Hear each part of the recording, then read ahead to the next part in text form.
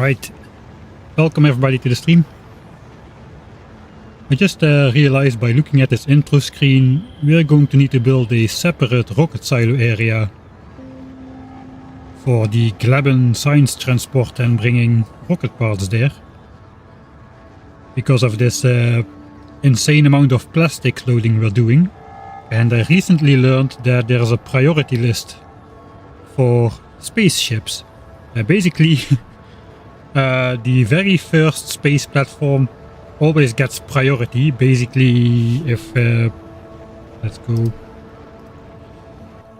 So let's say this ship is getting loaded with plastics, as it currently is.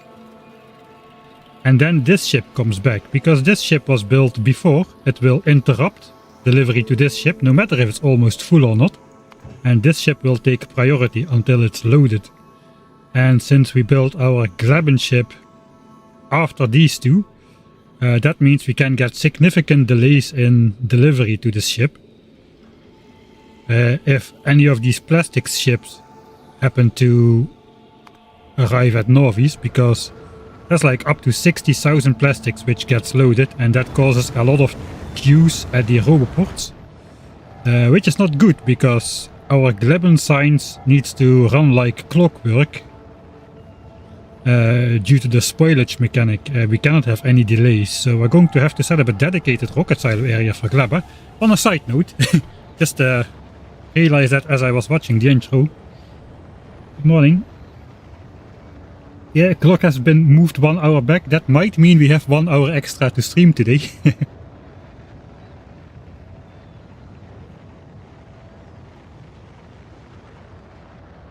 Yeah, it is illegal to deconstruct the starting ship. I can get over people deconstructing the scrap, like the other fallen parts, but the ship itself should definitely stay. Full circle, crashed spaceship and rocket silos next to it launching back up to space in our new and improved spaceships. You could also rebuild ships so that Gleba ships are the ones you build first.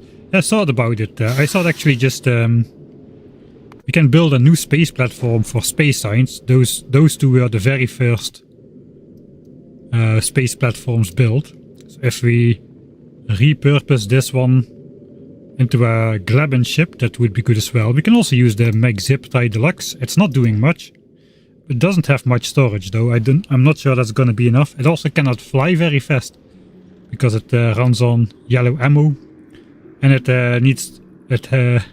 the ammo creation speed on board is quite slow, so probably we cannot use this ship to transport Gleba science.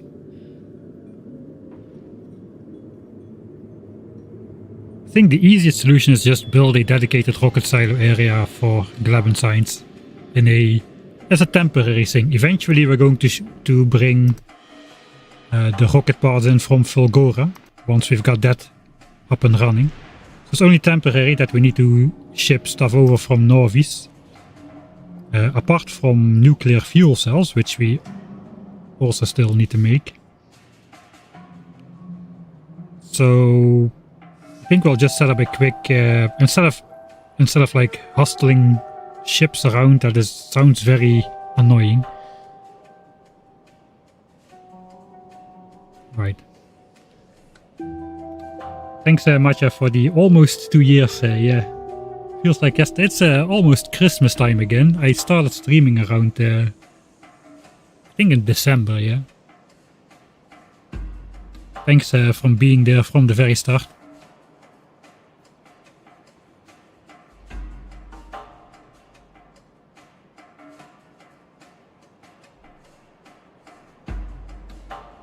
Alright, so today we're gonna try to build science on Gleba. Gleba is looking like this. If we zoom out a little bit, you can see the artillery range from our decorative turrets. And if we zoom out a little bit more, you might realize that we have cleared perhaps a little bit too much land. A little bit more land than was strictly necessary to rule this planet. but we have cleared it, so it's better to clear too much space than not enough, especially if you only have one go at it. And the enemies are quite dense at some places on the outside. We have 6 full radar distances of 6 rare radar distances in each direction. And if we look at the expansion chunks, that is what we basically did. We cleared this area and then we put a landfill square grid in place over here, which should, by the same principle as is possible to do on Novi's with pipes, if you place this grid, the enemies, after forming an expansion group, will be looking for a suitable place. Let's say this chunk is selected for expansion. They will be looking for a suitable place, but they will decide there is not a big enough space available thanks to the landfill grid. Thank you, very helpful Gleba Knight. But you get the idea. They decide there's not enough free space to build a big nest area. They cannot find a spot around it in the 8 neighboring chunks either. And they will skip the expansion attempt. That is the idea. Oh hey Vita, thanks again. It's not necessary to go crazy every stream like that, but thanks. Oh hey SDB,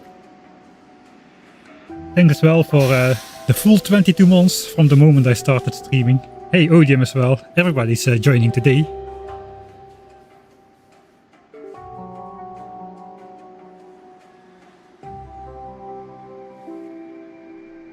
Alright, everybody be careful, both moderators are present in chat, so you will get banned if you make a misstep. Right. Without further ado, after a lot of ado, without further ado, let's, I think we're gonna get started. So our mission today is to load the ship with everything we need to bring science to Gleba, and I'm not sure it's gonna fit all on one go, but we can send the ship over, or we can fly to Gleba and make several trips to do the things we need to do. This, what we already loaded on board right now, is basically just for the blueprint which we have for science, this one. That is our science setup. It will produce half of the 26-ish 100 signs per minute we're gonna do, so we requested this twice, except for the bells, those are not yet on board. But we need other things as well, which I haven't got blueprinted, like a power plant and rocket silos. That is gonna be an issue. And some other stuff. So we are not quite done yet on Novi's. We need to bring over all the stuff, because on Gleba, I'm chickening out on Gleba. I'm not gonna do any iron and copper bacteria stuff, at least not in the beginning, maybe later on. But right now the highest priority is to get the biolabs. We want the biolabs as soon as possible, because biolabs make every science pack worth twice as much by default, and it has more module slots, so it will be more than a 2-time multiplier to what we can get on our SPM. We're gonna go 5000 SPM almost, and perhaps after Mark 3 productivity modules we can go close to 6000 SPM with the same amount of resources we've got. Alright. you guys just won't let me start. Thanks Stardust for subscribing to Prime for the 8th month, and Matja for the 5 gifted subs. Congratulations everyone who doesn't have to watch ads anymore, that's nice. Thanks Flinksel for the 8 months as well. Gleben plastics when? I don't even know the recipe for Gleben plastics, to be honest. Let's have a quick look. Alternative recipes. Bioplastics. Unlocked by... Okay, we already have that. So we can make plastics from bioflux and some more mesh. That does not involve iron or copper, so we might just be able to do that. I'm just gonna pretend it's a challenge to not do iron and copper on Gleba, instead of me just chickening out of the entire system. But we'll see. In practice, we should have, after setting up science on Fulgora, we should have all of the blue chips, low density structures, and even rocket fuel left over on Fulgora to both supply Gleba and launch all that stuff up from Fulgora to send it over to Gleba. And otherwise we will need to destroy those blue chips and low density structures, etc. anyway, because it will clog up the entire system if we don't. So that is why I'm planning to send that stuff over from Fulgora. Rocket fuel maybe not. Maybe we'll make rocket fuel on Gleba itself, since it seems to be fairly easy. Yeah, that's a pretty big hype train. Thanks, it's Jackaback as well for the Prime subscription. Is the invisible Gleba perimeter in effect? Perimeter in effect? Yes, perimeter. Excuse my Dutch accent. The perimeter is into effect indeed. We did like 2 or 3 hours of walking around with these landfill grid, fortunately placing it from the construction bots, not hand placed every tile like on Novice in the early days. Oh, come on. I'm not gonna get started today like this. Thanks Mr. Endo for the Prime subscription, and hey SDB, you just ruined your nice round number. I guess 25 is still round enough. Holy moly, that's a lot of subscriptions, man.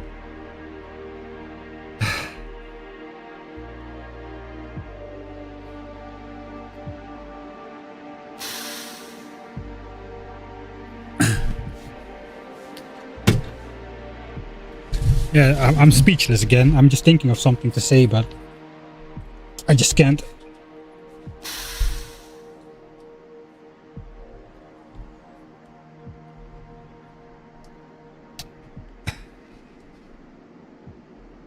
Five squared, yeah.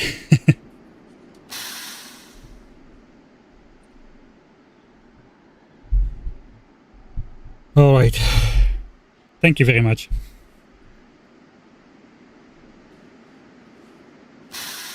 So that's good. There not will be a lot ad revenue to this today, thanks to SDB, who caused everybody to be able to watch without ads, which is a good thing. It's kind of a double-edged sword. I don't really like to put ads on there. You know, it is just how it is. If you don't have a subscription, I'm fine with you using an ad blocker, just so that that's out there. But I kind of have to switch it on because it's my livelihood and all that kind of things. And all of those things together, especially with the Patreons supporting, that's the biggest share really. That all makes up that's the reason why I can spend all my free time, all my time basically, all my time, like making videos and streaming and whatnot. Right, thanks Flame as well for the £2, 2 British pounds. Gonna fancy me a Guinness with that one. That was my best British accent. Alright, let's get started. I can do this, I can do this. We're gonna have the train sounds in the background. The next ship already arrived. We wasted too much time, so let's load back the launch most stuff up thing.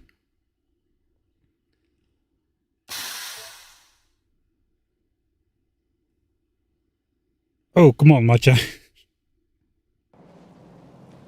I didn't even catch that one. Thanks for the 1234 bits.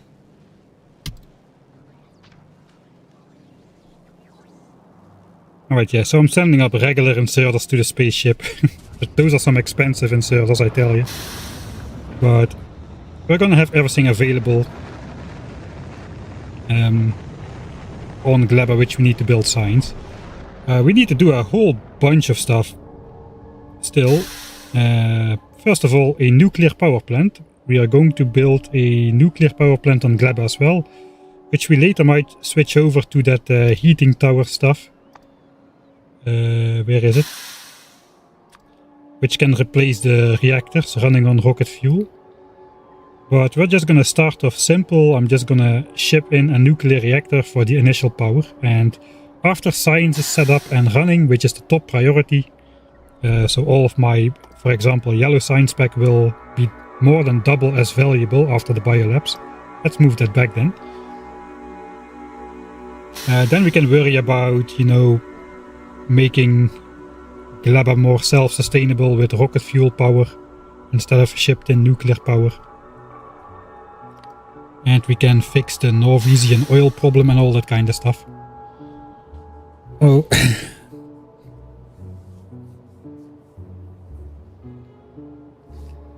Let's drink the coffee too, yeah. I still have a sip. Oh, come on, guys.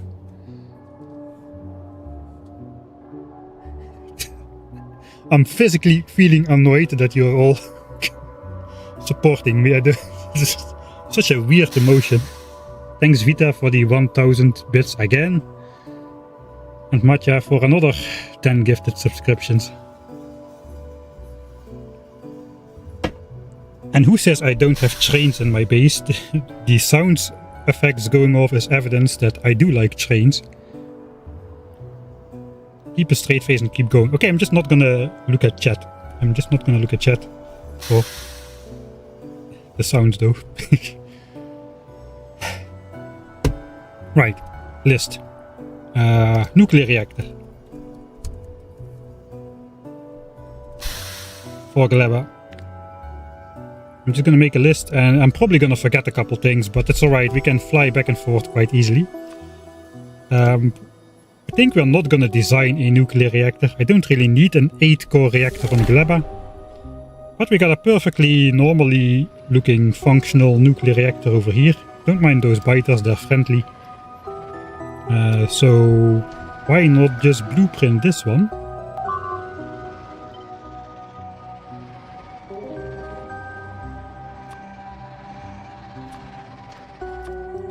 And we'll just build this one on Gleba as well, excluding this part.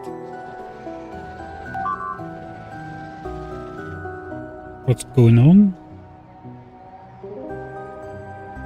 Oh, okay. Wait, I'm paranoid. Okay, under attack is disabled, but entity destroyed is enabled. Alright.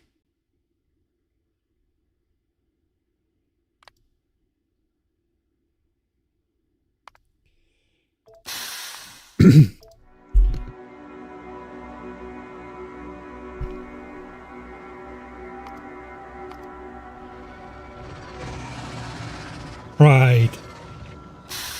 That's why I switched that off. The damaged radar, which I'm definitely not going to try and fix. Where was it? Here. Not enough construction bots.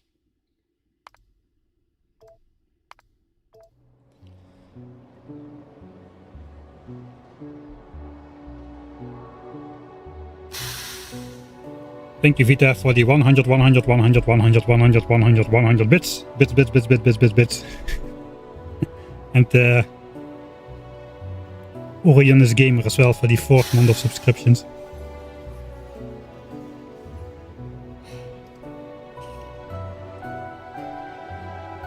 Right, nuclear reactor. I can do this. I'm a professional, right? Nuclear reactor. I guess we also need some nuclear fuel, which we are not making.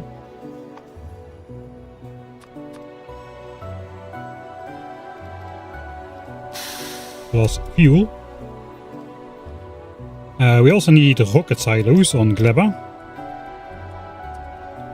because we're gonna want to launch up science.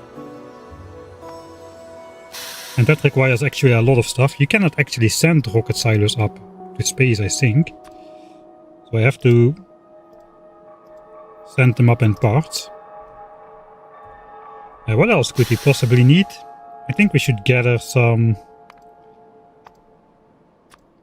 things like steel, red chips, iron and copper we can get from Gleba easily, but this stuff we just use in roboports and a lot of other things we might want to bring some.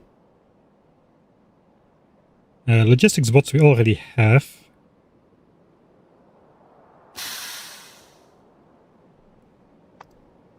Maybe some more belts and whatnot, some blue belts, I don't know. We'll figure that out as we go. Let's just start making something. Everything is going to take a little bit of time. Slowly catching up on the alerts. Did you know you can switch off the merged undo? I don't even know what you mean by that. Merged undo?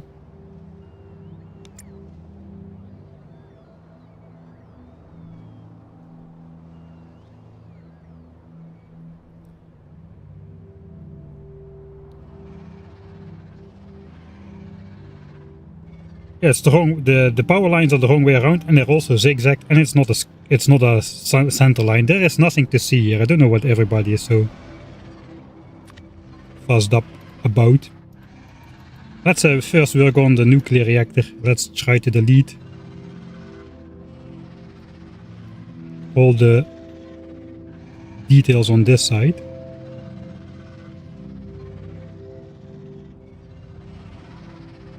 Okay, let's see how far we are.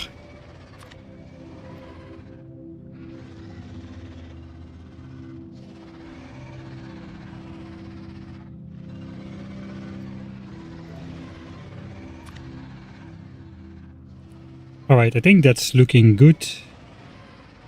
That is the clean nuclear reactor setup.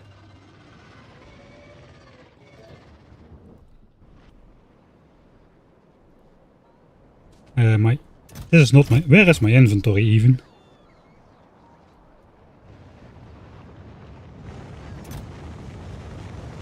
That is not my inventory either. Oh god. Oh, it is where it should be. Who knew? My inventory is where it should be. Alright, that's good to know. These are still belts and stuff, which we are using for the science blueprint. Maybe we can also bring this over.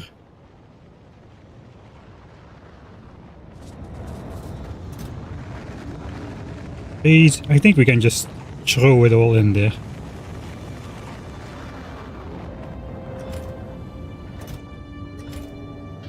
And this as well. And then we just need to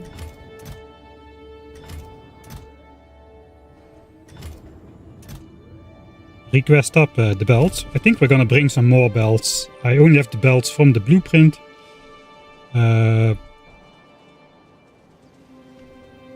So we're gonna need some more to belt stuff around. Let's just grab all the belts again. Everything belt related. We'll just make some nice numbers out of that. Probably also want some more inserters, which I don't have available. Got a couple, but not too many.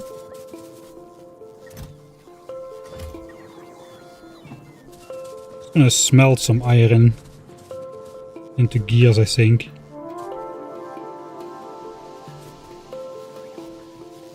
So what? Smelt some iron into gears? Craft some iron into gears.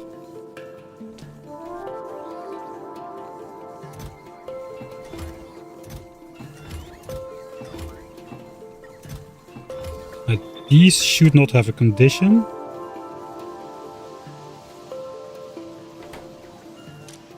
Alright, these are blocking that. Let's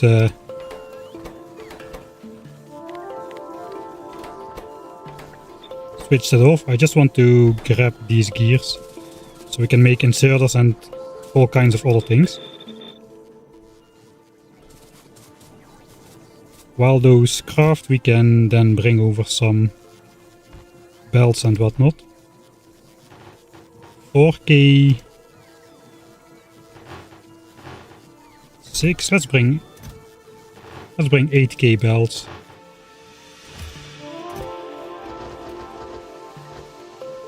Some undergrounds and some extra splitters.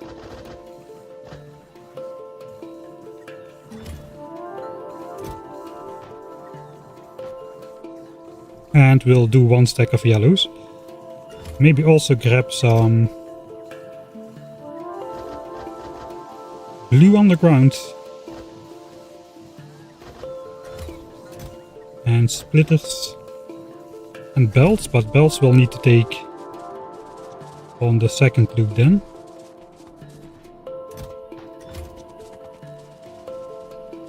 Just so we have some options on Gleba, because we won't be making stuff there. Not really intending. Should I use blue belts?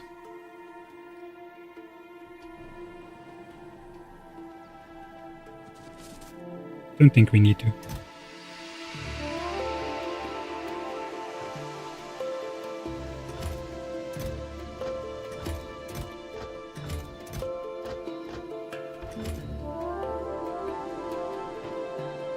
All right.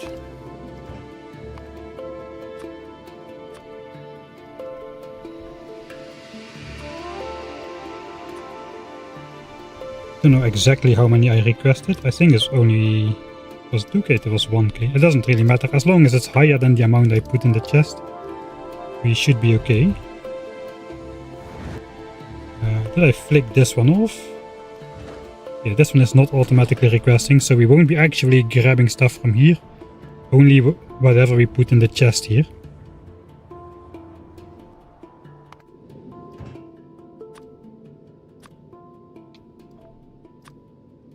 So I don't really need to remember how much I put in there. I'm just gonna send up everything that we have, and then it's probably gonna be full for the first trip.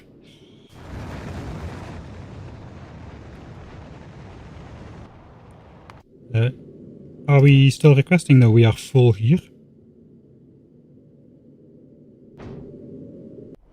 So now, technically then,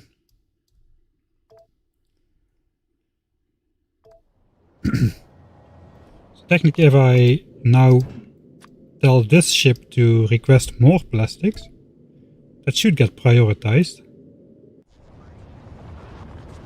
So we will see the bot switching over to plastic for the new rockets. Yeah, there we go. So that ship just gets prioritized because it was built earlier. That is a questionable behavior, I must say. And if I had known that that was the case before, I would have probably just sent up like 10 space platforms early on and then just leave some room between that. So now this ship is not getting anything anymore, because this ship is getting the extra plastic, all 20,000 of that. So that is a problem. That is a problem. Alright, so I don't actually want to request that, so let's just go back. Tree stream watch. Watch streak. I didn't even know it was a thing. Nice. Control Alt click settings menu. Like if you drag bells, it will undo all the bells at once. That already is the case, isn't it?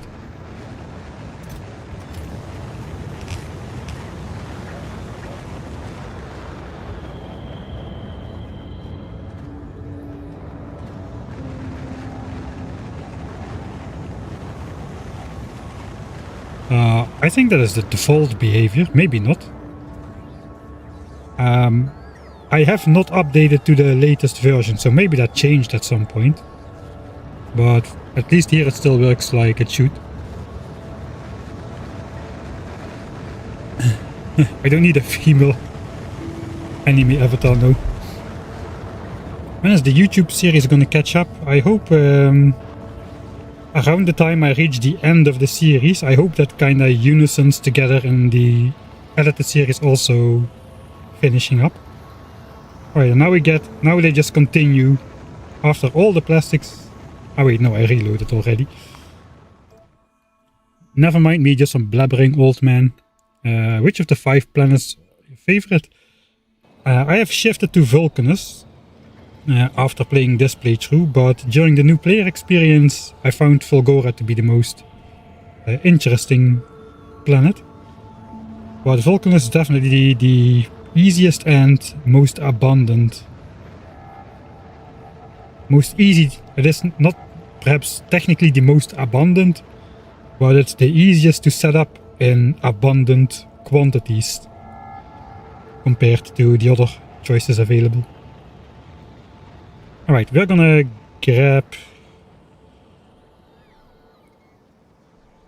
a nuclear reactor, but I will, before doing so, I will first make some of those inserters. Everything rare. 8, 10, 12. And some iron and some green chips. This armor is too fast. I left my armor on Gleba, which probably was not the right call.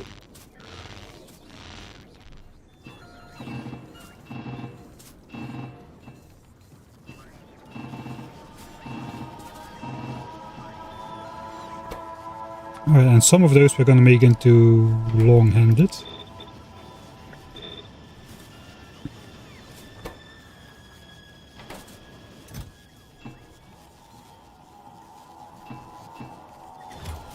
And that's all of our gears gone then.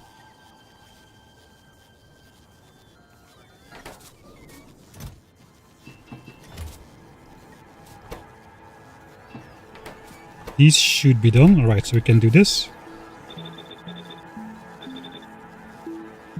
And these are now in the input slots. The iron is still there, we just need to add some gears.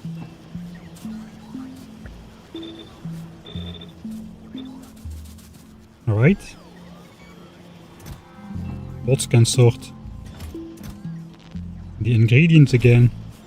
I really like this system. It is fairly automated, but I do get to keep tabs on where my resources are going.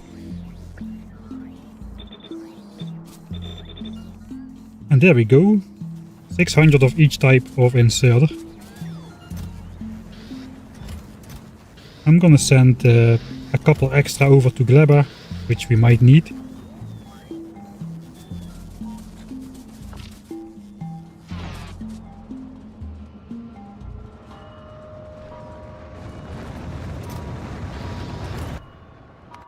So let's add those to the list.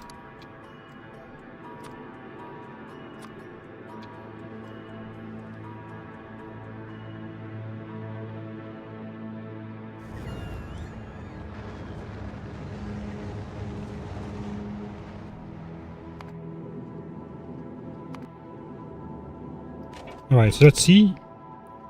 This ship has 25k plastics remaining, so it's gonna get a lot of plastics launched up. We might be done on Novice launching these rockets. No, this will get interrupted, so we will see the interruption happening actually.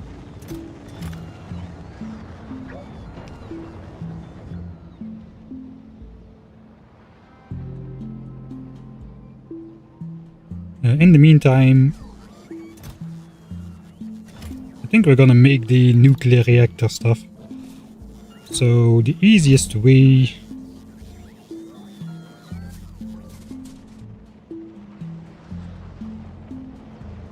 I'm gonna need that one requester chest.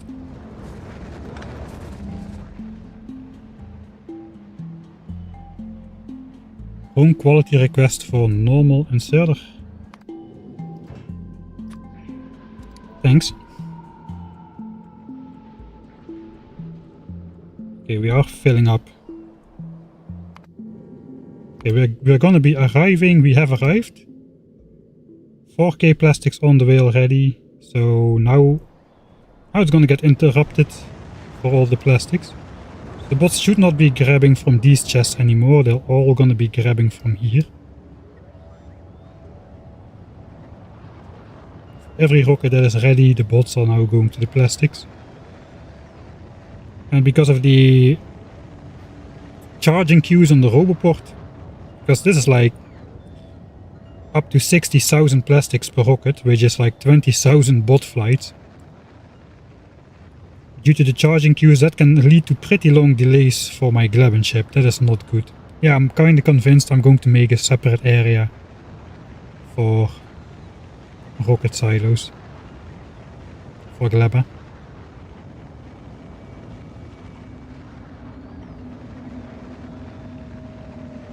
Alright. Nuclear plant time. So let's just start out by doing this.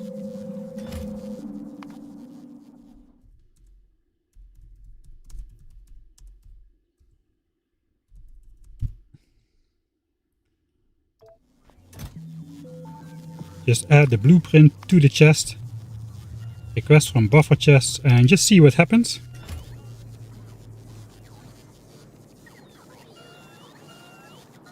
Alright, there comes some stuff. None of the reactor stuff is gonna come, but hopefully most of the other stuff is gonna arrive here. Alright, offshore pump. We have lights. Roboports.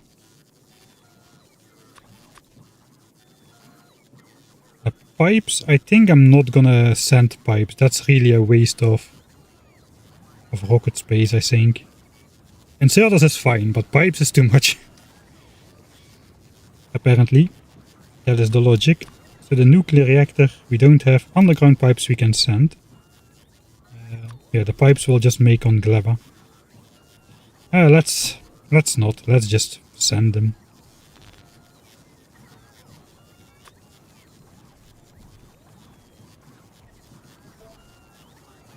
We can make power lines on Gleba as well, I suppose, but let's just send those as well. We don't have these, but we do have uncommon steel power poles. Those have the same range, so we can we upgrade that in the...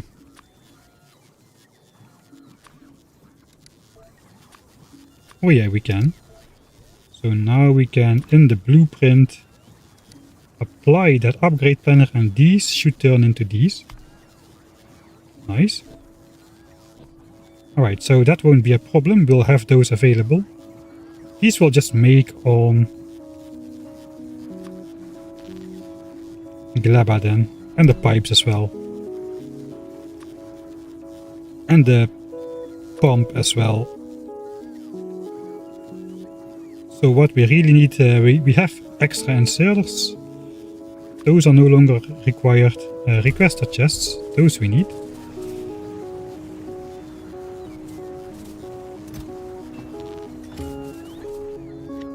Probably never gonna use that one again, so let's get rid of it.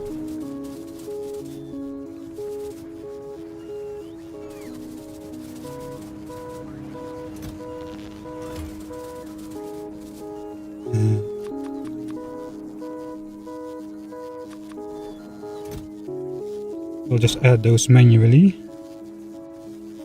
And then it's just the nuclear plant stuff.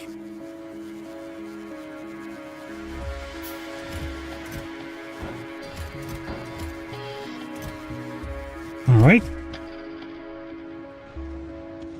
So this I'm just gonna send or add to the chests already.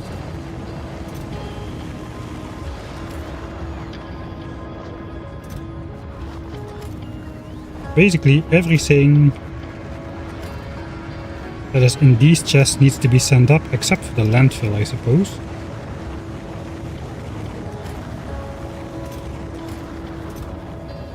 And the normal pipes. We're not gonna send pipes. The rest we'll send.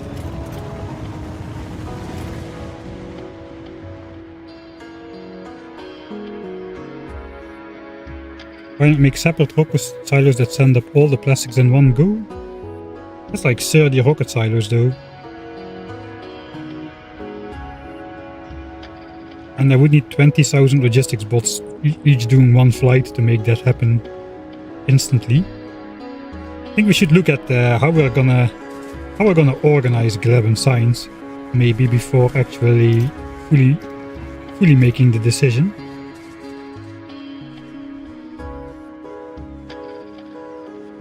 I keep postponing making the nuclear plant, don't I?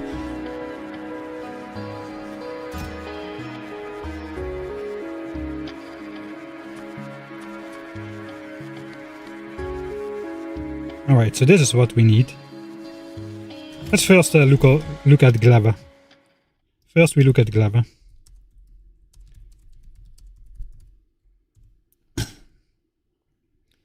Alright. Let's first think how we're gonna send the science home. Currently I have only one ship.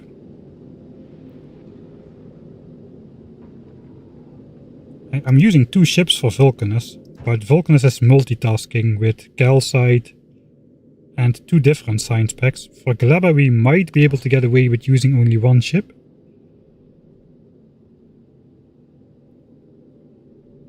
Oh, it's almost completely full. So perhaps we are gonna send it to Gleba right now. And just see how long it flies, because we want... Alright. Sinking time. Let's put on our sinking caps. Science. We are consuming 1800 science a minute. I'm producing on Gleba up to 2700 a minute because of the freshness. We're going to need more than 1800. So let's say we need the full 2700 to arrive on Novis. That means 2700 science packs a minute.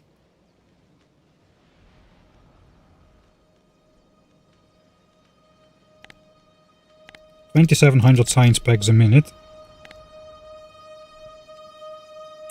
And they should be here with an average freshness of like 69%, I think it was. 2600. Yeah, they should arrive 69% fresh, which means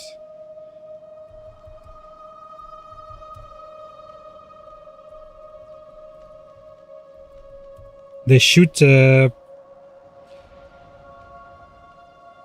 we have 18 minutes, but the science is not created. So 18 minutes to go from 100% to 69%, but the science is not created 100% fresh. If I remember my test world, it's created about 95% fresh. So we've already lost a little bit. Let's go for, let's say every 10 minutes we need to bring science over. That sounds fast enough. That's like half this number. So we can lose up to 15% freshness on Gleba in the science creation process, the rocket loading process, and from Novis transporting the science to the labs. And then the other 15% can get lost in transit. That sounds reasonable. So a 10-minute turnaround time would be ideal. Then there's the question, how fast is this ship really? So let's time it. I guess we're gonna launch at 10 minutes flat then, and just see when it arrives. Let's wait for passenger not present and passenger present at the same time, and it will never leave.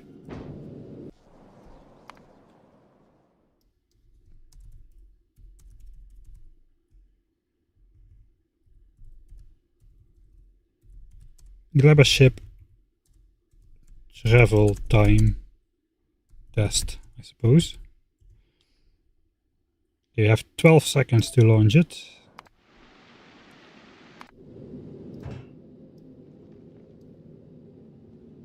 Four, 3, 2, 1, go. Alright, let's see how long the flight takes. Normally you can calculate it, but this ship goes very, very fast. For my doing, at least. The first leg of the trip.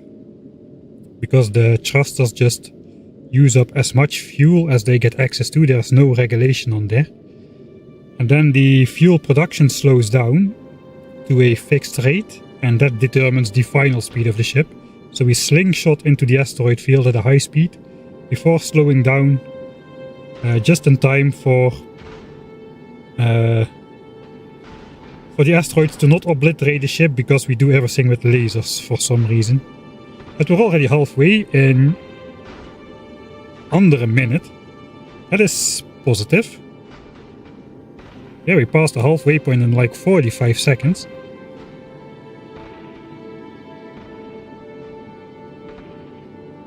The rocket silo is filled via belt and inserter. It's gonna be really hard though to fill a rocket silo with 2000 plastics like every 30 to 45 seconds.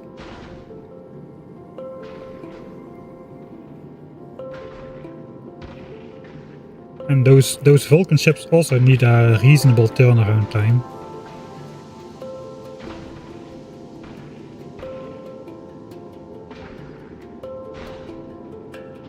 Right, 1:30 and we're almost there already. That is looking promising. We are gonna spend 2 minutes, less than 2 minutes maybe.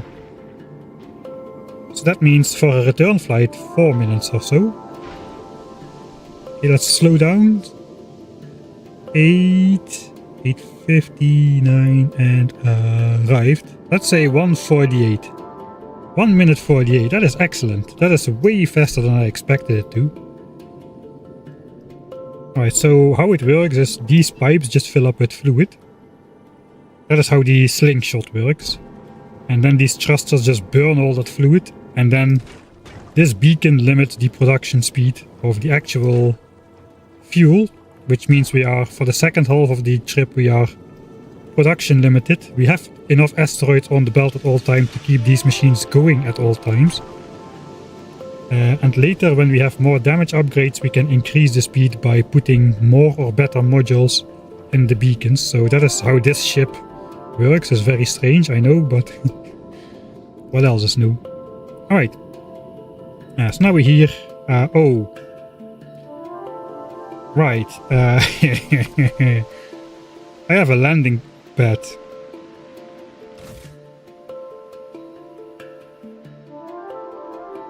Alright, there's two options here. Landing pad dilemma. Okay, so we have a landing pad, but it's only got like 80 slots available. And it's not being taken out by anything. We don't have bots, so I can mark it for deconstruction. Will it still send stuff in the landing pad if I mark it for deconstruction?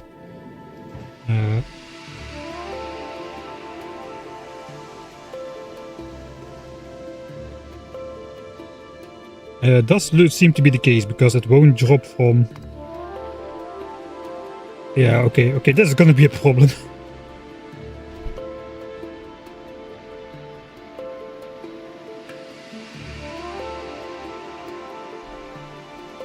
That is gonna be a problem.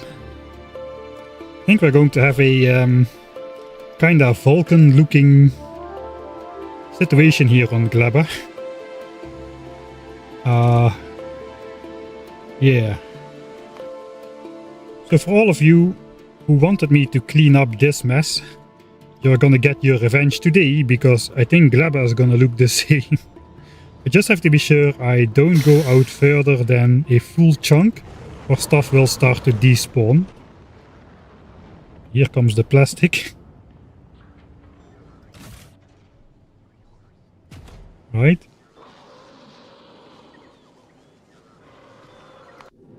I need to send all of this stuff down. And that's going to overfill.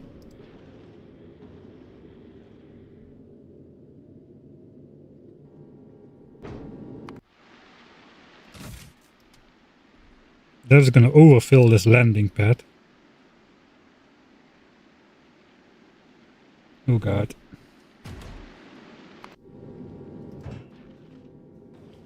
So I guess let's send down... I think this will all fit. We can fit like 20,000 items around, if I remember from Vulcanus.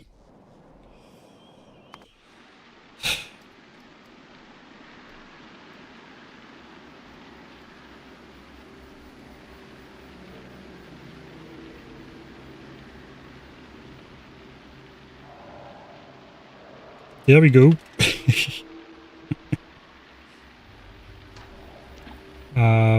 More red bells. Plop, sure. Does anything get despawned? It does look like 1000 bells and 1000 underground. So I think we have everything available, and so we should not go further out than this. It's going to be a bit painful to clean up later on, but so be it. What else is new? Alright. So those all inserters.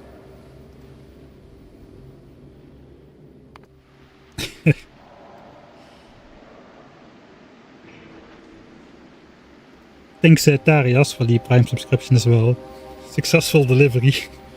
Oh, I need to... Man, for the rocket silos I'm going to have to bring over like a lot of concrete.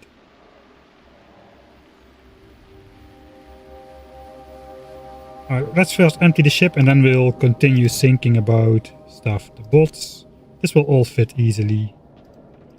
There's nothing to be scared of.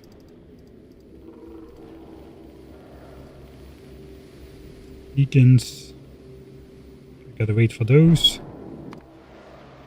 This is going to be a colorful mess here. Okay, 500 logistics bots. Yeah, all of them are on the ground, all 500. Nothing is despawning just yet. That all looks like full number, so this is perfectly fine. I wish I didn't put this thing down though, because then we would get just all those nice drop pods everywhere for me to collect stuff without anything despawning, and those drop pods are infinite. They just keep landing next to each other. Oh well, mistakes were made. I gotta be careful to not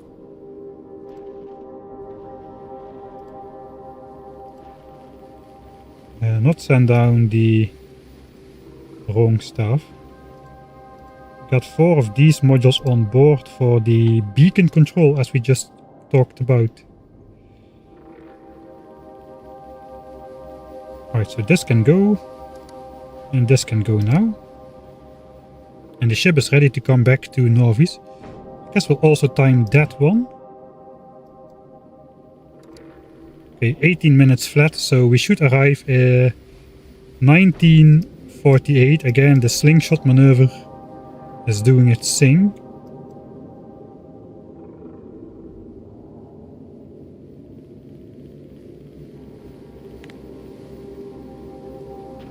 So 148, that is 108 seconds times 2.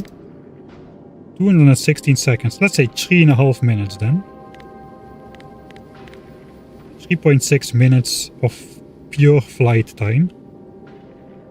If we arrive at 9:48, that is.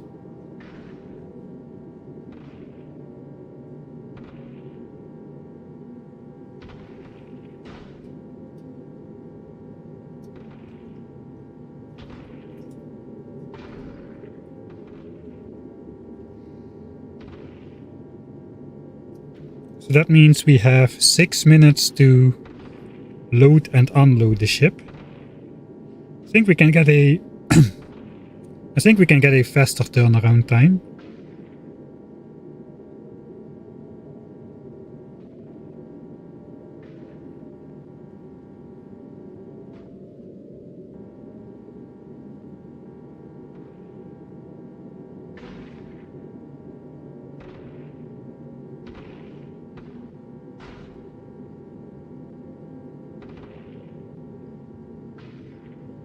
Alright, we almost arrived. It does look to be the same time. Why shouldn't it be? 1, 2, 3, 4, 5, 6, 7, 8.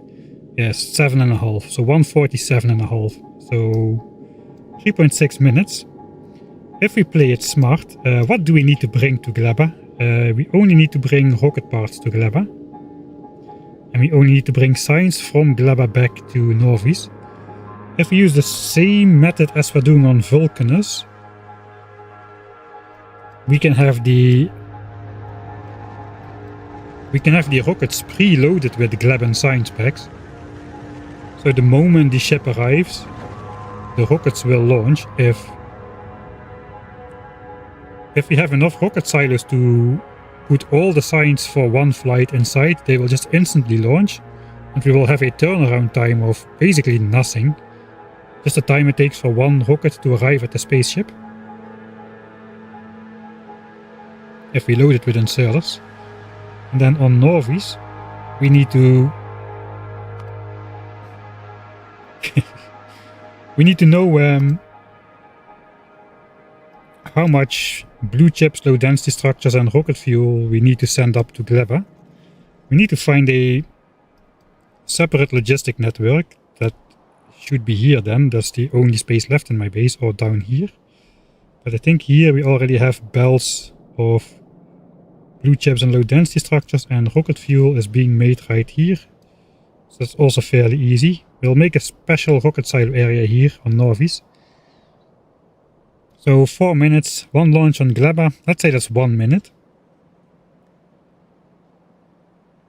And then replenish it on Norvis.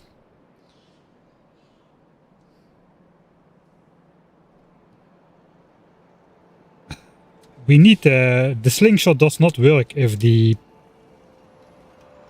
fuel production doesn't keep up though, so I shouldn't count on a turnaround time being instantly. The slingshot will not work. We'll just travel at a slower speed because the pipes haven't filled up with thruster fuel and stuff just yet. So maybe I should test the ship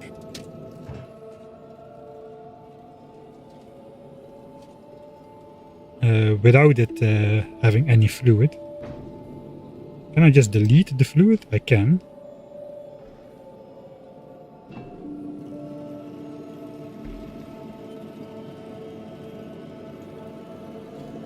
It was like 45 seconds.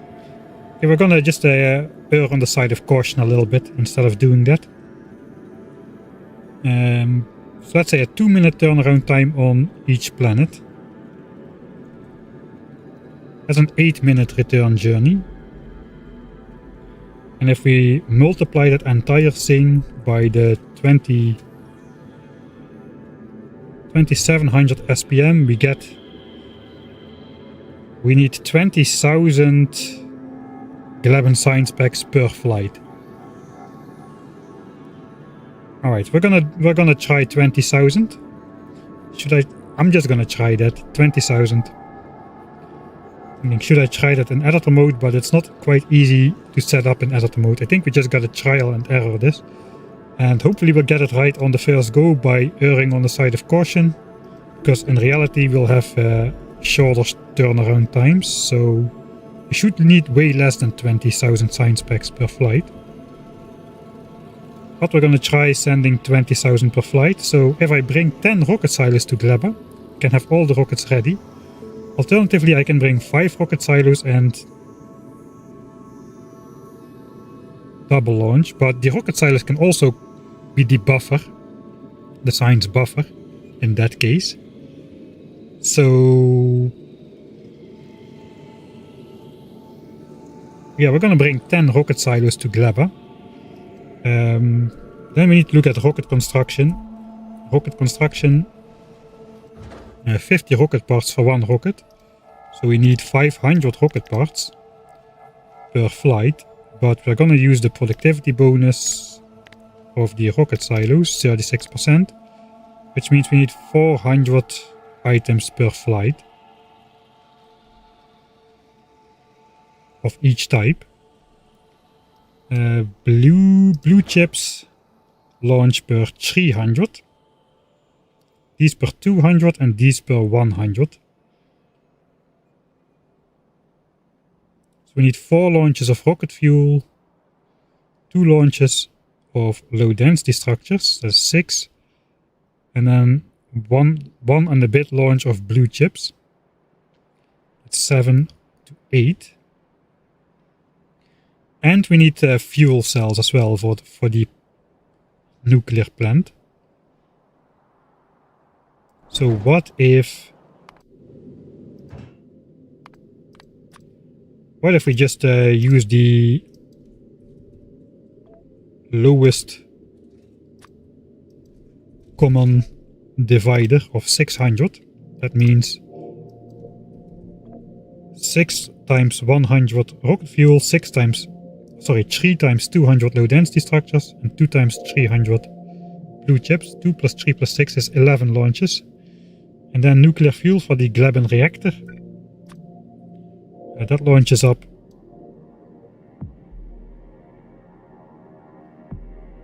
If we do 50 per flight, we probably don't need that much fuel per 10 minutes.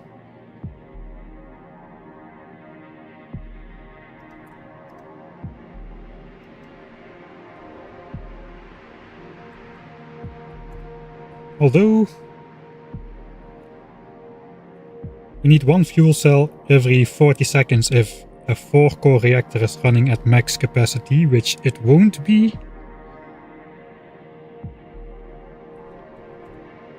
No, 50 seconds. So that is 12 fuel cells per 10 minutes.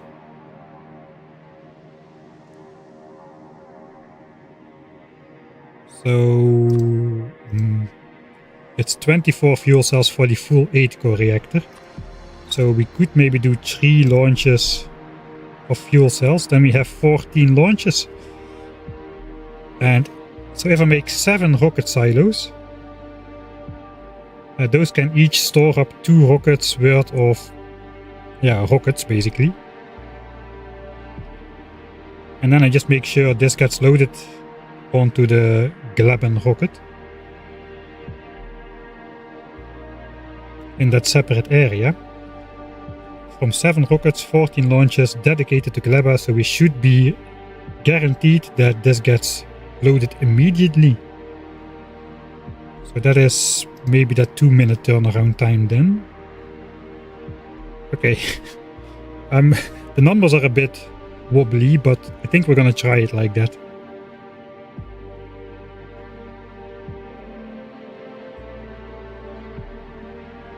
Seven rocket silos on Gleba, 10 rocket silos on... 10 rocket silos on Gleba and 7 on Novis. That is a lot of rocket silos.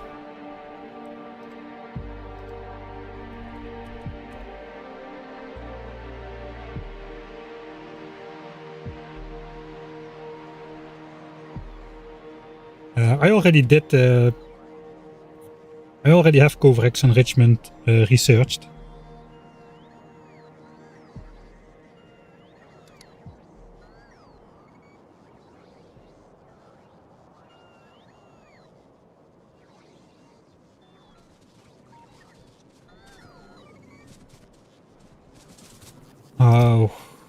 We might want to set up Kovarex enrichment anyway for the biolabs.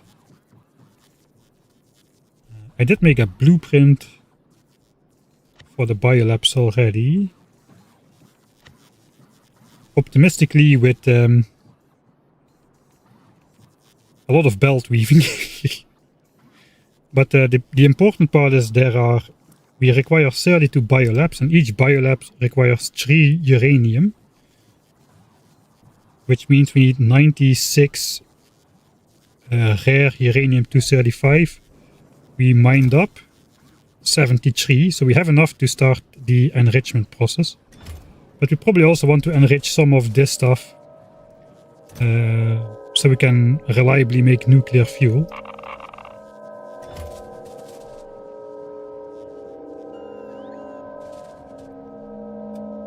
But let's do it in order then.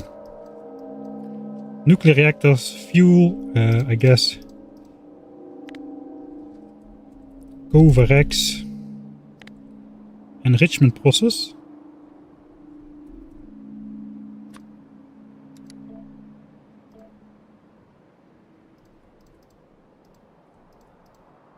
And then the rocket silos, we'll worry about those last.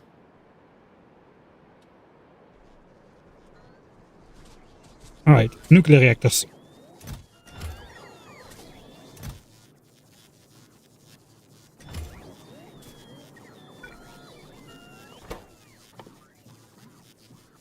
This should go fairly well if I have the resources. I'm not sure I have enough concrete for all of this. Reactor.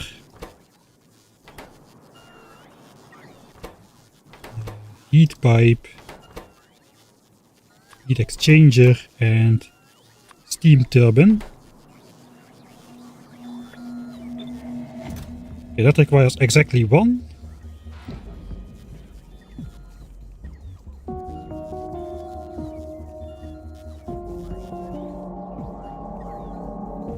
Five, 5. Yeah, only 2 fit per chest. So that should request the entire 8 nuclear reactors worth of things over here. I'm not gonna roll for quality on those, we just want normal quality stuff.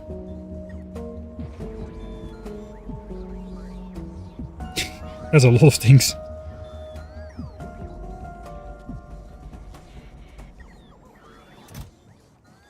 Alright, so that's the 8 nuclear reactors.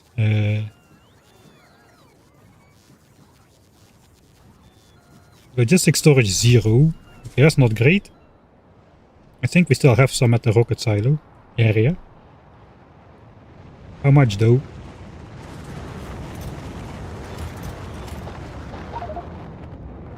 That's 12k, 13, 14k. No, you don't get that.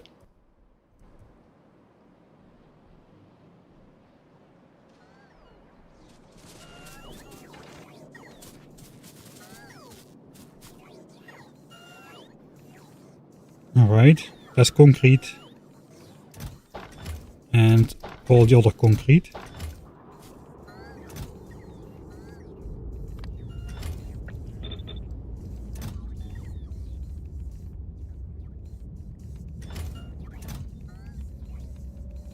Okay, all of these are complete. Except this one. Okay, now it's complete.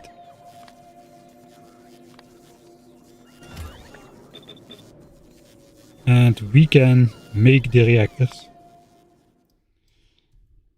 10 silos Gleba, 7 silos Norvis for instant-ish turnaround time on 7 to 8 min schedule for editing, Mike.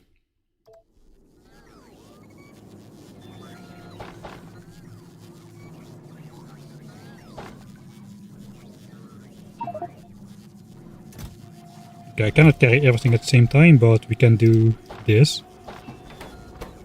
2, 3, 4, 5, 6, 7, 8. And that's exactly 8 reactors.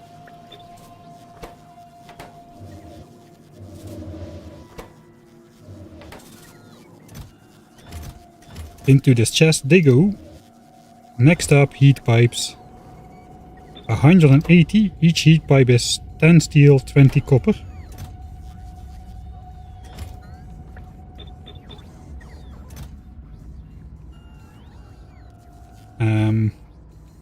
So we need 1800 steel.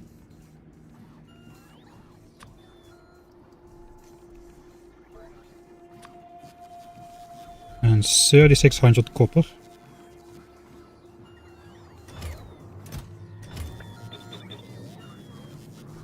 And that should make all the heat pipes. 180 steel. Kinda says 18 of these guys.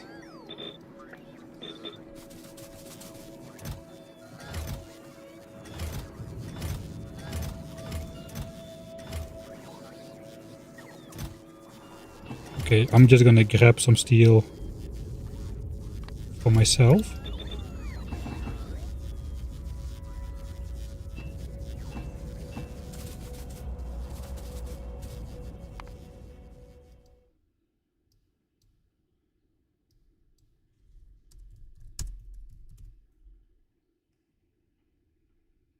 Yeah, I saw the safe has the label. They're organized anyway in by time, so we should be okay on that.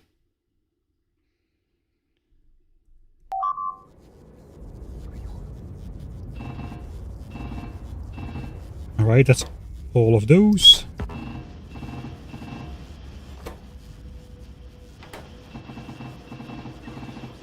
And that's all of those. Heat pipes done. 180. Nice. In the chest you go. Next up, 96 heat exchangers. 9600 copper. Oh god.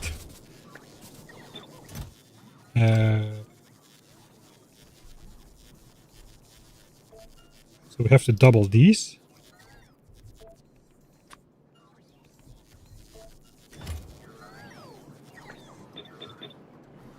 That's a lot of copper.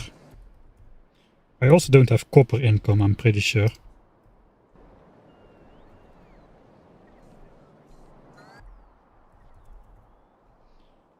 $31k remaining.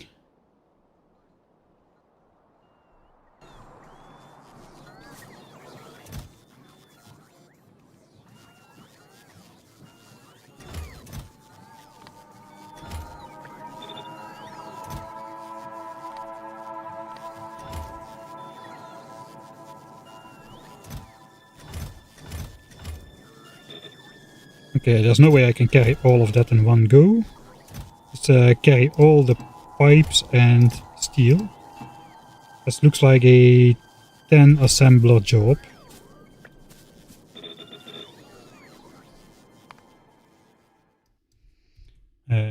Heat exchangers. 10 assembler job, because we have 10-ish stacks of those. Now we just keep adding copper. But first, let's request this stuff. How much do we need from those? 168. That is 42. So 2100 copper and 2100 gears per chest.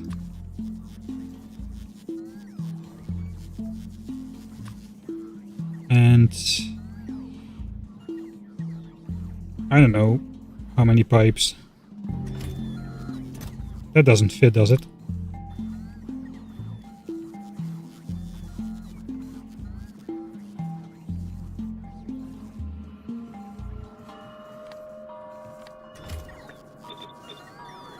I'll grab the pipes myself.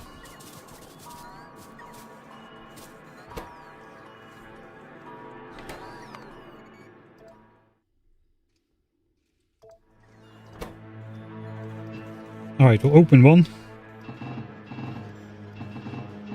This will go fairly fast. It's the full 100 copper.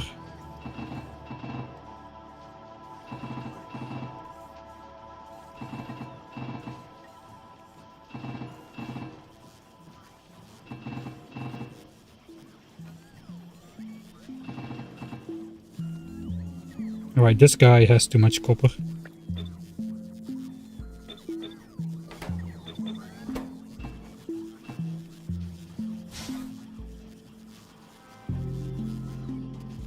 That should be all heat exchangers. And nothing else. Fully spent.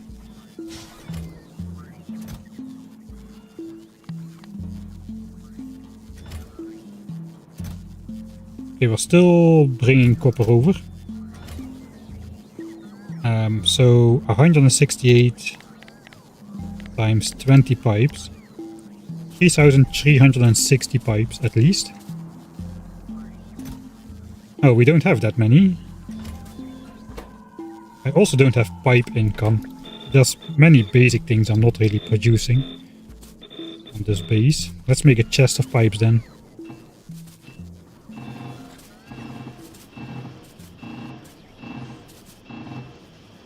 Alright.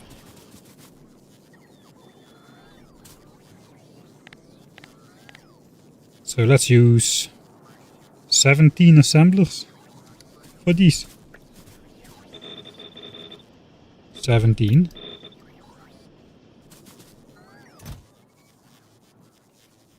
Is that divisible? No. Anyway, it doesn't matter as long as we have approximately... As long as we have the right amount of stuff, we can just empty it out by deleting the recipe and throwing the rest in the leftover assembler. Just quickly collect the pipes by doing this. Hop. I forgot how many pipes I needed. I said 17 assemblers, so let's grab 3400 then. That is 2 stacks of pipes.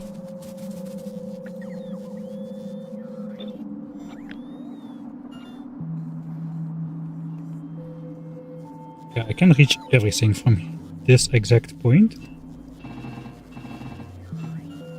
Alright, that's the first batch of pipes.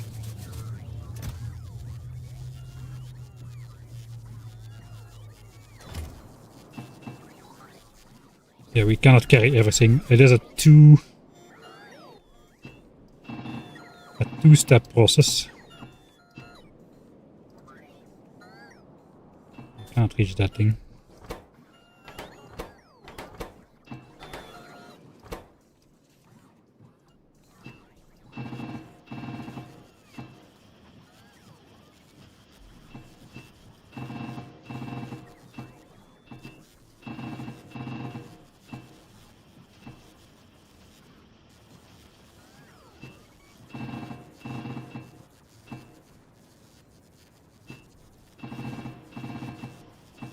Alright, that works out. The rest has 5 then. I got to enable the requests, I suppose.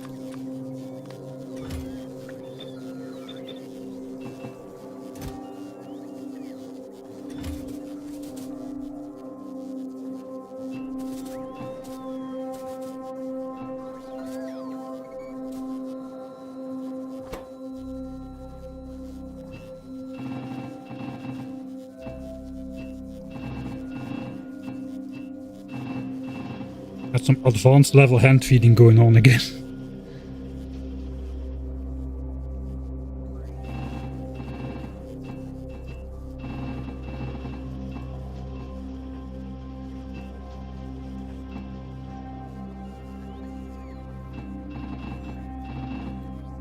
I might have messed up some stuff here.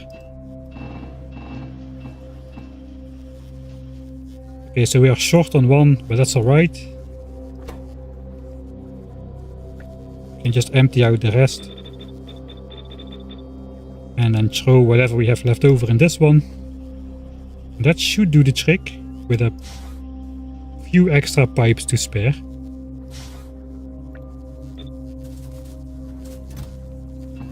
And that should be 168. Yeah, we got 168 steam turbines. That's the entire nuclear plant made. Alright, that's good. Let's throw this back for the bots. And this is gonna be ours.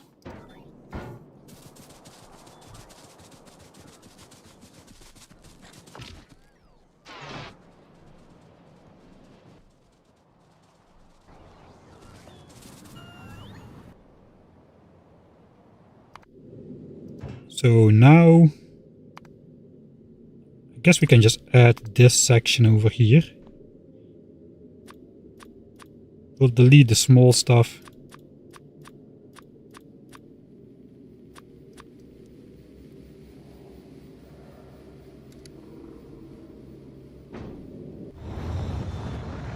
And as soon as the plastic ship is done, which one is it this time? On the way, 20,000. Alright, so that is the last launch of plastic. And again, we can see the bots are in queue charging. And that is why the last 12 plastics doesn't get filled, because some bot still has that. One of these bots still has that on him. So that would delay everything, but we should be sending up the nuclear plant now. as nuclear pens. Let's send up the nuclear pens. One reactor per rocket, but so be it.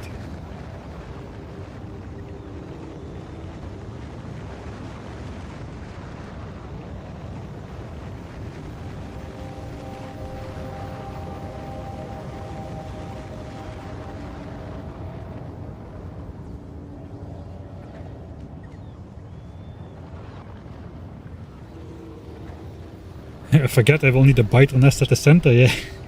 On Gleba we're not gonna make that. Right, there goes the heat pipes, at least some of them. 50 per rocket. All of these leftovers we'll have to send up manually.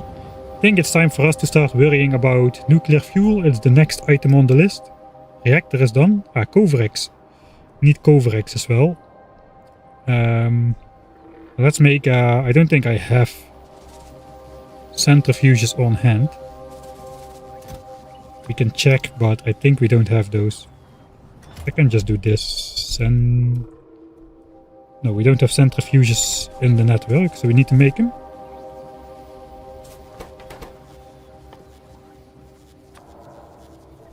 I guess I could pick up these. I think we're gonna leave them in place though. Those are part of the lore now, I suppose.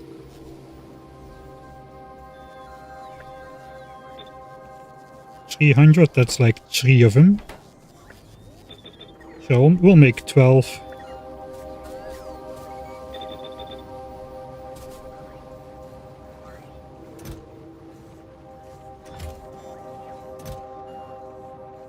Okay, that's full. This is still on the way. Do we still have concrete? I think we need to, in preparation for the rocket silos, we have 10k concrete remaining. We need at least 17k.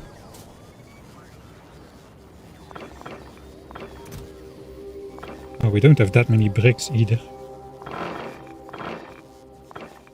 12. That should be another 12k concrete worth of stuff, together with 1200 ore. That's a slow process, so let's set that in motion first.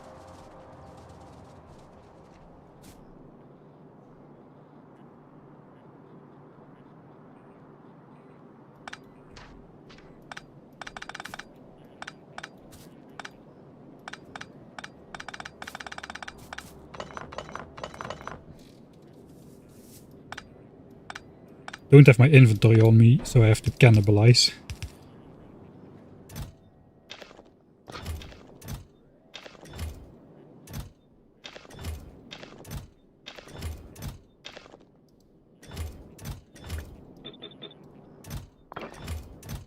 Water stacking for the concrete.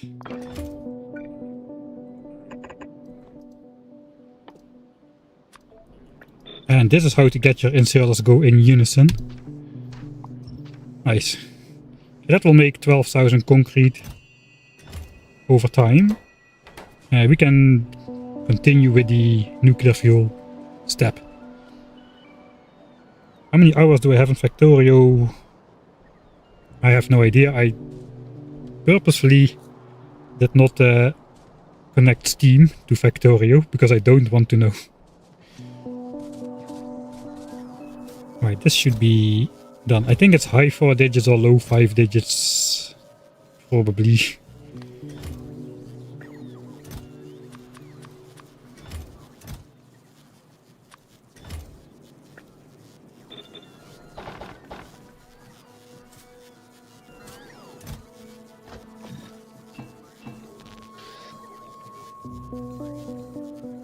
Alright, this again looks like a 6 assembler job.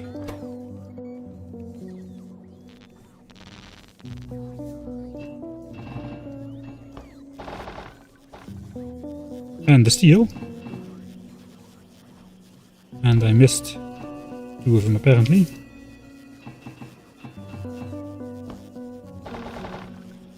Alright, there we got 12 centrifuges, probably more than we need.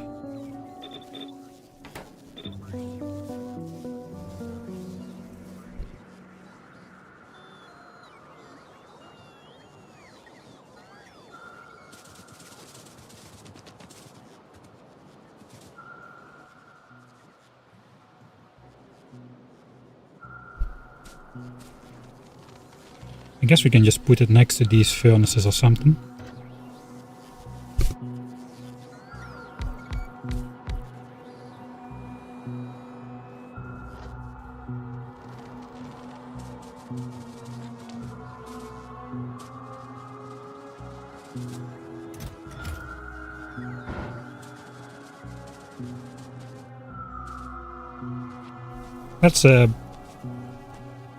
Let's grab the inventory.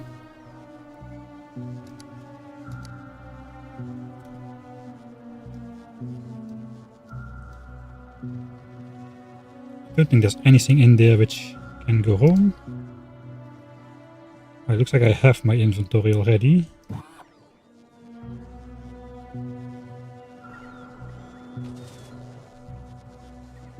I'm just gonna clutter it up even more.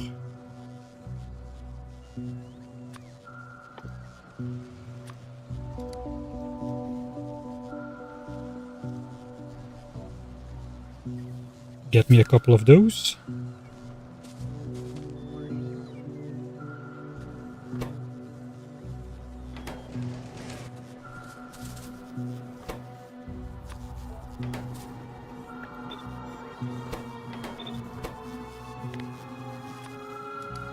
I'm gonna set it up for all levels. If I remember correctly, these do not take quality modules. So you have to start with the 40 rare uranium. You cannot gamble for those through upcycling here. I guess there's other ways to do it, but this is not one of them. So I'm just going to make it very simple.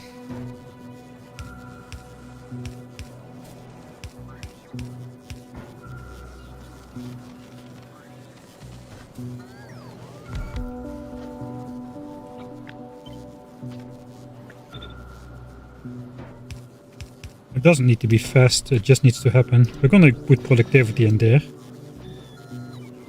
700 kilowatts. We can even maybe speed it up a little.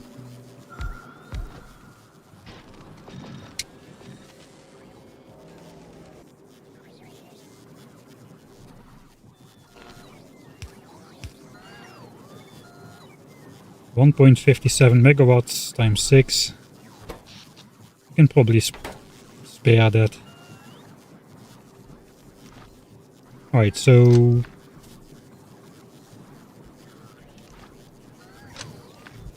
let's keep power disconnected for now.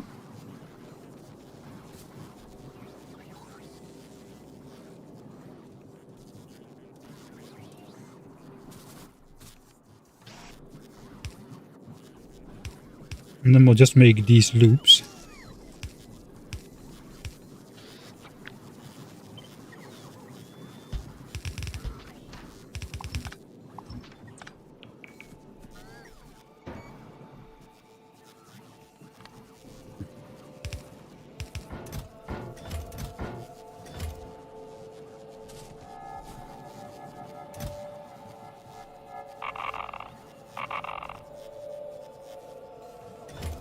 Grab some of those, some of those.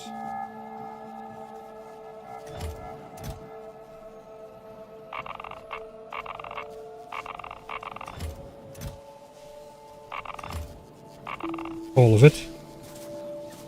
It's been a while since I did this. It cannot really go wrong, I don't think.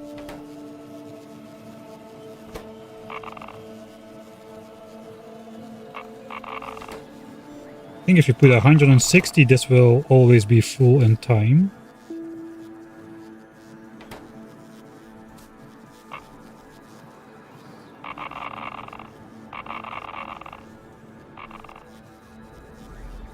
Maybe 120 will do as well.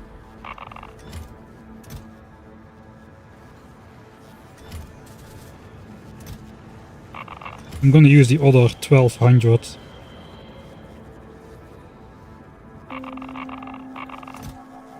To make fuel cells, I think.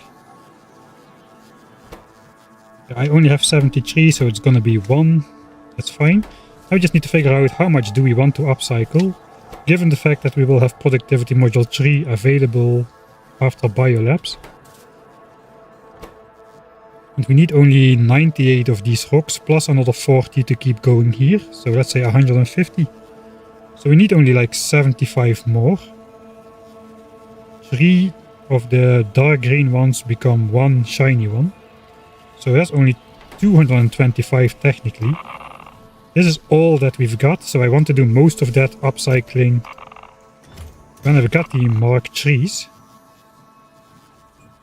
So let's just save 2 chests and we'll just stick this in here. And this will get upcycled automatically, I suppose. I guess for the rest it's not as important, especially this does not really have a purpose, I think.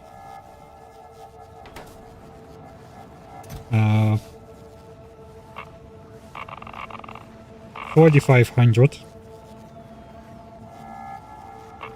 and 2. You need the 2 to do the last one, because you need to put 5 in and you get 2 back, I think. Yeah, you get 2 back. Alright, 4,502. Let's not think about it too long, we have a planet to get to.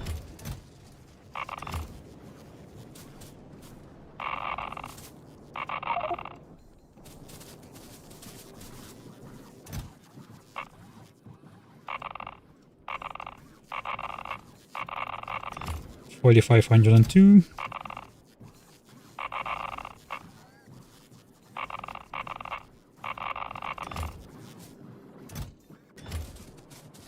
We got a lot of normal uranium, so I'm not really too worried about spending that.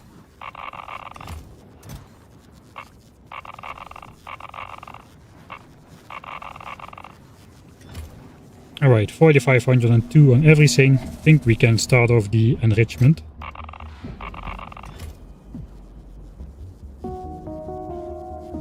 So we still have left 270,000 normal ones and 50k uncommon ones. I think this should be alright.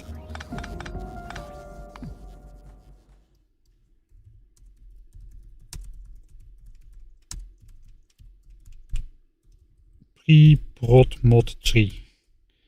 So that is why it's limited. I hope I will remember that in 6 months.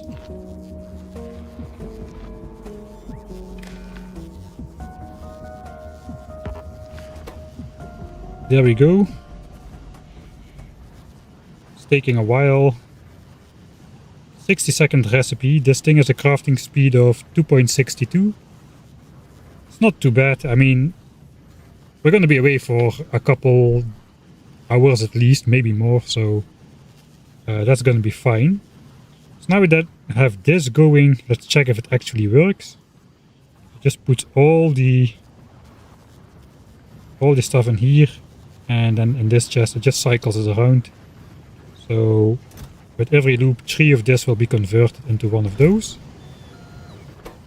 This one should be going continuously-ish.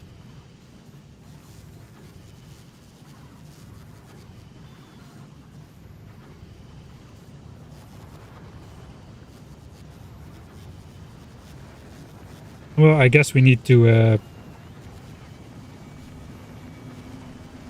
it inserts first like a double amount of uranium-235, so that might take a bit longer.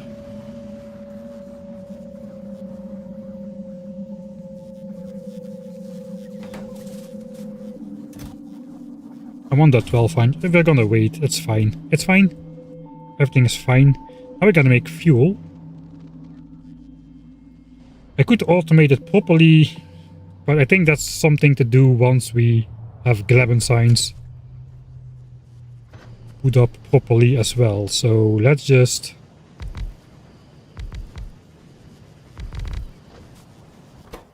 do something like this again. I guess we'll also use productivity on those for now. Chests. I like to offset the input and output so it's easier to hand feed. Everything must be done optimize the hand feed.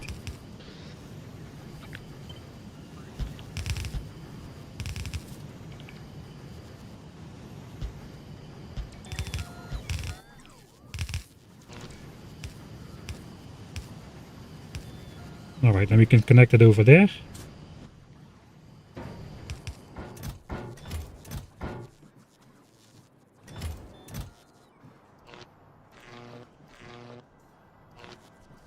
Alright. This needs 1 stack of that. Okay, we can place this one. We can activate it with the uranium-235. So for every stack of uranium-235, we need 19 stacks of uranium-238.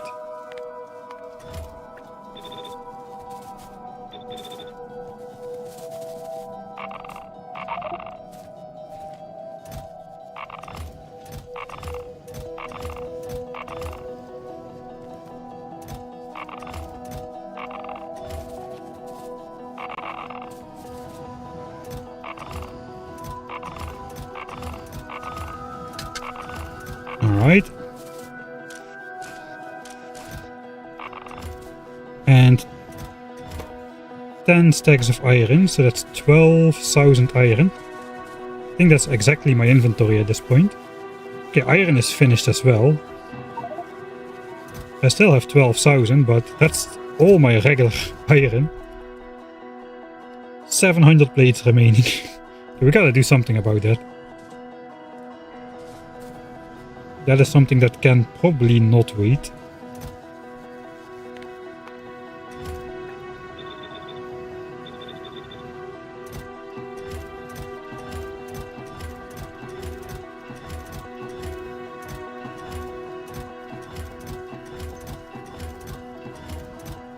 Alright, and then it's just every single last bit of uranium-235 is gonna go in here. Hopefully this technically cannot go wrong, I think.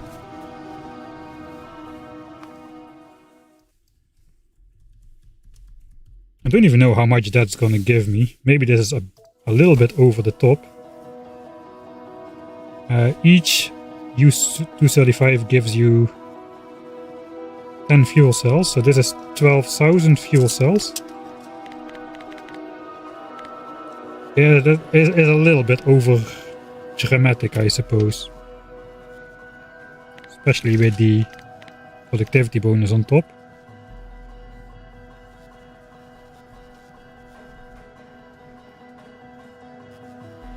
I don't think we ever need to automate Gleba rocket fuel for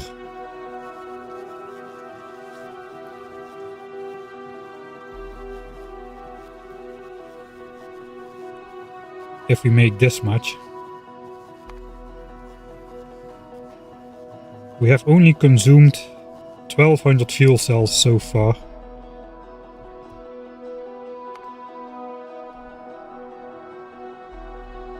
Give me a power line.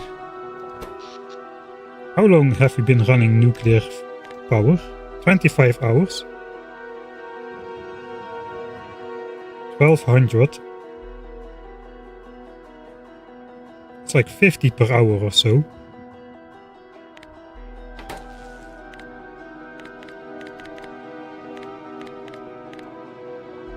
Alright, that's 280 hours. That is actually not too bad though, so yeah, let's just make everything. This could be off by a factor of 2 or 4 or something, but that's an order of magnitude estimation. Let's do it.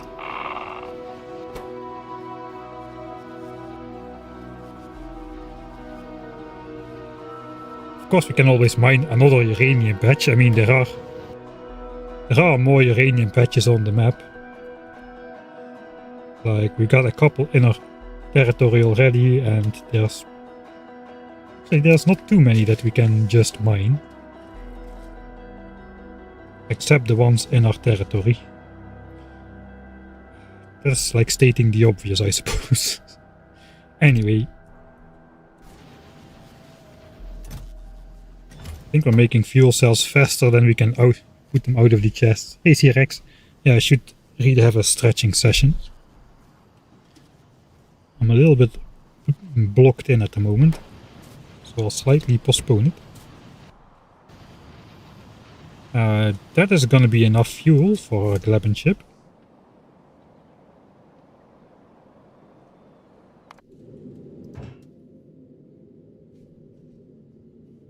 Okay, all of the ship is on board, except everything that's not a stack. Let me just... There is no plastic launching going on right now.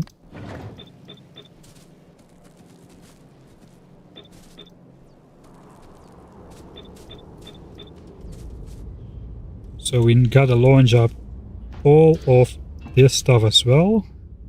None of that is a full stack. Except for the belts.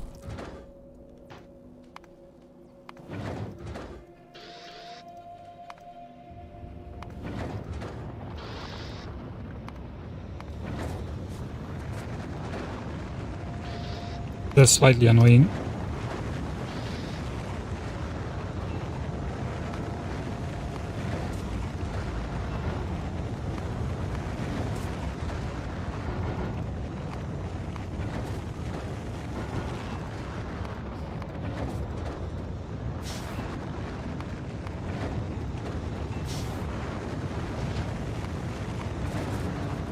Back to the beginning.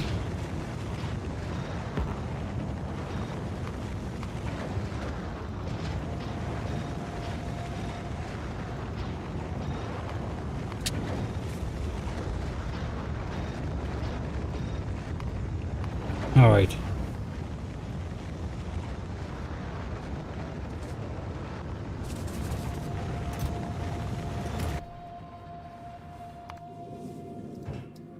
And let's also request those 800 fuel cells up that are still sitting here.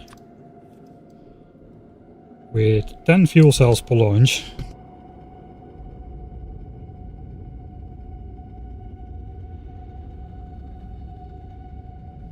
So that's going to be 80 launches, but it's probably fine. Gotta flick on the automatic requests again. So now everything is on board, what we need. Except for the rocket silo stuff. The fuel cells were gonna get loaded, but the plastic ship thwarted our plans again. So I'll definitely have to add the fuel cells to the Gleba exclusive zone as well, because that might... They just might want to prioritize loading 60,000 plastics on that other ship instead of loading 10 fuel cells on our Gleba ship. So yeah, that's not great. For now we'll leave it here. How is the concrete doing? Right, we are a fair ways ahead. I think we've got enough for the 17 rocket silos. We had 10,000, this is more than 7.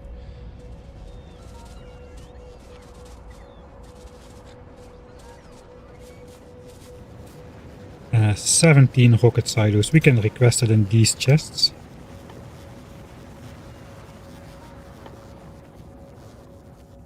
No, we need 8, 16. Yeah, we need more. Don't have more. There's my inventory again. Nobody knows. Especially not me. It's over here.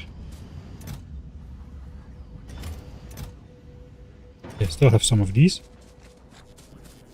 I'll just make a couple new ones.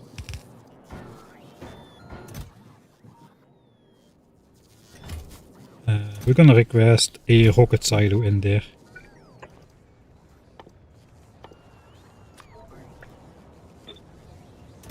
Alright, that's one rocket silo.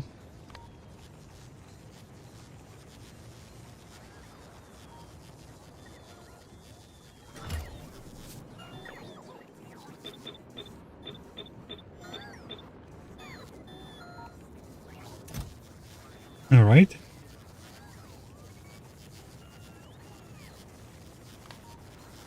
Got a request from buffer chests. There's the first 9. I am going to... Oh, wait. I almost made all the rocket silos here. I need to make 7 on the planet. I need to send the rest over to Gleba. 10 rocket silos need to go to Gleba. So let's try requesting 10 sets over here. Looks like we don't have the blue chips.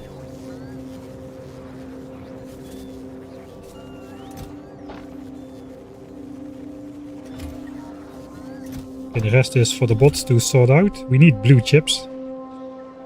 17 times 2. 3,400.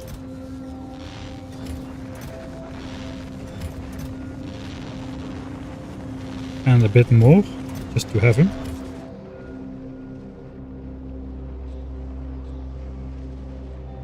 There we got the obliteration, yes.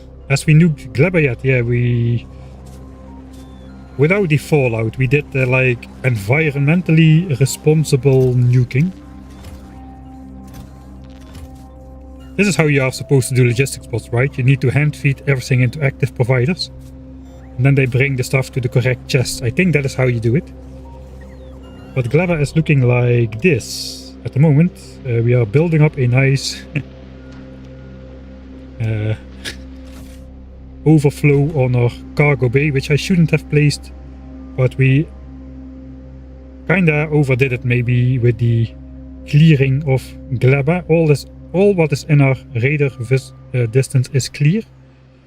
And we put anti-expansion landfill grid in place, which hopefully not fully tested, but it works on Norvis with pipes, so why shouldn't it work on Gleba with landfill, right? Since they need to settle in the watery parts. Right now we are preparing to actually go to Gleba.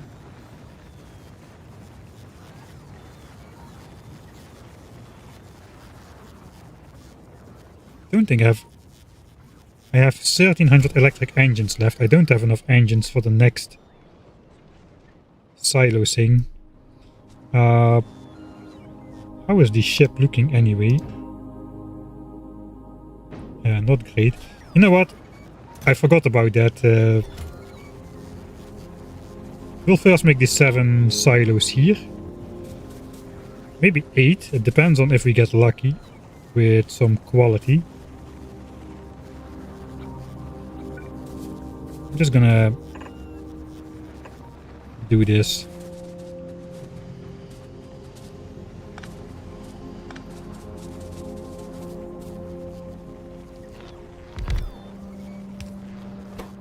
I have quality modules as well. Rocket silo. My automated area is not doing what I wanted to do, so sue me. We'll see if we get a quality one. 1, 2, 3, 4. That's all that fits.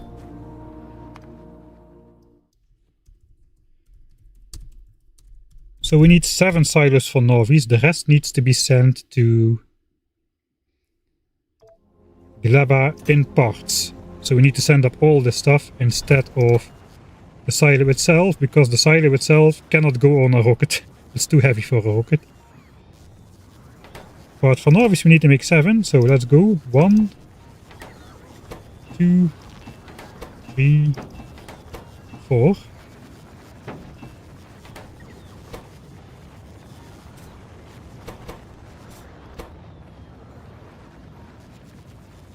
Give me the quality. Nope. Nope. Nope. And nope. No quality so far. That means... I mean, if I can get a quality one extra, I will.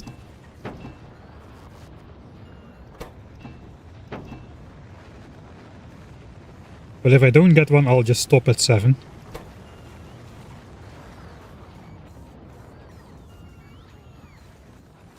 Nope.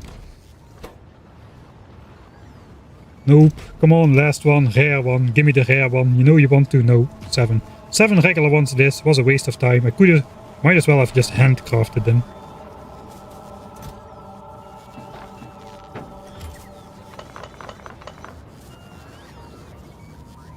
Right, so then we need 10 rocket silos worth of stuff for Gleba. Let's trash unrequested.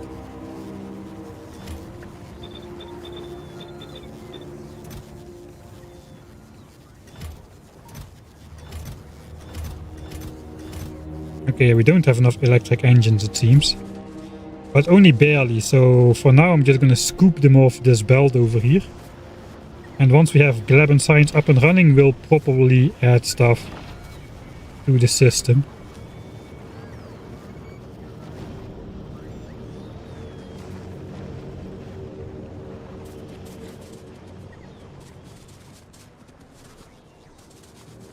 I hope that's enough. If the bots bring them all here, we good? Yeah, they bring some of them over here.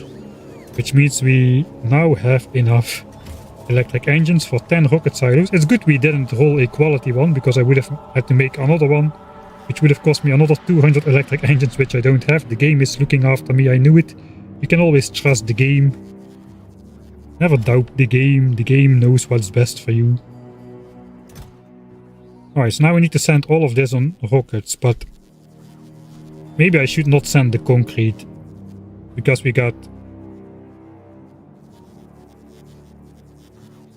I could have had stone bricks on Gleba, but yeah, concrete is sent in a per 100, so that's 100 launches. Just for concrete. Hey, Kiwi boy, thanks for the raid.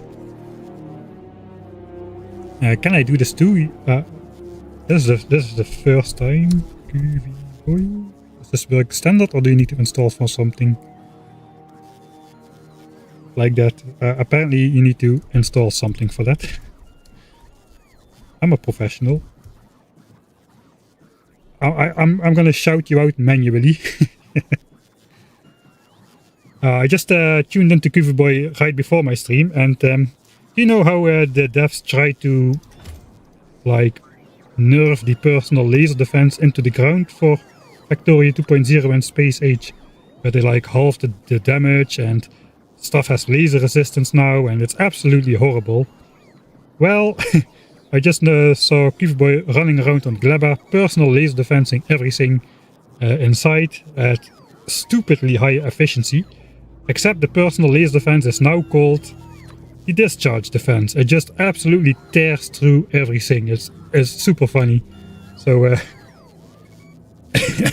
try it out. I haven't tried it out for myself yet. I haven't researched the tech even, but it was pretty fun to see that this is the new personal laser defense now. Oh no, wait, so it is possible to shout out.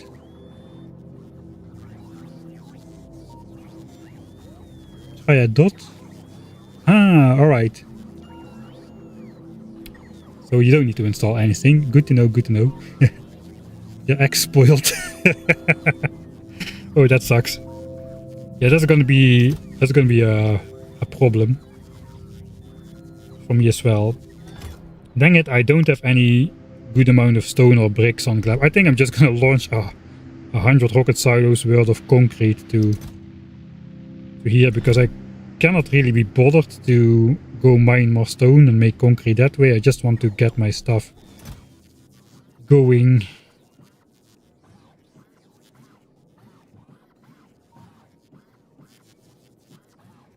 Alright, 7 silos for Norvies. All of this stuff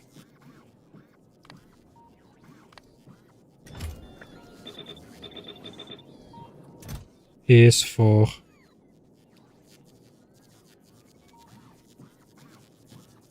Gleba.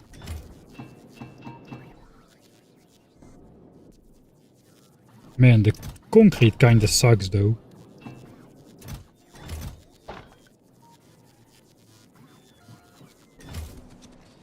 Well,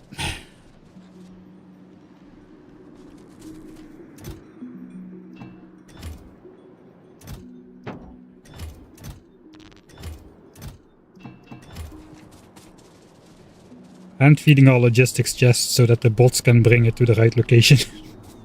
That is pretty cursed. That's everything but the concrete. How much stone do we need for concrete? It's, I think, 1 stone per concrete. 10,000 stone. Should be fairly easy to mine. Iron ore is readily available.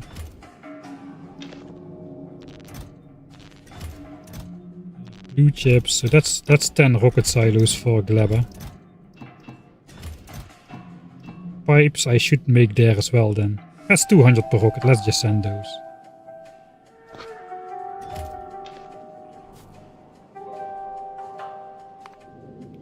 I don't think we have enough space to bring everything in the first trip.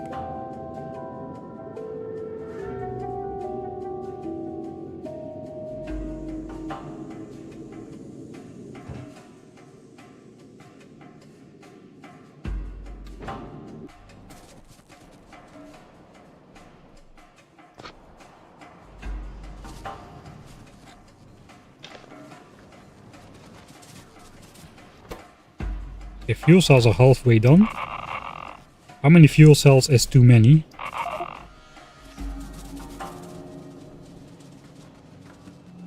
Okay, the plastic ship is interrupting our plans again. It's like 2 chests full. Let's grab another stack. Hopefully that fits in the chests now then.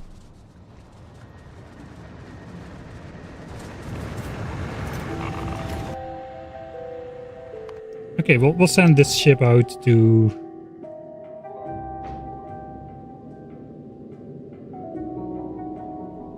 And that's a little bit... We can launch some stuff. We've got like 180 slots available. How much is 1 rocket silo?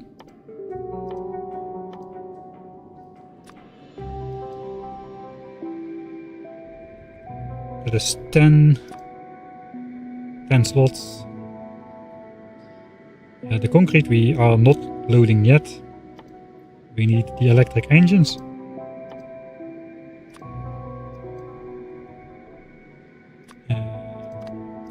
The blue chips. Maybe we will not launch the pipes too. So this is 10, 14, 15, 16 slots. If we send only this, we can send all 10 silos on this ship. That should convince me to not send the concrete, right? Don't send conch and pipes for 10 Gleba rocket silos. That's a bad save game name. But we'll flick that on.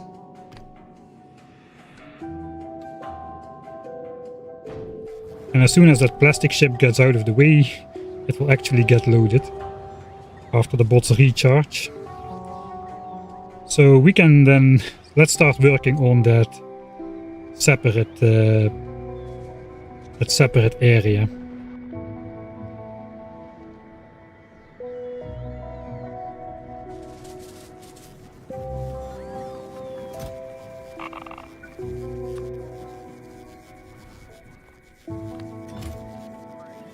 Slowly starting to amass stuff. We also still need to send the belts over. No, we already sent the belts over. This is just a remnant, I think. Which I forgot to deconstruct at some point.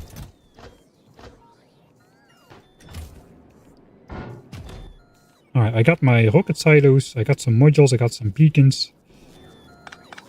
We should be good.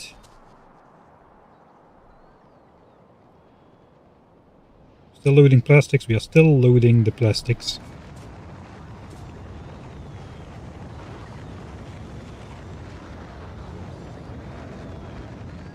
Are you a pessimist or an optimist? Do you see it as semi-automated or semi-hand-fed?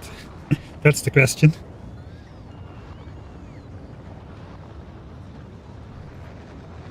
Send foundries. Ah, yeah, maybe. I need to send calcite then as well. But we can melt the iron. How do you make concrete? You just need... Still need stone bricks, right? foundry. Alternative recipes. We still need the stone bricks. We also need calcite then to melt the iron. It might be more effective to... There's also a faster recipe. In that case we also need to send some calcite, but... Okay, we're finally starting to send up some stuff to the... Independence ship.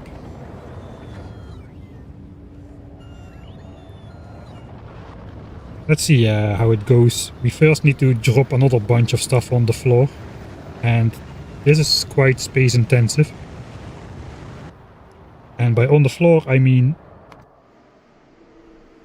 over here. We cannot go out beyond the chunk border, then we are gonna be despawning stuff we send down. I shouldn't have constructed that thing, but I did, so we have to deal with it now. Alright. This is a temporary setup, so let's try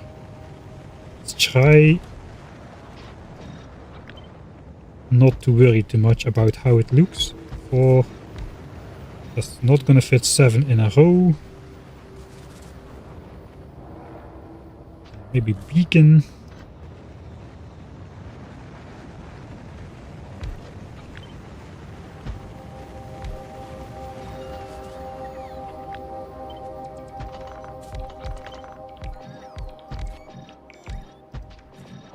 Technically we don't need the beacon. I'm gonna put some beacons anyway.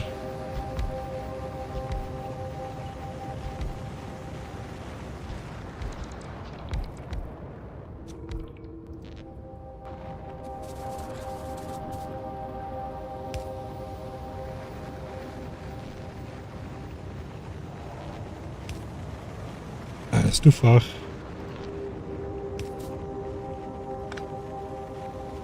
Okay, that could power just absolutely everything, including the silos. That's not too bad.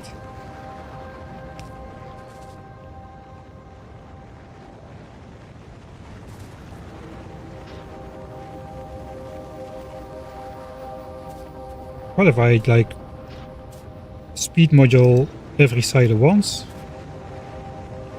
Like this.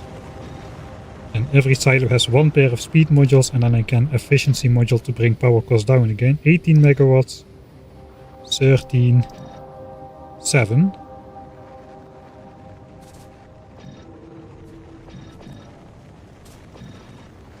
Okay, they are all 7 megawatts like this. I think that's fine. We do have the productivity.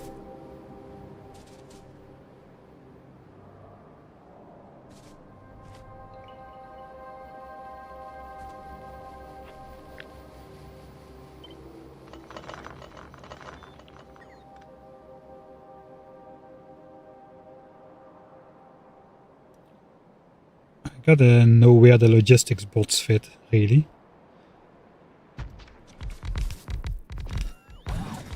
Let's wave around a roboport. Okay, we cannot go beyond here, then it's connected, so it's gotta be an individual network. We got the oil coming through as well. We need to input some stuff in the silo, so we need 2 belts for that. And then some space for roboports. Let's move it up a little.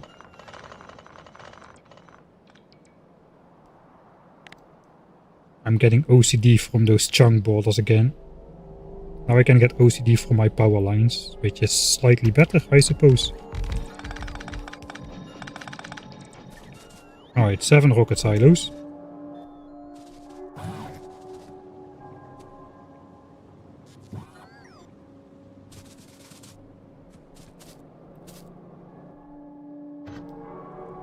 And we need to start sharing. Sharing is caring. Overflow for science production.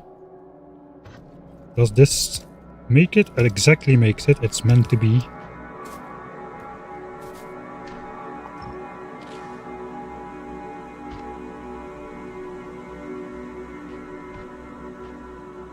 Alright, a yellow belt and a blue belt, so let's join it up with a red one, I suppose.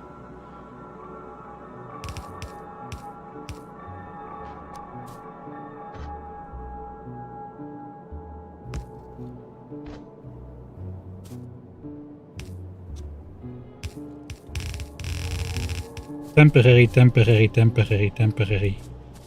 Everything is temporary.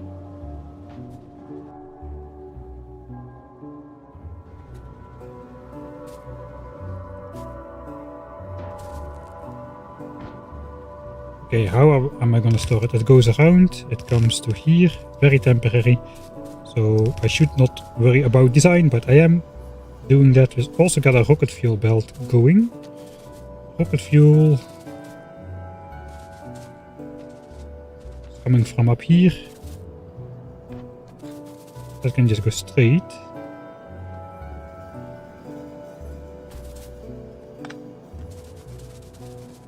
Next to the plastic.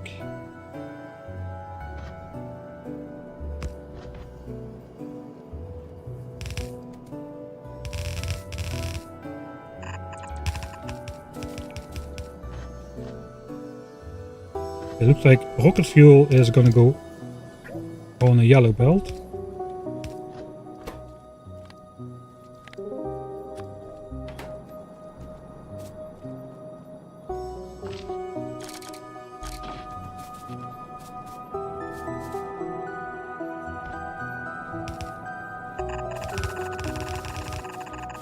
Alright. So that goes all the way around as well.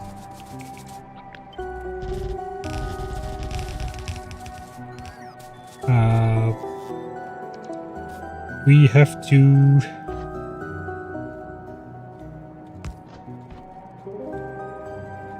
loop this around, I think.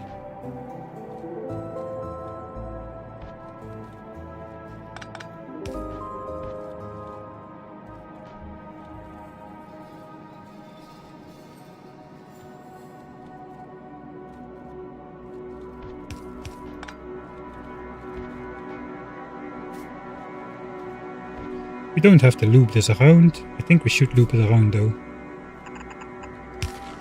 That's not the best setup ever. But it doesn't need to be. Rocket fuel will just bump, side load bump in there.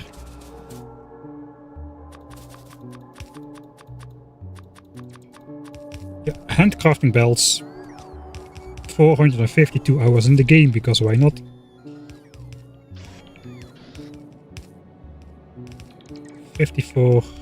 0.54 items a second. We need a fast one for this.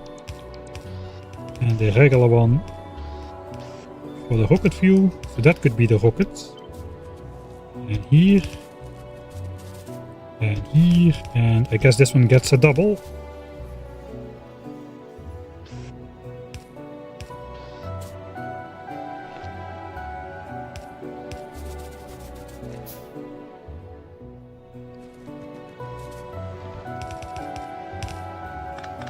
Alright, we don't know exactly where this is going to go up yet, but we're gonna have some sort of storage area. Blue chips, low densities, and rocket fuel.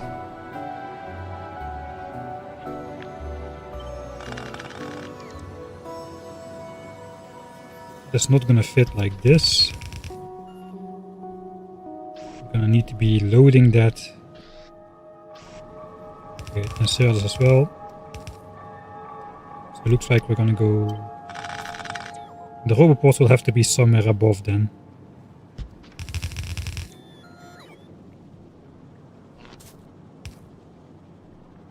Alright, so output priority towards the rocket things. Then we want to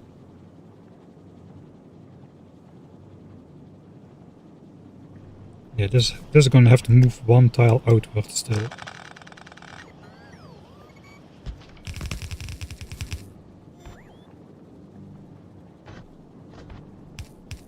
Or not.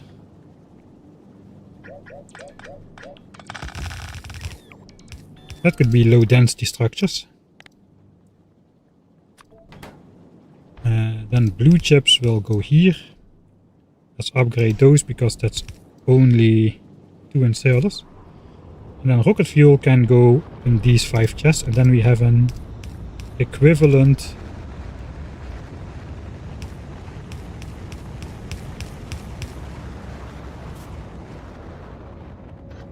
amount of storage for each type of rocket part. Then we just need some storage for the fuel cells as well. So maybe this all goes up 1 tile, and then we have 4 more or 8 more or whatever for all the nuclear fuel cells. Okay, that is looking alright.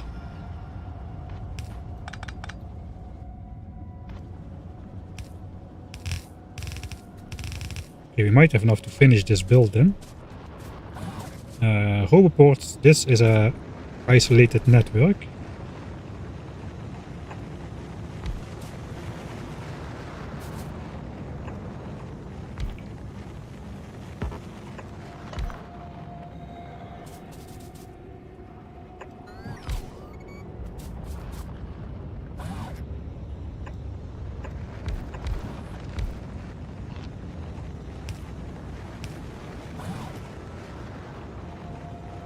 I'm sorry about the trees.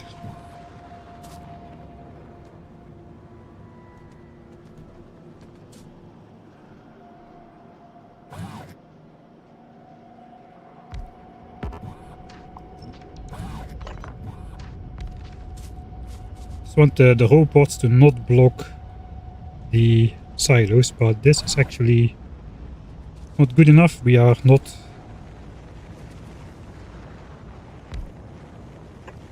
covering everything. Now we are. 7 rocket silos, alright. 8 roboports, is that enough?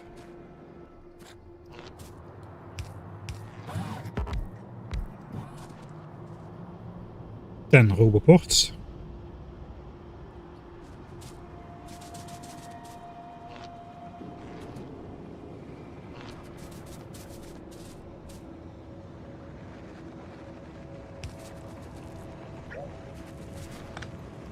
No. My grand opening.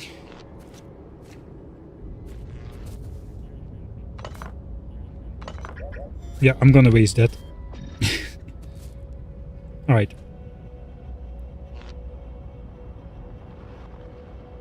This will make it.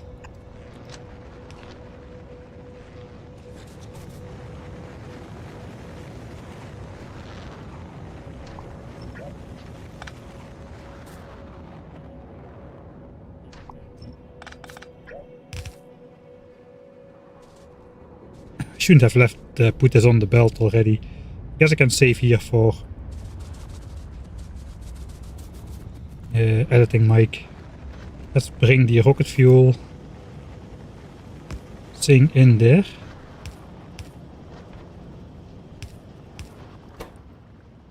Output priority on the left. That should load up these chests. We bring the fuel cells over here, and that should be our Gleba exclusive rocket silo area done. Without too much time spent on it. Question mark. I'm gonna bring over some of the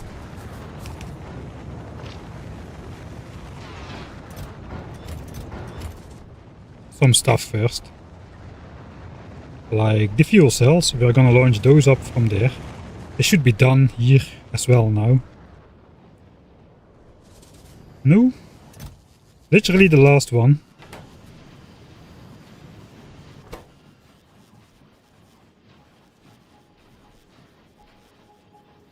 What's going on? What's going on? Chaos. Chaos, yeah. Chaos is going on. I'm doing everything at the same time. I just want to get to Gleba as soon as I can. This ship is pretty full. We can maybe launch like 500 more fuel cells up there. So let's get it going. We can do that from the main area. And we'll send it off to Gleba and drop everything on the floor because we didn't prepare that either, because chaos. Oh man, this is done. Don't have my bots on me, but let's run away. I should avoid all the bot networks now.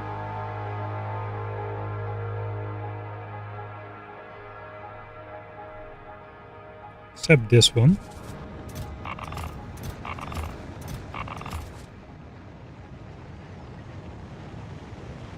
Nice.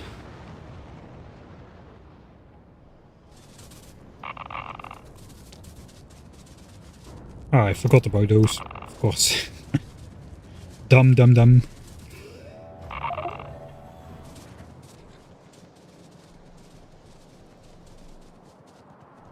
I think 4 chests is gonna be enough, but we have more, so let's just bring it over.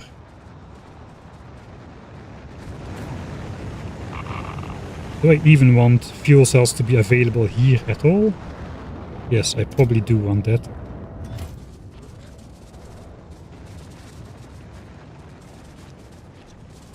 We don't necessarily need to launch from here. Let's keep it like that. And we'll put the other fuel cells available for these silos here. So this can happen.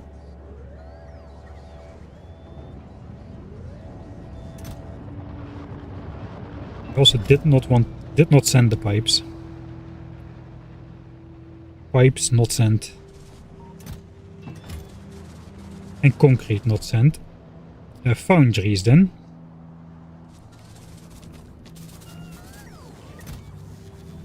But then we need to send calcite as well. Just some temporary foundries. Maybe we'll do something with that. Should I also bring EM plants then?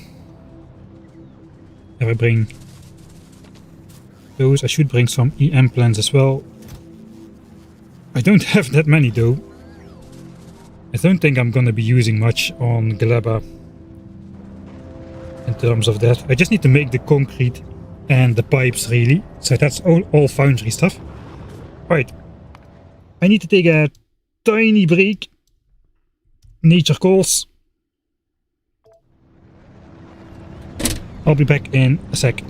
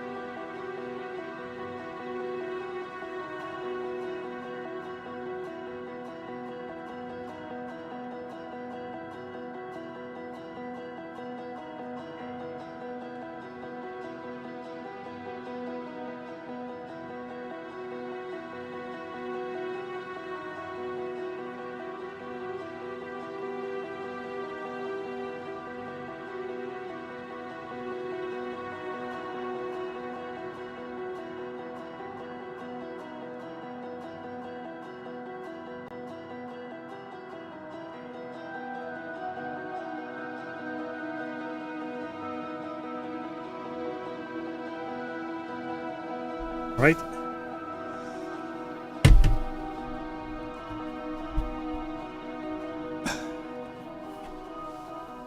And a little bit of getting up and stretching, which I forgot to do.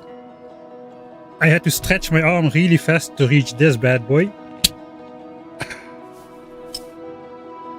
Cheers.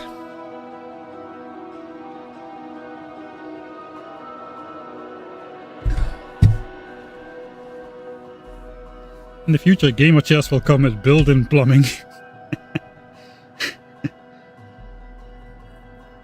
Do you really want streamer answering their calls to nature on camera? I don't have a face cam. I could get one of those chairs.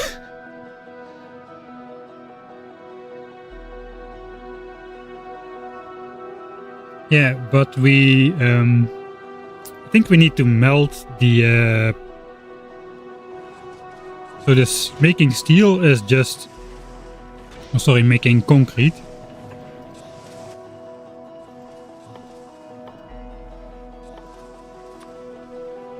Requires just molten iron and stone bricks and water.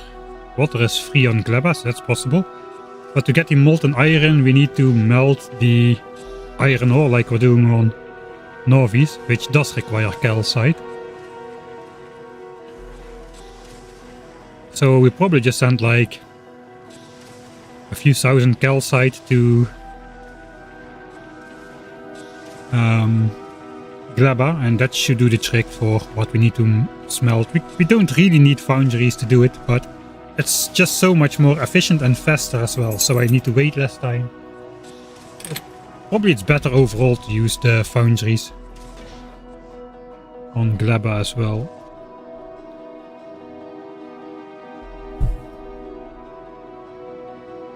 Use the small ship to ferry calcite. Yeah, we could actually do that. We could also do nuclear fuel cells, maybe, on this guy. I only need like a one-time amount of calcite on Gleba to make the concrete and to just set up signs. Once it's set up, I don't need any steel or calcite or foundries or smelting or whatever.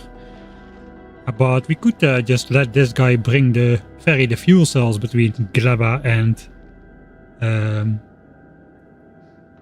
Novice, so the rocket parts will be independent from the fuel cells.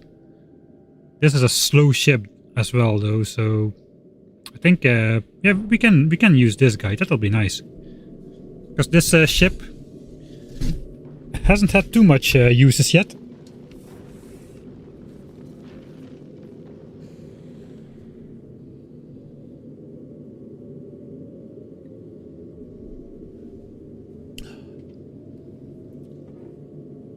Some of these temporary designs will actually be temporary, because I really need... it's not a temporary design to produce something you need eternally, but it's a temporary design that I need to do something once. That's not true. Yeah, until post Volgora at least, unless it appears to work from Novice, then we just might keep it that way. Anyway, let's throw the foundries in here for now. I'm gonna actually load that save. I don't want to waste the time. I'm still fighting against the brutal science pace of my base. 2 whole signs per minute we've got now going on. Foundries in here. How is it looking with stocks? Okay, we still have over 60,000 blue chips and low densities here, so I think we are fine. I can bring 2 chests of these. Already gonna put that in these chests over here to get started, and then we can see if we're actually loading stuff or not. 1 chest of these. 5 chests of rocket fuel.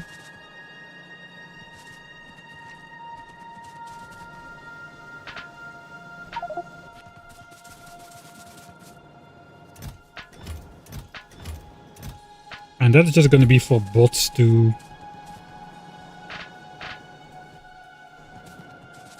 load it on the ship, not to actually make the rocket. This is what is going to be sent to Gleba. Alright, So that's loaded halfway. And then we can actually switch on the rocket creation, I think, as soon as I find my inventory. That was easy. Alright, and now we are ready then to switch it on.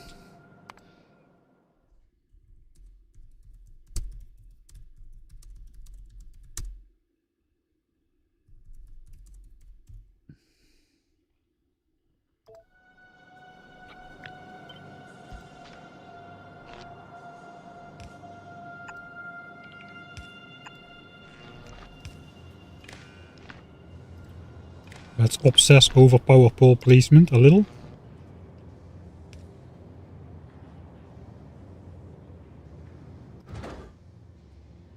Oh, that's fairly good. So 7 silos. Theoretically we need a maximum of 14 launches at a time.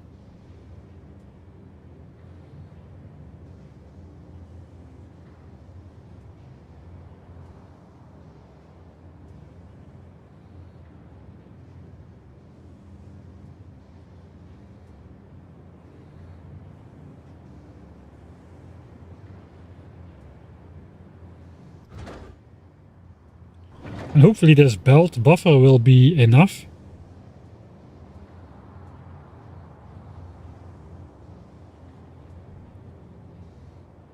To keep building the rockets. I think I should upgrade the rocket fuel belt perhaps. Looks like we have like gaps.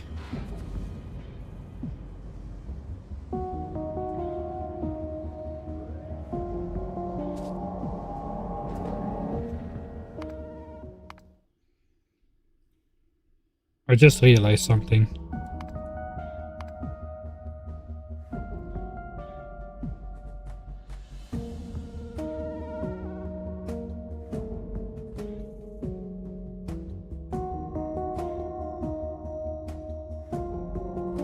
I think I have one of the sound values.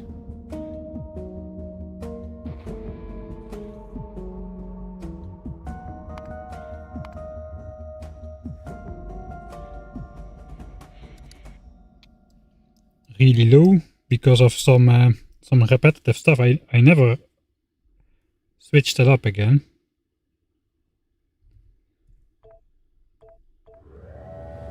Like from the silos. Weep.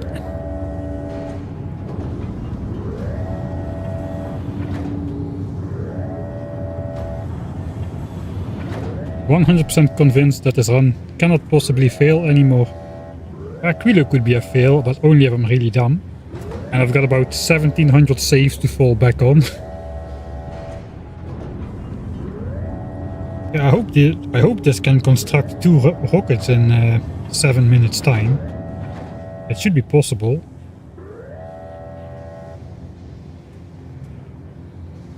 The question is, will it have access to all the things? Maybe I do want to prioritize stuff flowing here. That can be dangerous. Probably will auto balance over time.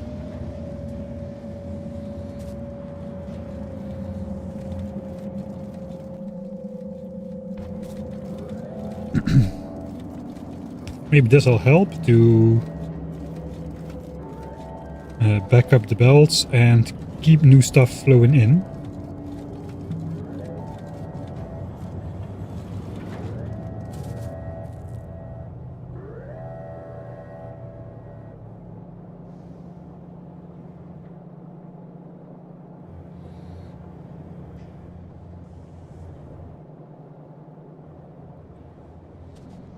I guess we are okay.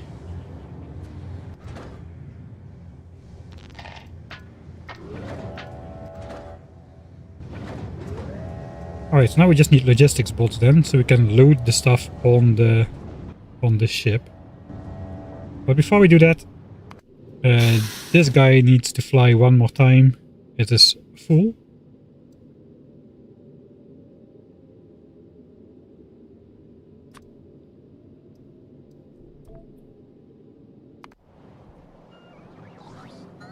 Ah no, the plastic ship just arrived. It is a great moment to test then if we can actually get it done. Just quickly make 500 bots.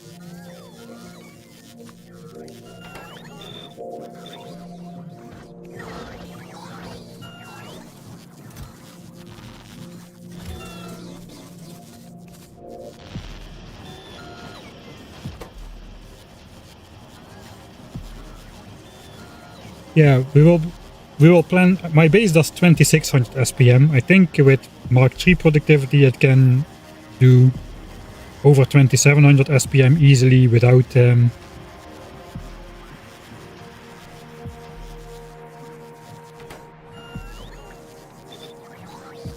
without changing the build further.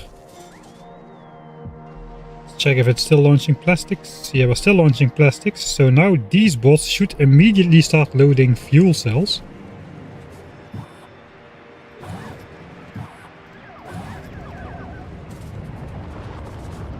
As soon as I switch this to automatic mode.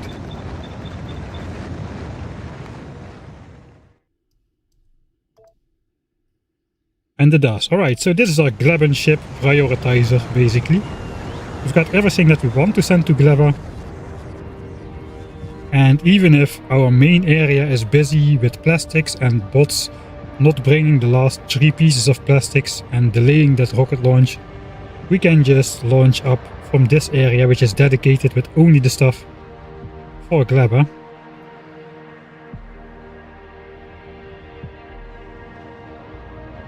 And we are not requesting this stuff on any other ship. At the moment at least, so I think this should be fairly reliable.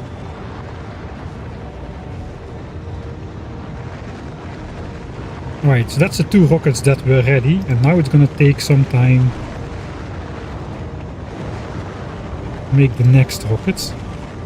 But those belts should fill up in the meantime as well, so I think we're gonna be alright.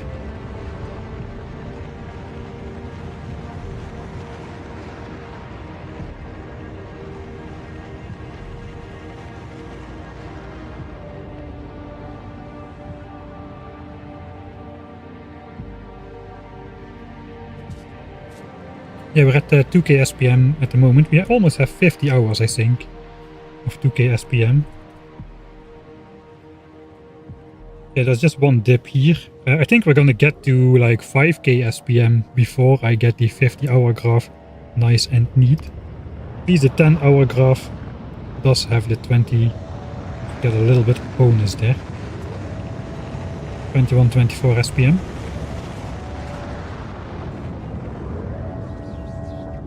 Alright, we'll see how this will. I think this is going to work fine after the belts have the chance to fill up.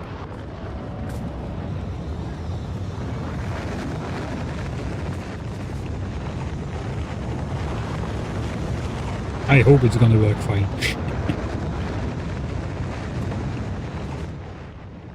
Alright, now we're launching some fuel cells up from there.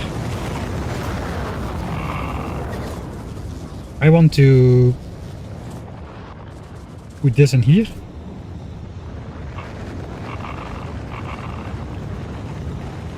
So I can keep track of how much this gets used. And the rest goes there then.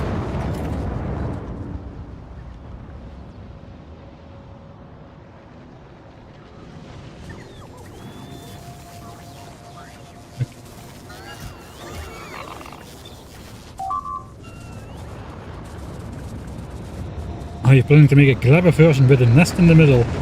Yeah, but without the nest in the middle this time.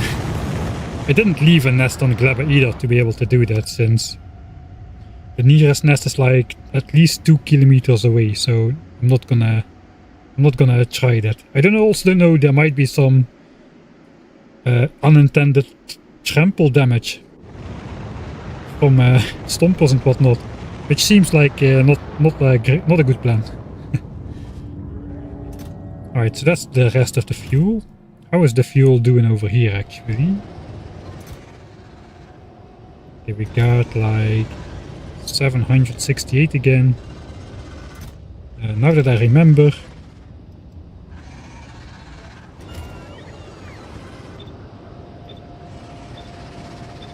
that's almost enough for another 100 per chest, so let's get it out of there.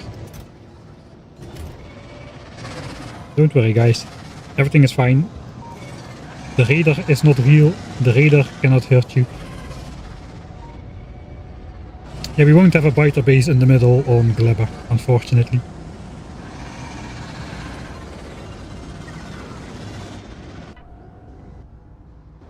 How is power at night? Power is fine. How is oil? Oil is dropping again, because we're doing purple signs. We're gonna be doing cheap signs after this, which doesn't require any oil. So oil should go up again. We don't need to worry about oil. I think we are almost ready to go, maybe. We gotta send the ship one more time though, and then grab some calcite. Got one slot available for the foundries. Let's send those up.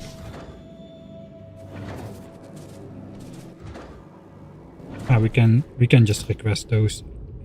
It's four launches, I think.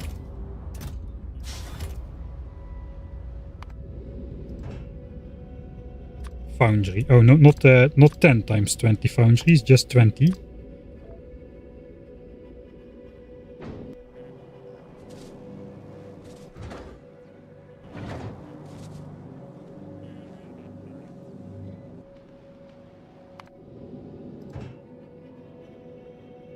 Wait, that defaults to Vulcanus, obviously.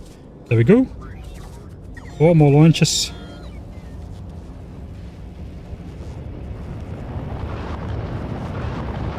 Why are you radiant? That would be a cool mod. New biter mutations appear. That would be a way too niche mod though. New biter mutations appear if you build a nuclear plant around a biter base.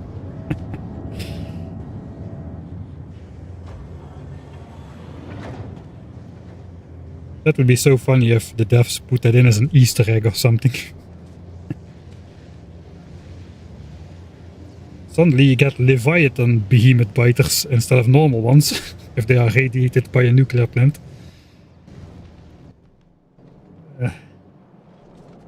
This is going pretty slow. There is no buffer here yet, so kinda makes sense, I suppose.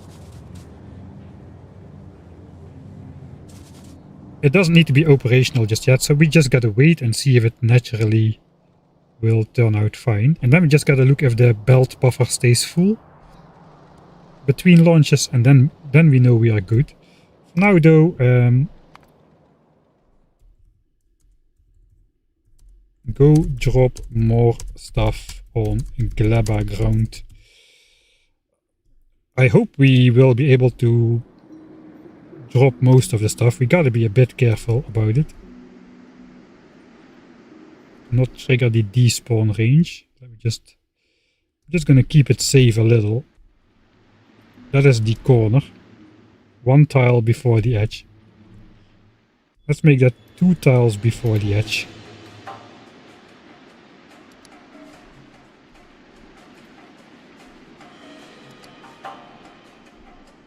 So once we hit this point of dropping stuff on the floor, we should no longer drop stuff down, because then it will start to despawn.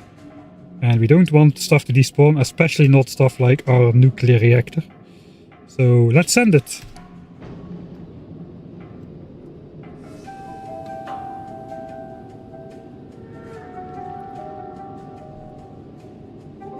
I really like this slingshotting ship.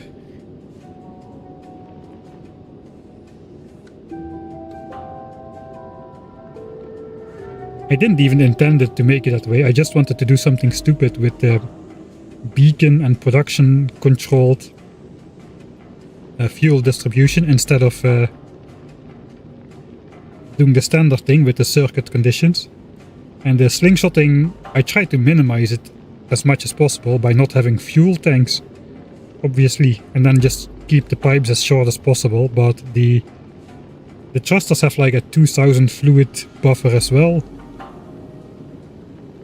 So I tried to minimize this, and Somehow it turned out perfectly, slowing down just around the time when you hit the dense asteroid field. It's beautiful. Back from the gym. Gleba set up yet? We have almost started to travel to Gleba. Yes, that answers your question.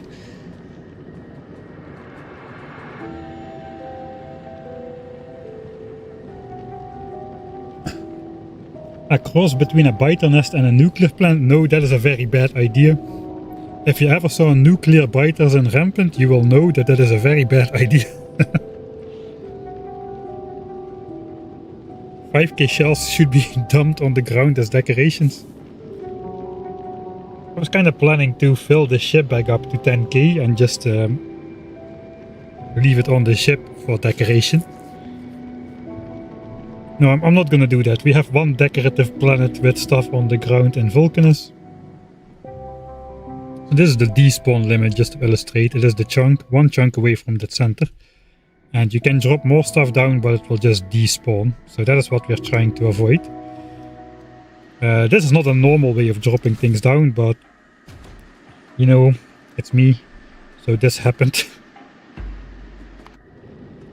It's going to be annoying to clean up. So the strategy then is to drop the most expensive parts first, I suppose. Let's first test it with something unimportant. 100 yellow bells. So those should get added to the Gleban ground. Let's undeconstruct all of that, and I'm just going to hover over here. At my mouse cursor should soon appear exactly 100 yellow bells. If that happens, everything is alright. Plop, alright, 100 yellow bells. That's over here. All of these things are new, these are all expensive modules and whatnot, but it appears that we can safely just throw everything from the ship, so there goes the nuclear plant. And the foundries. Why do I have 6 modules on board though?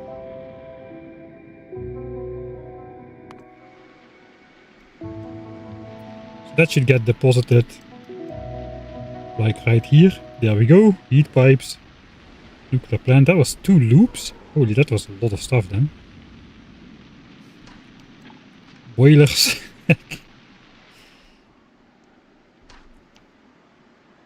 Right, I deconstructed 2 boilers already, so it looks like the full nuclear plant is there. Right? I have faith in this method. We're gonna send the steel last, that is the most replaceable.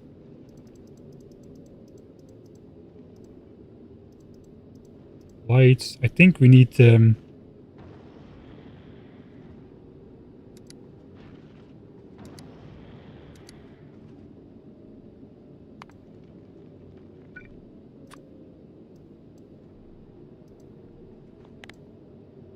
we need to drop 2 of those, which is not possible to control click, I think. So there we go.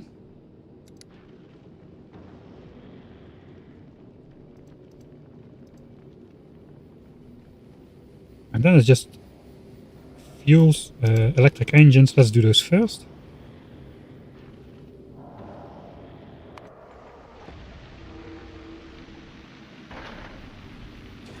There's our 2 speed modules. There comes the next batch. Flop. This is so cursed.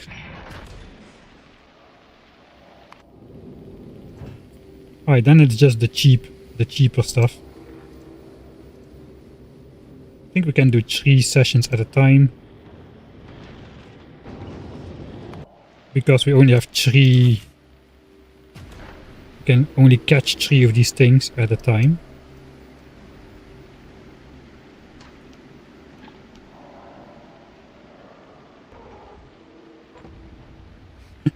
Alright, how far are we? Okay, we are approaching the square is getting bigger though. So we should be fine.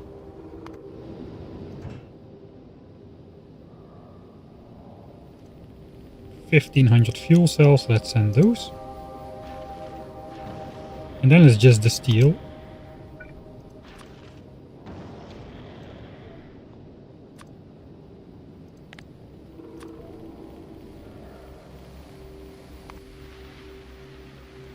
comes the fuel cells.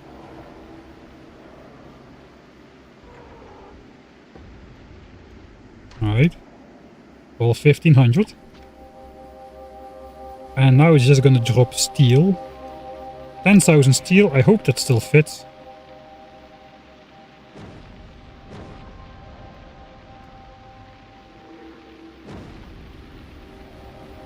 $1,000 per drop.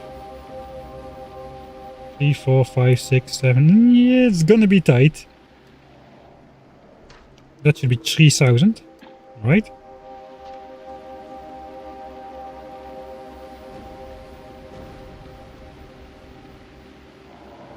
One, two. Yeah, we're gonna make it, I think. 3. I don't know, there might be too many trees in the way here. That's another band. This, we have a little bit more space. We have out to the chunk border, so I think we're okay.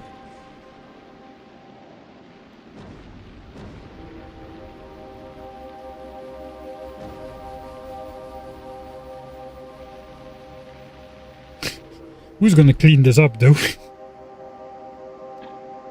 There's a lot of stuff. Are we still sending more? Maybe one, I think. One more. That should be the last one. The ship should be empty. So unless this is not 1000 steel, it is still 1000 steel. So we haven't despawned anything.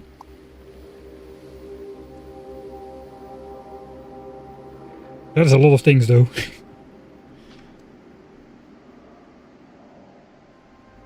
Okay, ship should be empty.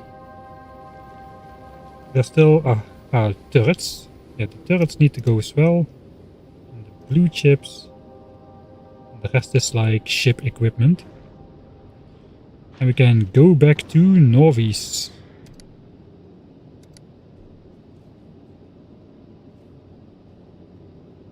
And I think we start with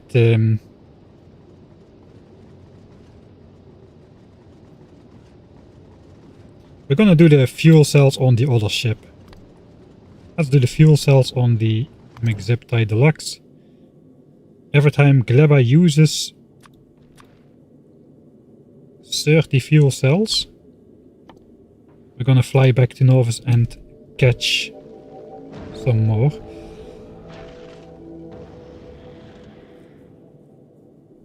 Let's do 100. We have 7 silos. That's 3 launches which can happen simultaneously, and we just already saw that 2 rockets are ready. And the 3rd rocket is easy to construct with whatever is available on the belt. We're already starting to grab stuff, so that's a good sign. I think this belt here was a good call.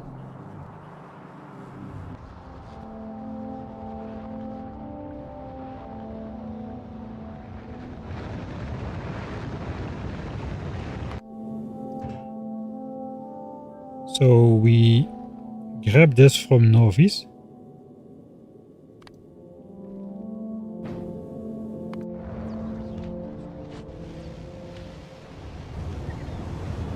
Alright, 5 launch from here, 6. I think we get a couple launches from there, that's 100 fuel cells.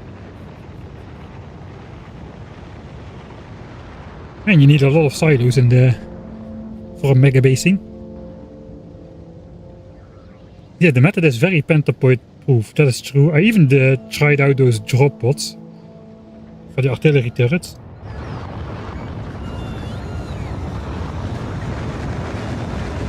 Right, so now we're shooting this from here, we're also shooting that from here. But if this is occupied, it will all get shot up from there. That was the plan. So we are doing fine. Hopefully my production is strong enough to sustain Yellow Signs production plus all of this stuff on top of what is here. We'll see. We'll see over time how stocks go up or down. 600k, I think we have officially got enough to research biolabs already. We could get shooting speed 5 to try to speed up the ship, but if we do that post biolabs, we only need 100k science packs instead of 200k, so I think we're gonna hold off on that. The cycle is probably gonna be fast enough.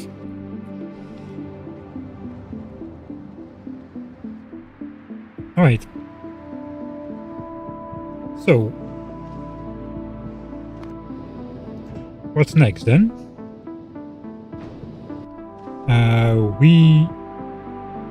We have the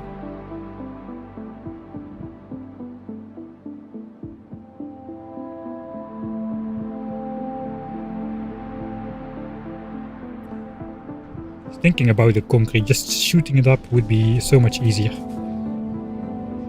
100 launches. That's like 5,000 blue chips. 3,600 blue chips and low density structures in order to not have to mine stone and make concrete again on Gleba.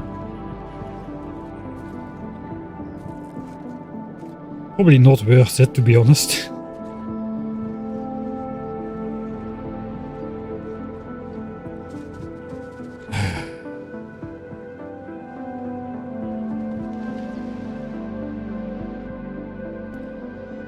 Probably not worth it. We also need concrete for agricultural towers and stuff as well. We need to do concrete anyway, unless we bring even more concrete.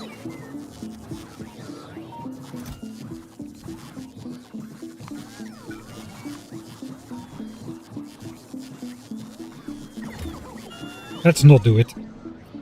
Then we keep the concrete on Norvis for the next batch of rocket silos for Aquilo, or we'll again be out of concrete. So that's gonna suck.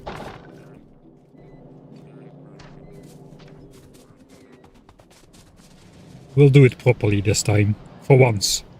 For once we'll do it properly. Alright. Both send it away before I change my mind.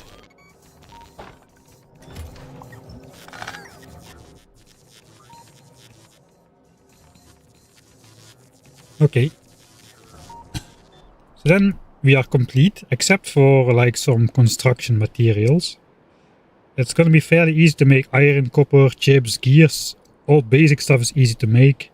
Harder to make is gonna be red chips, steel, and blue belts. We already sent blue belts, I think. Let's check on the ground. Yeah, we got 1,000 blue belts, 400 underground. Okay, we've got blue belts.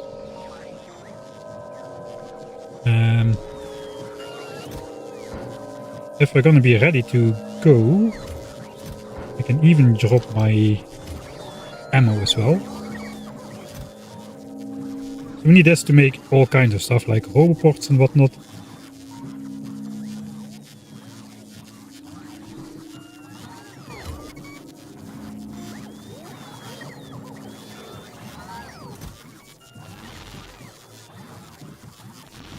Let's bring 4k of those.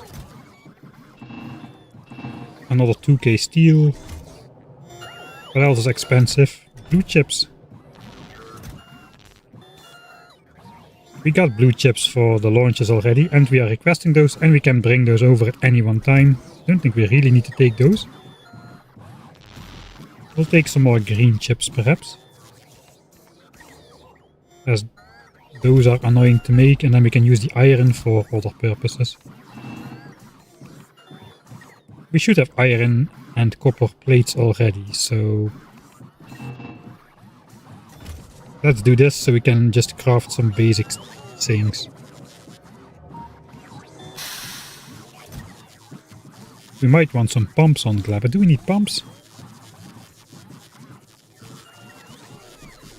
Pumps are made from engines, but engines are annoying as well.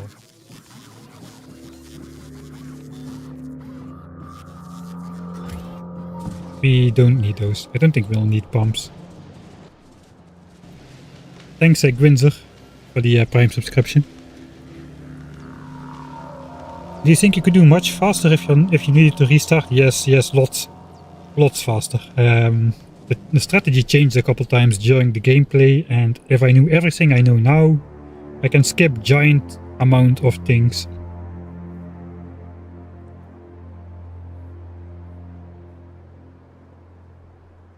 Like for instance, we only need to get enough blue signs to get enough laser to get to laser turrets and some laser damage, and the personal construction bots with the quality armor stuff. That worked quite well on anything that isn't that behemoth worm. So we can gather resources that way instead of doing it the hard way in the early game. But we did like 36 hours of hard gun turret combat against even like not the biggest of nests. This was like one of the biggest ones. And this was the biggest one, I think. We took out with gun turrets. Took forever. 6 inventories of ammo for one. Like inventories full of ammo for one fight. And laser turrets is just you come in, the bots place it. And you, this was done like in like 2-3 hours or so. All of these with laser turrets. Those nests are way bigger. So there's a lot of time to be saved for a speedrun attempt. We'll see. I don't think I'll be doing that. I think once I'm done with this playthrough, I'm not gonna touch the science multiplier button for a while.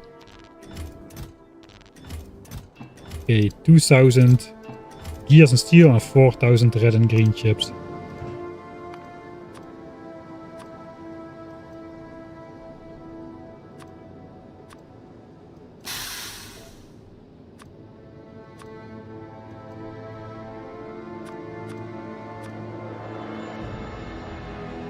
This time we're going to be flying with the ship. What about bringing over some quality thingies? I already have some quality thingies.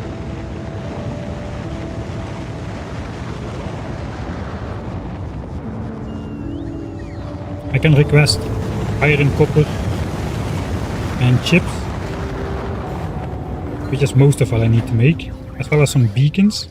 I can request modules by activating this rocket silo from the main storage. I can request anything slowly. I think we won't have everything on us anyway, but at least with the red chips we can make stuff like roboports if we need more or something. I think we're ready to go then. No wait, we forgot one very important thing.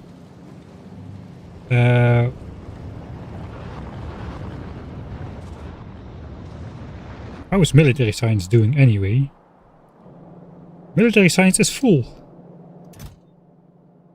1.7 million military science packs stored into these chests. Let's not explode something in this area, please. Alright, so let's check the tech pad.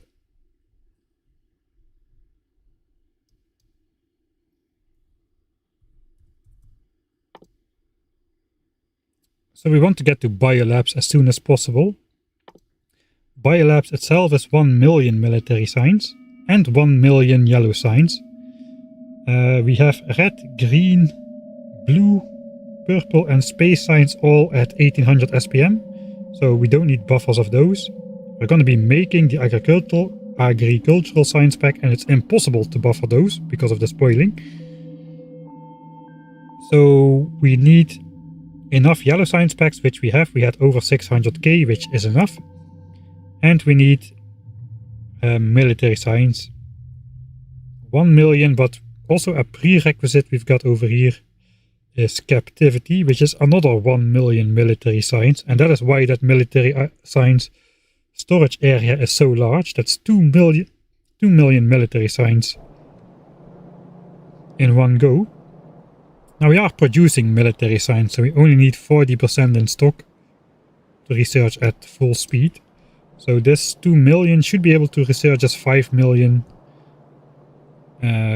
tech worth of blues of military science before the buffer runs out, because we'll be producing half of what we need as well. So we'll be producing another 2 million while this 2 million gets consumed, and then we got some productivity bonuses going on as well. So I think we're going to be okay. Just check the oil status, 6687.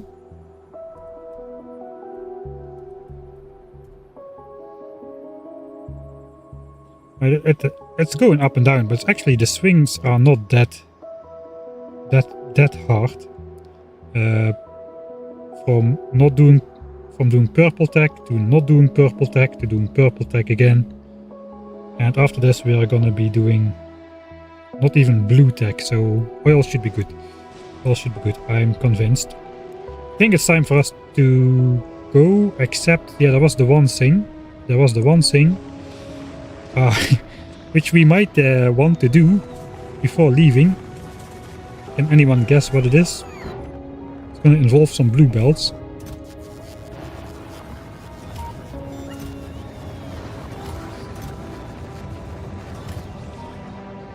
Some say if you produce a science pack, it also would be useful to bring that over to the labs, or it won't be doing much good.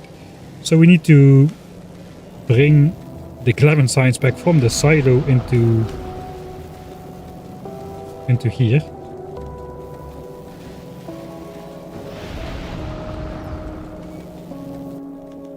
And that's going to be the blue belt, the 2700 items a minute belt. So let's try and upgrade that.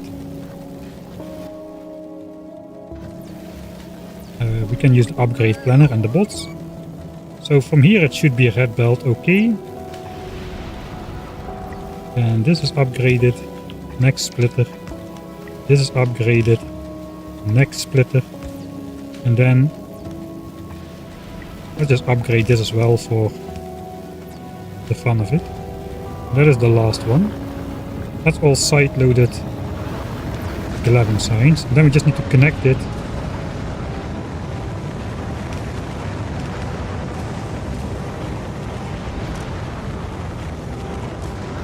to the labs. There is a base in the way. This science pack goes out here, comes around. This is going to be very temporary. Well, very temporary. We need to do like 2 million signs then. Maybe we'll get a productivity module as well. So there's 1 million for captivity. This one is free. 1 million for biolabs. 300k for the productivity module. I think we'll just research this on the existing labs. It's very cheap. No yellow signs, no purple signs. And agricultural signs is going to be free, basically. That's just an infinite river made from nothing. And blue signs is not that expensive. So it doesn't hurt too much if we research this without the biolabs. And then we can start trying to make those Mark III productivity modules. It's going to be a bit difficult, for me at least, because of those biter X thing, which we need to get in rare quality somehow. I did, like 2 months ago or so, I looked at it and I thought, it's not that bad. So I hope I was right about that. 2.3 million then. Is there anything else? So this advanced asteroid reprocessing stuff, which is on the way to Aquilo. We're going to do all of that with the biolabs. I don't think there's anything else we need. Tree seeding. Fish breeding.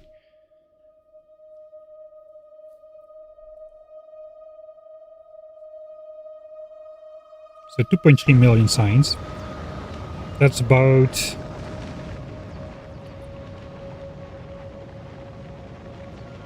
Forgot.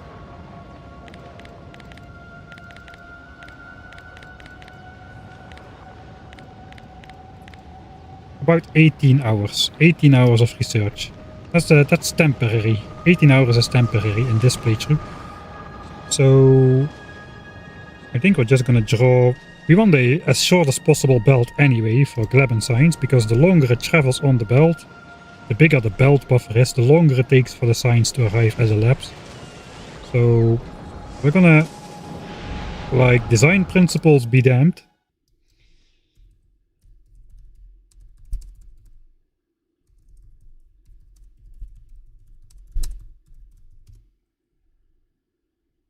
We're gonna go straight through everything.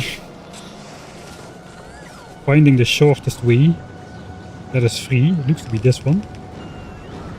That might be too big of a gap even for blue belt.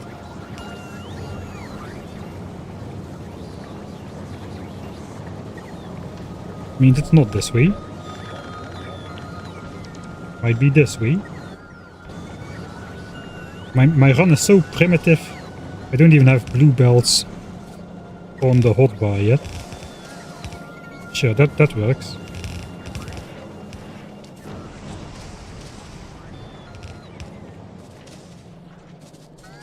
The question is, do we like feed it out with bots? I think it's best to feed it out with inserters.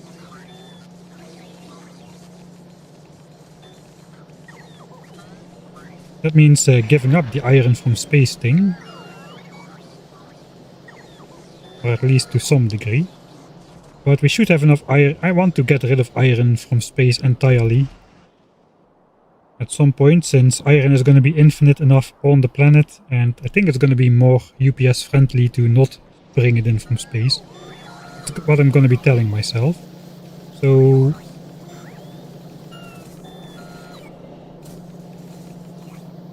that's a belt and a half of Gleba signs. Theoretically, we can also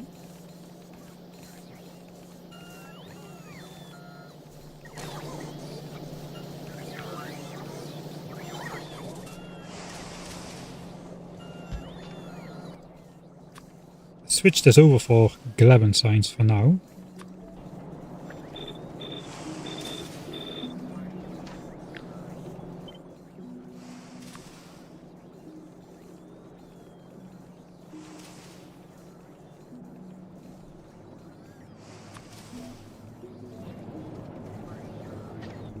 Also should just log that to the grid. Makes it easy to change the filter. Alright. We still need to build it, so let's keep that. And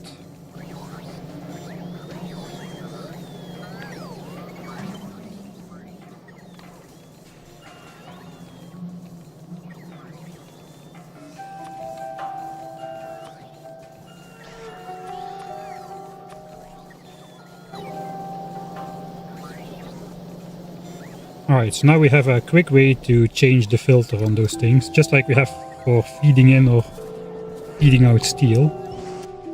I think we are no longer feeding out steel ever now, but that was useful at some point. Okay. So if this part is going to be containing this belt and this belt will have iron. I want to branch that off as soon as I can, which means here.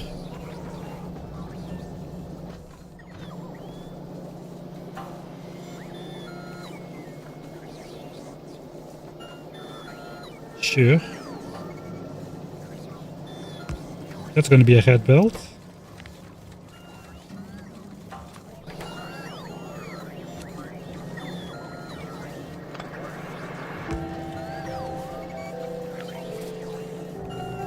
And then this one here.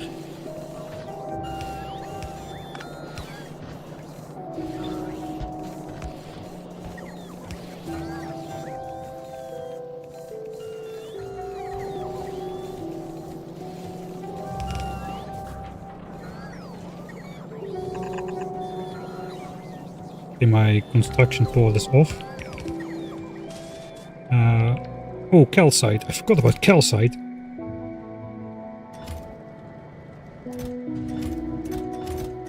I'm gonna just steal some from here.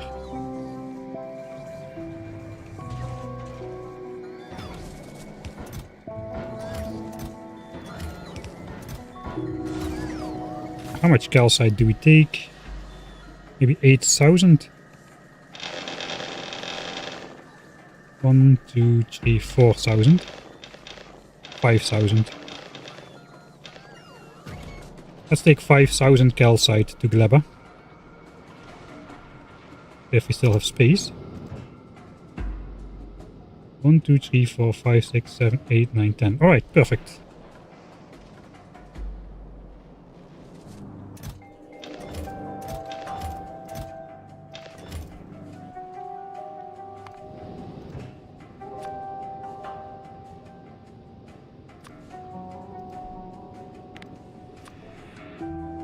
There we go. Let's hope we use it.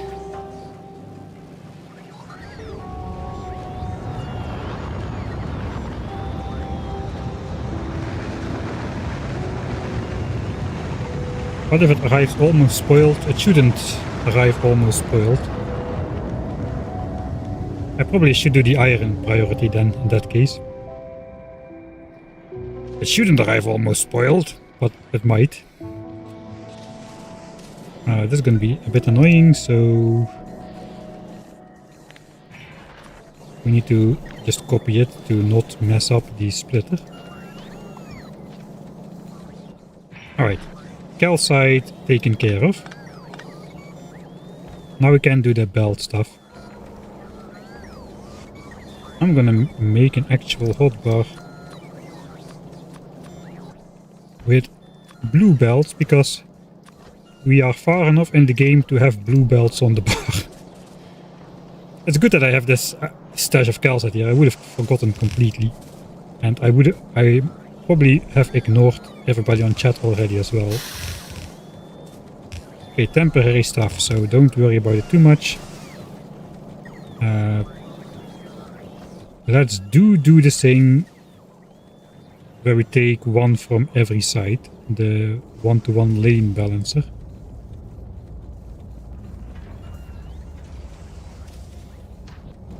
I cannot find it, it's literally in the first slot. So this grabs one from every side. We do that here. Then we grab those and we'll do that all the way up here as well.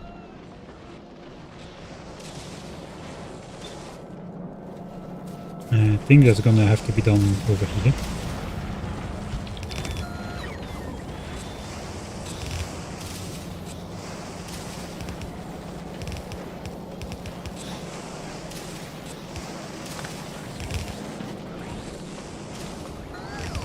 Straight through the base without any principles.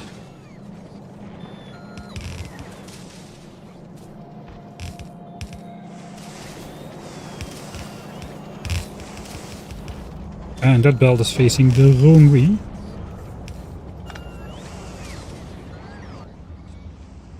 Okay, let's put something on the belt. Ah, wait. What is this? Factoria 1.1?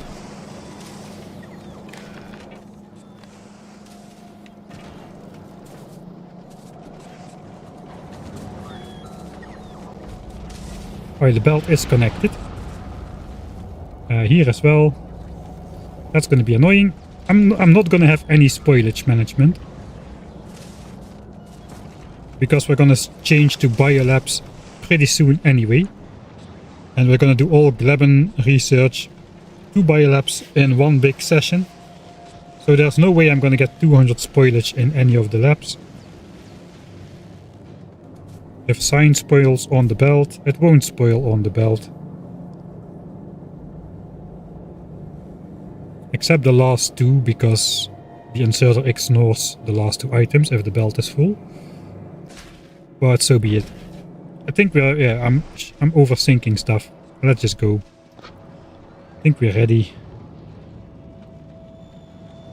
This is a stream about Gleba after all.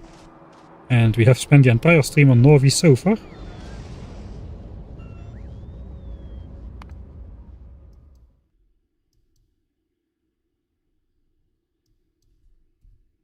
Did I forget anything, chat? Tell me please.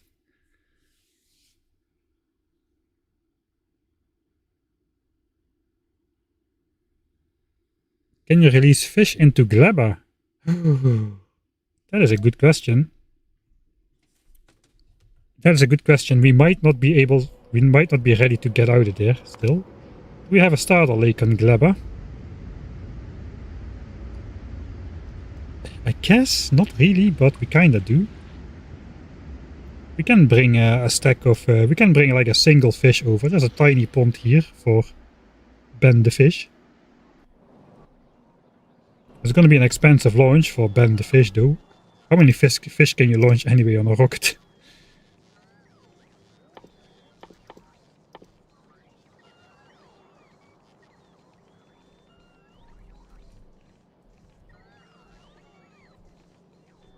I'm in a remote view, that's why it's not working.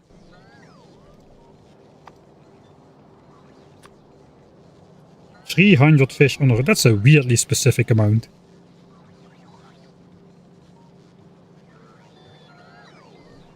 Alright, we'll bring 300 fish then. I'm not gonna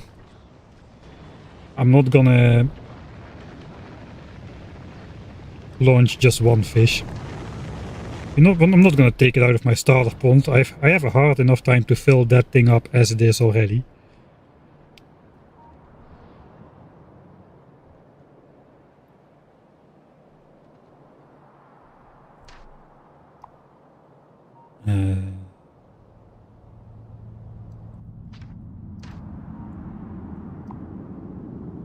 $80. Alright, we got 80. 180.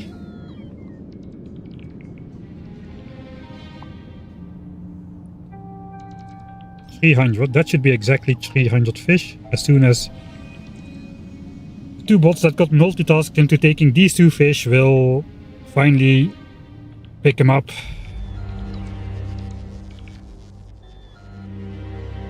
Bot multitasking probably works great for like land-based bot networks, but for the personal roboport I find it pretty annoying.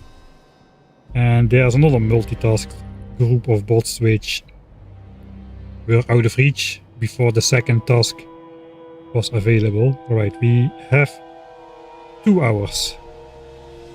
2 hours. That should be good enough. Fish for Aquilo. We're not going to Aquilo just yet. That's gonna be several hundred hours still, I suppose. You know, the fish, they can get launched from the Johnny silo as well. They deserve to.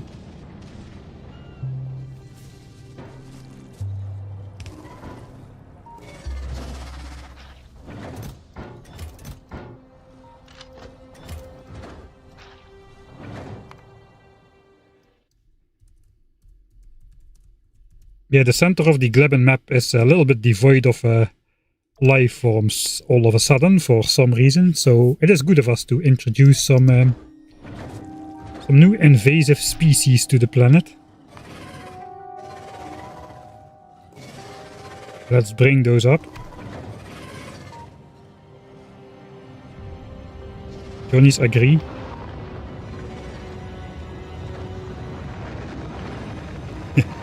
Amazon shipping fish to Gleba.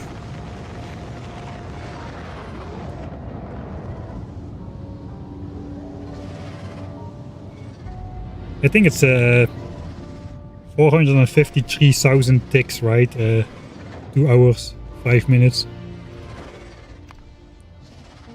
Finally. I don't care if I forgot something. The Johnnies don't care if I forgot something. Nobody cares if I forgot something.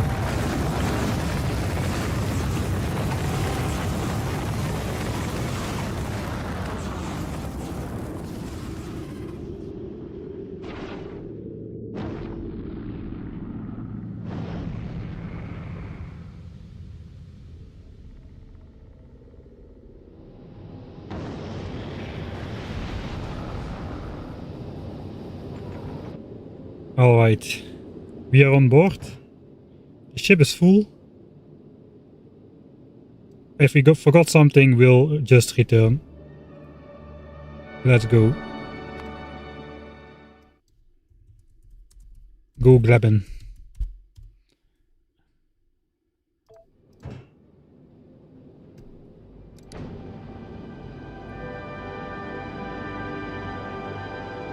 Let's hope you're safe.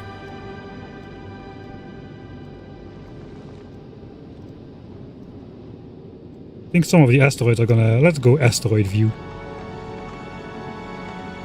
Some of them are gonna come quite close.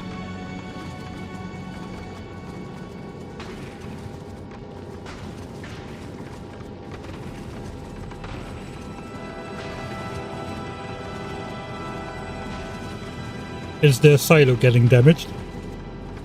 And but they are aiming for the rocket where I'm sitting.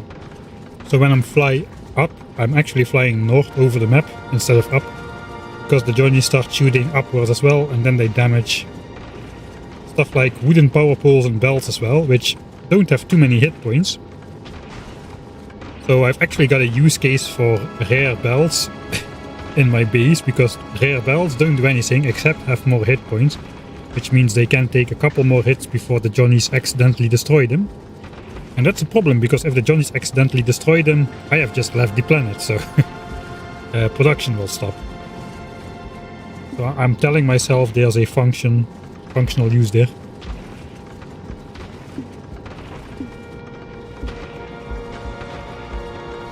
I'm not eating fish, I'm transporting fish. That's something entirely different. We didn't get any close calls this time.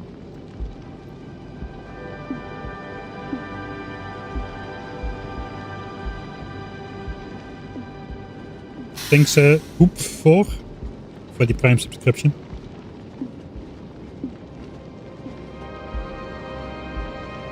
This evolution doesn't say anything. It's the evolution of this space platform specifically, so this is not applicable to here. Norvis has 99% evolution.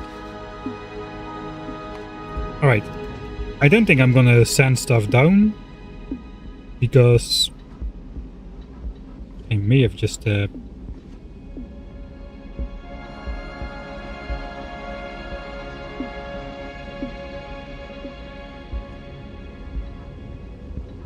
right, we're not gonna send stuff down because we're close to the despawn limit. I forgot to bring more chests. I did want to bring more chests, but oh well. I'm just gonna leave all of this on board for now. Except the fish, we need the fish. Let's send those down.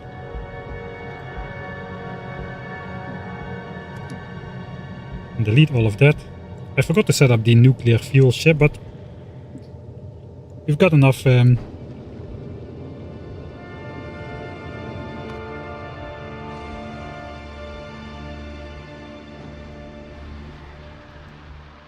suddenly some wild fish appear. There they go. We need to pick him up and bring him. They look so sad. we need to go save them. Let's go rescue them.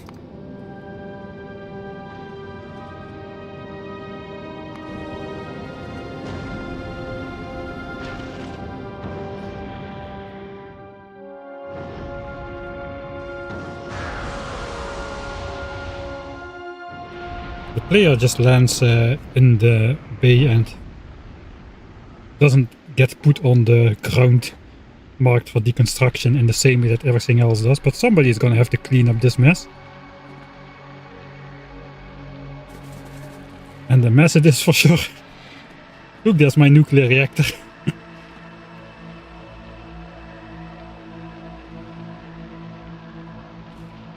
Could you make this like a working nuclear reactor through modding? You just have to put it in a certain pattern on the ground and it's like a micro nuclear reactor. That would be dumb. Alright, fish.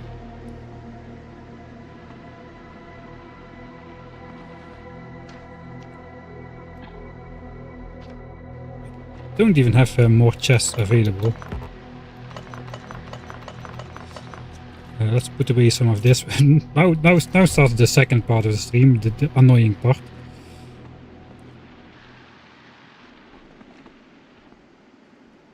How am I I don't know how to do this.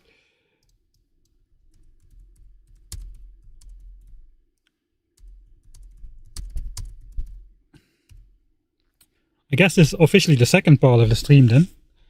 I got here ahead of schedule, let's call it ahead of schedule. I started streaming earlier than I did.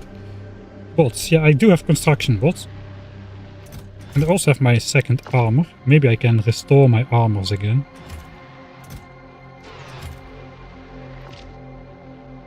So this armor is just supposed to be the running armor.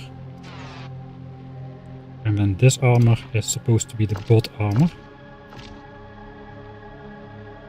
And those roboports were spare ones. I will grab the bots. I think this is not going to be doable with just bots. There is like, I don't know how many items are on the ground.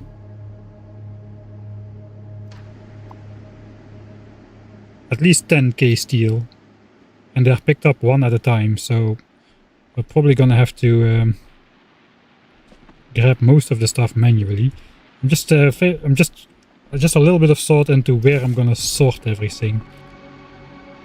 I think we just have to get rid of this center square thing.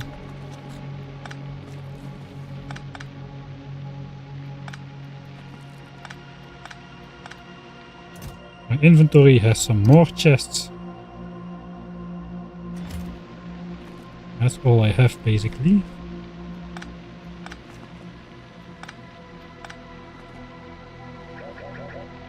I will leave those be. Alright. I think we just gotta start picking stuff up. There's a cliff here. A cliff. Let's put the chests on the cliff.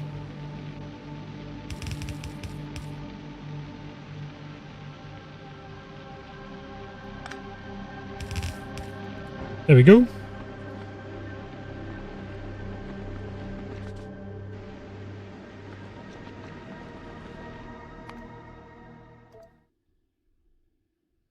Let's try the bots thing.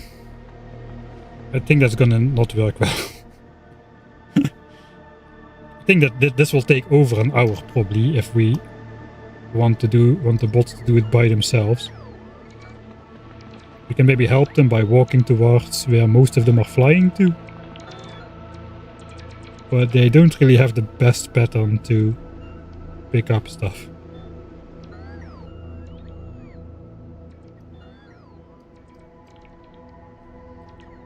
Let's try speeding it up.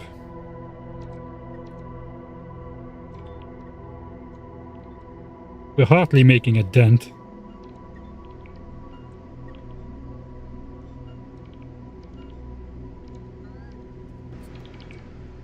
No, we're not gonna do it like that. I think we are gonna try to pick up mostly one item at a time. Let's start with some steel.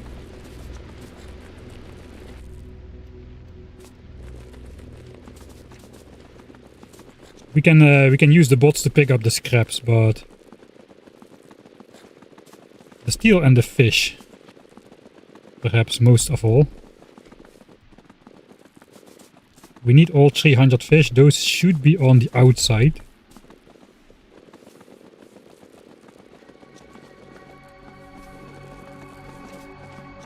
Yeah, I got 300 fish, so we can drop the fish already back in underwater. That was well before 2 hours. Thanks Redshift for the subscription. 19 months, man. Thanks.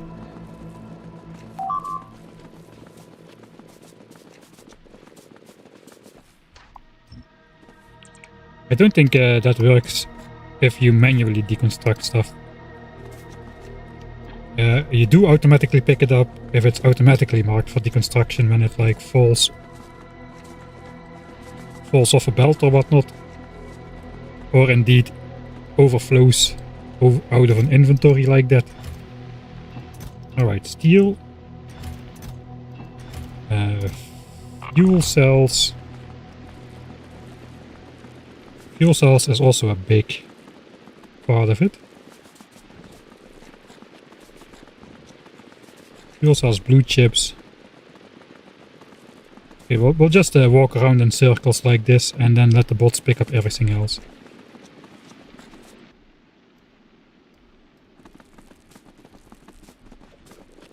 And try not to get stuck in the trees too much. Inventory is full. So much stuff laying on the ground.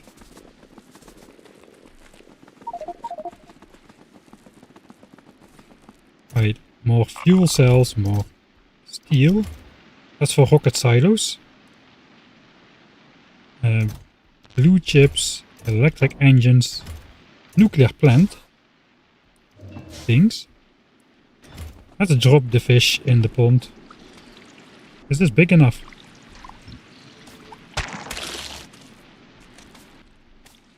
It's gonna be a crowded pond. Normally we have Ben the fish, now we have Gleba the fish.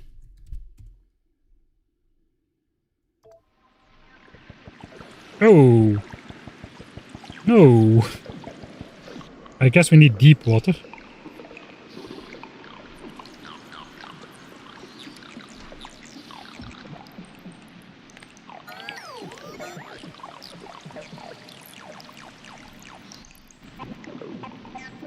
Blue marsh. Blue marsh. Blue marsh. Light dead skin marsh. Okay, looks like we cannot drop it in the tiny pond.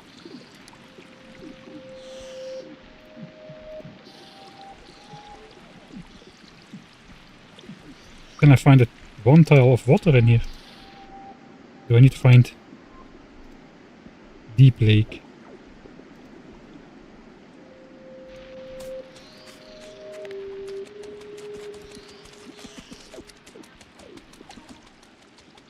Deep lake is the area I cannot walk on, right? If I can walk around this part of the lake, technically they shouldn't be able to escape then. That doesn't look like a very healthy atmosphere, but alright.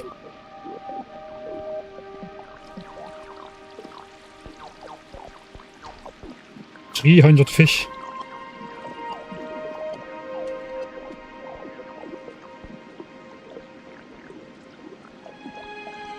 See if they get out.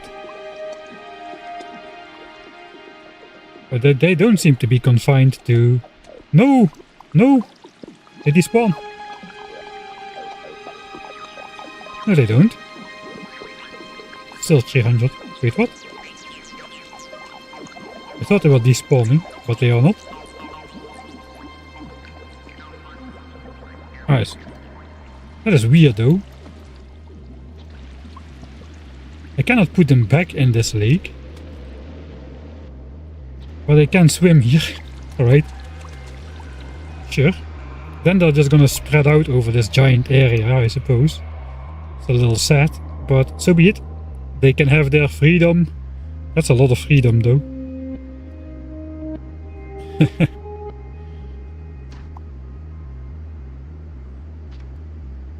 Alright.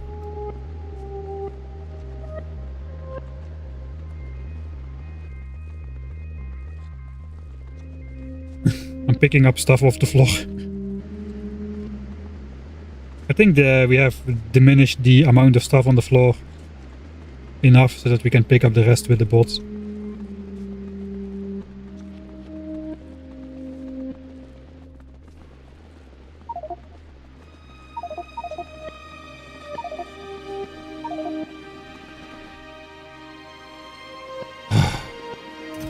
Belts.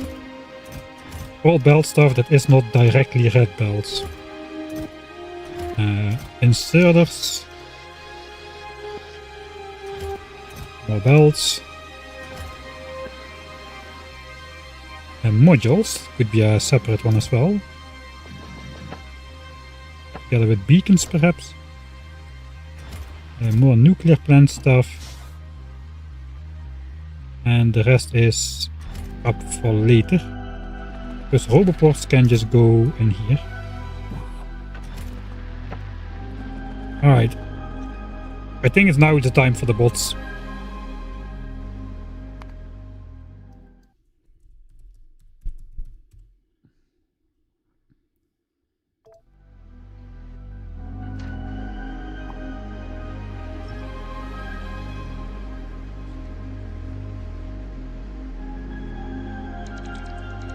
Of course they go north first.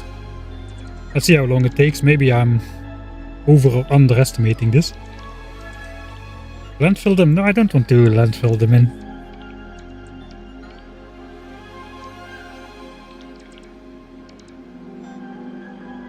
A fish killed by stompers.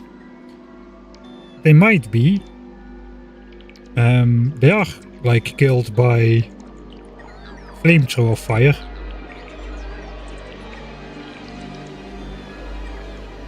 It's taking a while.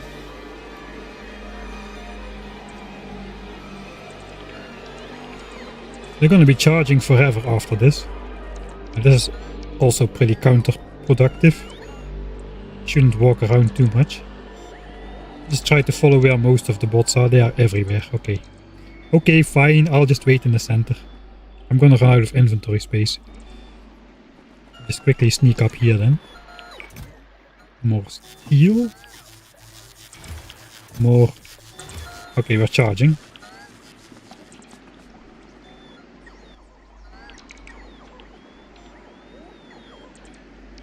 I think we got almost everything.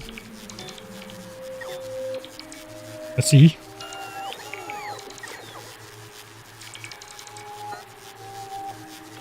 That's not too bad at all. I mean, it is quite bad. We have this many batteries and we spent 20% of that by picking up the remains of what was laying on the ground here. Okay, blue chips. Wait, where's the low density structures on rocket fuel? I guess that's still on the spaceship. Red belts go in here.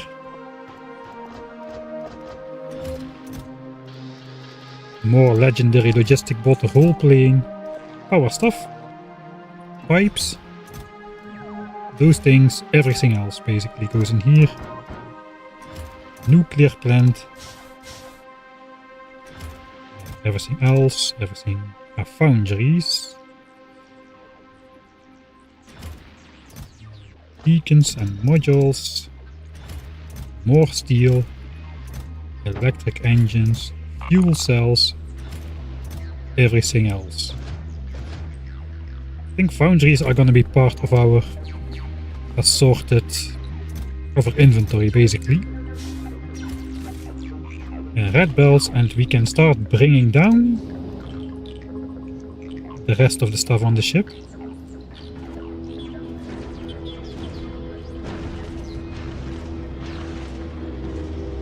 So we need to request 5000 calcite.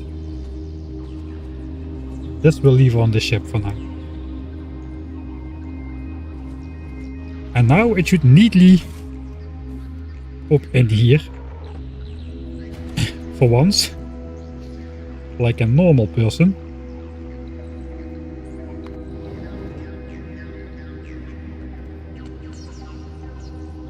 And those, and I think this will... We'll send this down too. 2K steel gears, 4K circuits.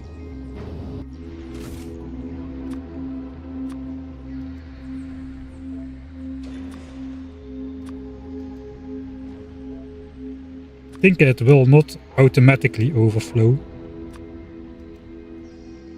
Only if I force stuff down.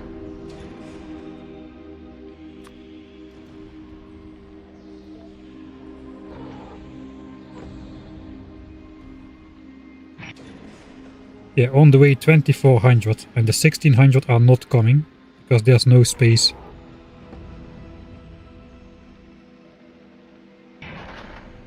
$400 left to go, and it just stops sending stuff altogether. Let's wait. Ah, no, it doesn't. You can over request and it will just send it down. Interesting.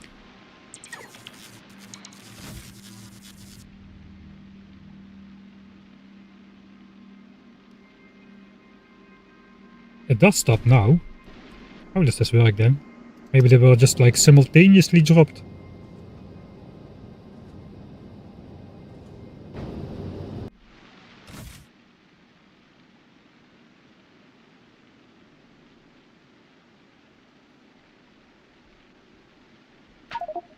Yeah, now it starts sending it again.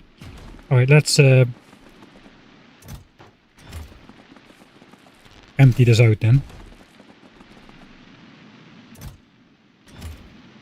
Alright, blue chips.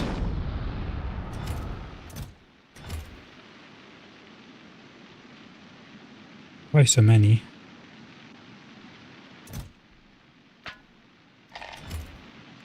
$600, $600, $600. Why did I bring the other blue chips? Ah, for the rocket silos, that's right. For the rocket silos. Alright, so that is our rocket silos. Oh, thanks Unfestive for the $10. Been following the series for a while, learned way too much about this game. Thank you. I'm gonna put fish on Gleba now. Yeah, you can also bring them to Aquilo.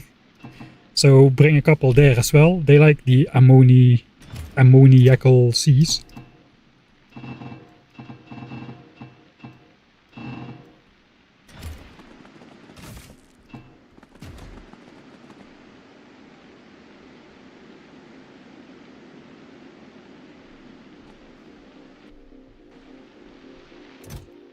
Alright, this is our personal stash of stuff.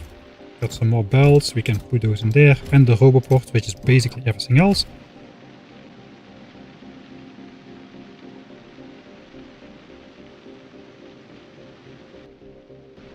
Then we are done, right, with sending stuff down.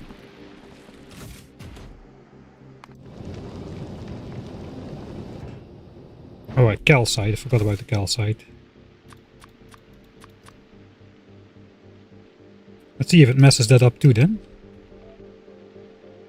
1, 2, 3, 1, 2, 3, 1, 2, 3. So probably we get I'm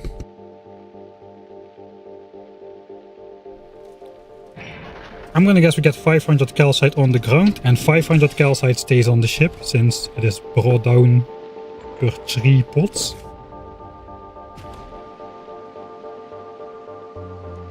So the next one should still be good. See if 3 lines disappear.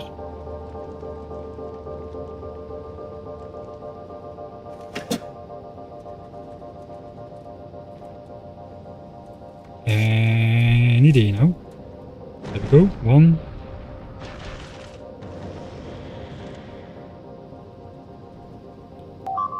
Oh no, this time it looks like nothing will spill on the ground. Not sure what's going on. Technically you can put fish in volcanic lava too. Technically yes, you can put them there. You cannot take them out anymore though. Right, maybe it was just some, I don't know what's the mechanics behind there. Let's not think about it for too long.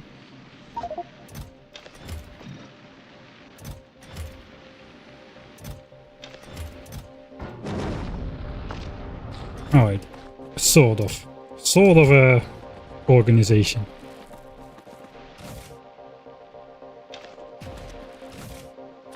Right.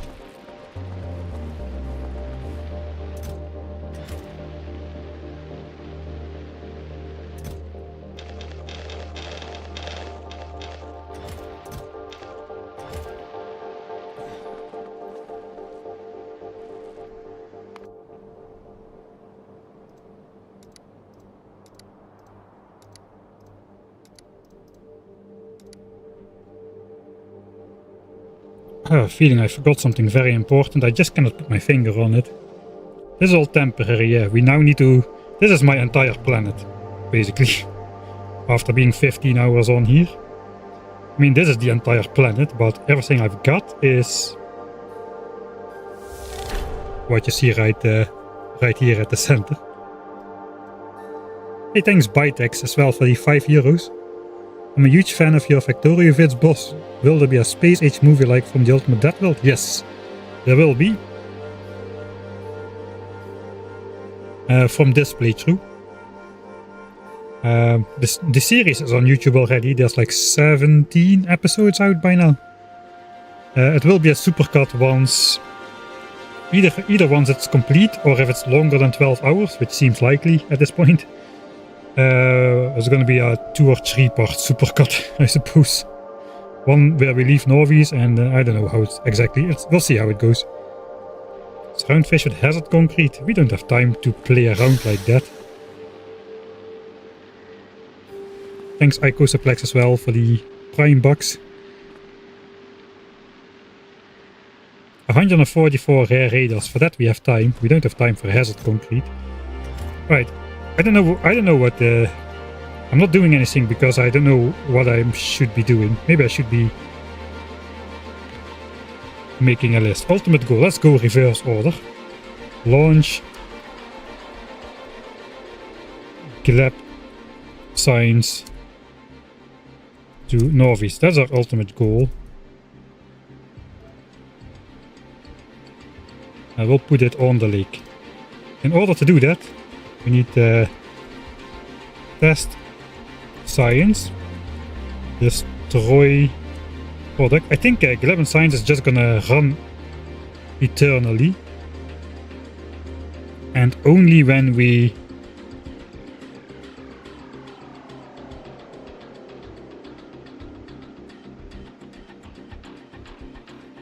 when we want to send it to Novus, we'll put it in the rocket silos or something like that. Like with a priority splitter, we can then determine if we want science to launch or not. Because producing Gleba science infinitely is for free, but launching the Gleba science to Novus and let it rot on Novus, of course, is not very smart. That might be obvious to you, but I'm just discovering all these things right now, so excuse me. Before we can test science, I don't know if this list making has any sense. We need to build science. I don't feel like I'm making a good amount of progress here. Before we can build science, maybe we need to build power. Maybe that's the first thing we need to do, build power.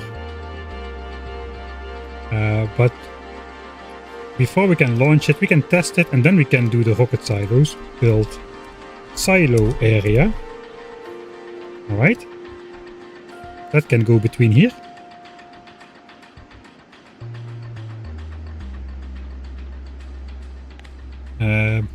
Make farms and whatnot. Just the not blueprinted part of the science.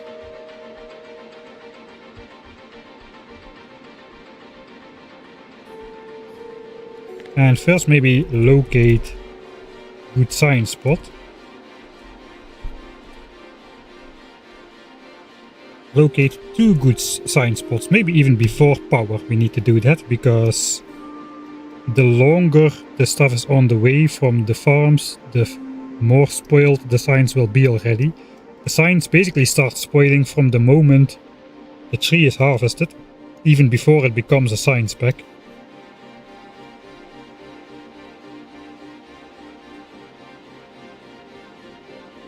Doesn't recycling Gleba science give spoilage? I don't know. No, it just gives back... I suppose it gives back fresh agriculture. Maybe not. Maybe it doesn't give back fresh agricultural science. Actually, that is a... No, it does. I think it does because it's a recycling recipe. It's not a biochamber recipe.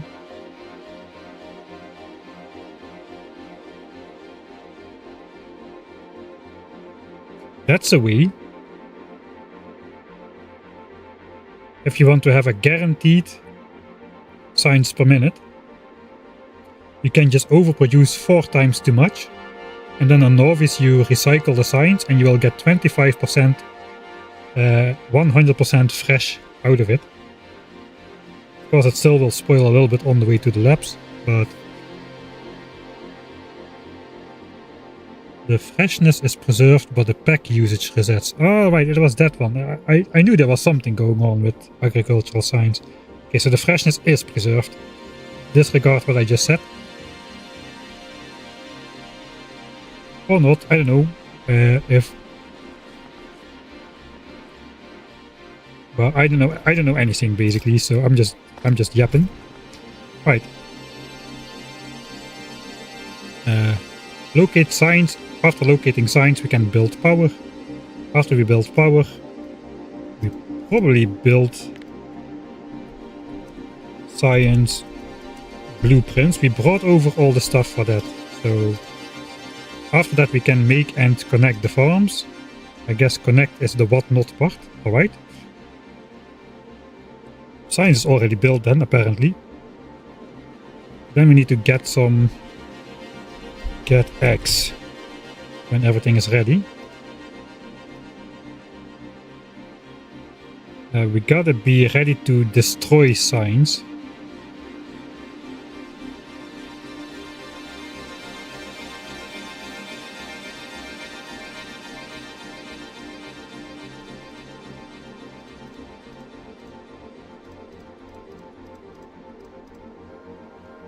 So destroy science area.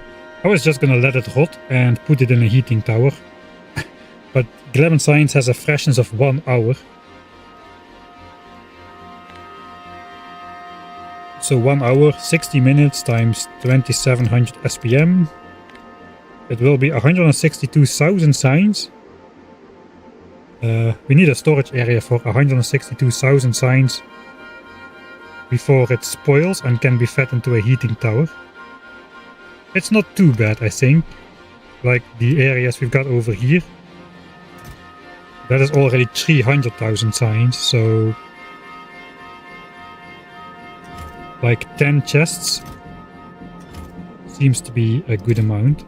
The spoilage stack to 200. Yeah, it stacks to 200. Okay, I was thinking it stacks to 100. Then you get some funny chest explosions after the sign spoils, but no, it stacks to 200, so that should be good. I think that's 9600 per chest.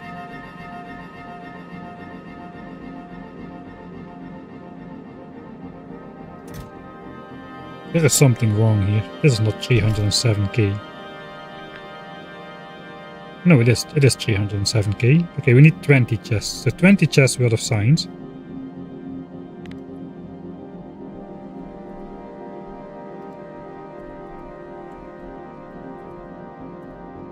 Then we can store 30,000 more signs than we'll need to spoil. So that should be good enough. We might go a little bit bigger still. Let's do 24. We might need 24 chests anyway for the inserters to keep up.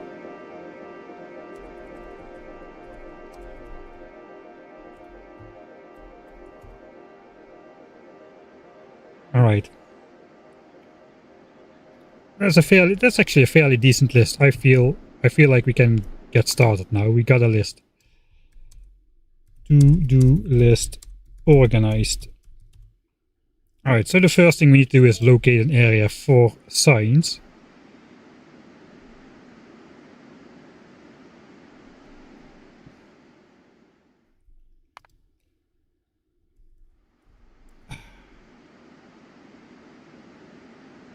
Forgot how many trees you need.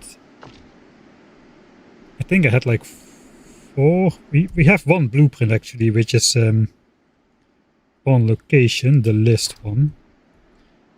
That is from the test world where we had the farms actually set up and whatnot. It is a random location though, it's not like an optimal location. As you can see, the belt from this fruit is way longer than the belt from this other one fruit. It actually is a decent area because there are no cliffs there, and I didn't bring cliff explosives. That's not too bad. Ideally, I want both science areas close together so I can launch and make a single rocket silo area. We also want it fairly close to the center, I suppose. So I think we're gonna find a different area to build it, but there's cliffs. I didn't bring cliff explosives and nor the stuff to make them. I think you need volcanist stuff, right, for cliff explosives.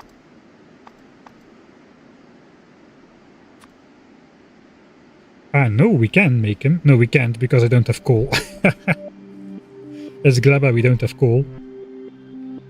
For grenades. We have the calcite, we brought over the calcite, but not the coal.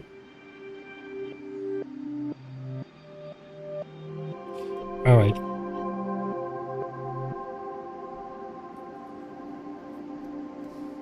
It doesn't need to be hyper optimized. The important thing is the science needs to arrive more than like 69% fresh before it is consumed in the Northeast labs. If that is the case, the build is good enough, and anything better than that will just spoil away anyway on Northeast. So we just need to meet the threshold, but we don't get extra credit for exceeding the threshold.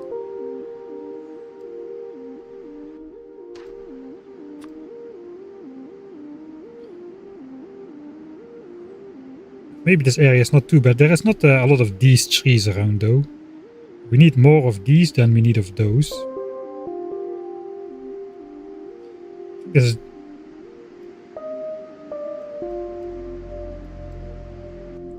Can I light up the cliffs?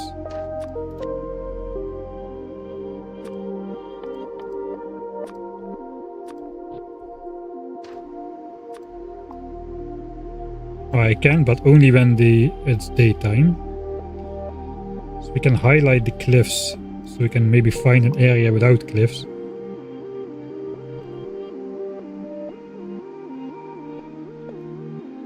Like here we got purple fruits.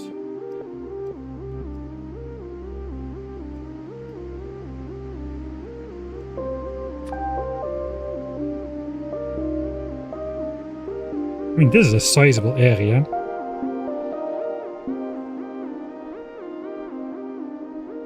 Here's a bunch without cliffs. It's getting daytime.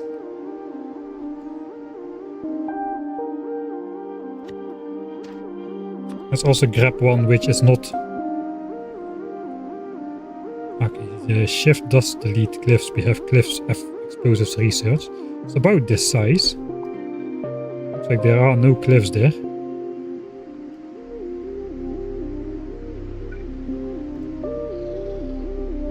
Yeah, we can place the artificial soil in the light green areas, so we can extend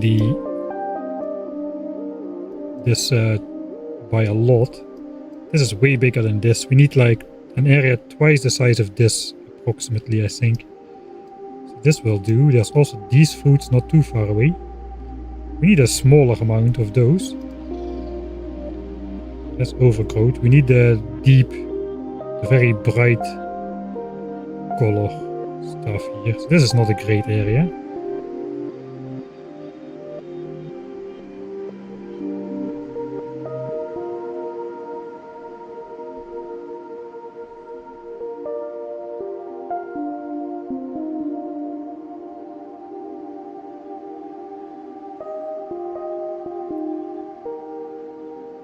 Maybe it's good enough. We can build one here and one a little bit higher. So one here, maybe one here.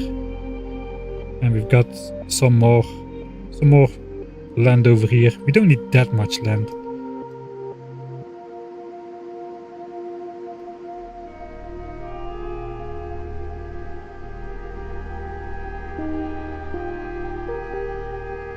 Guess we'll try it.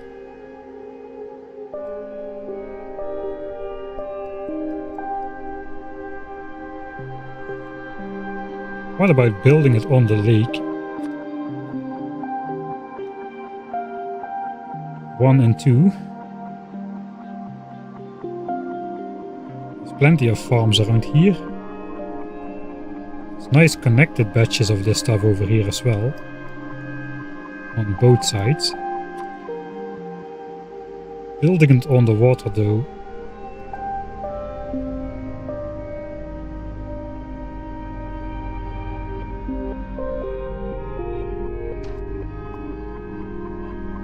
$6,000 landfill as a minimum. We do have that.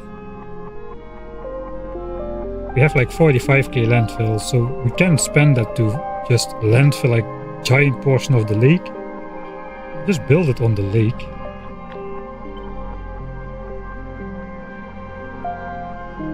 There's no cliffs on the lake, somebody once said.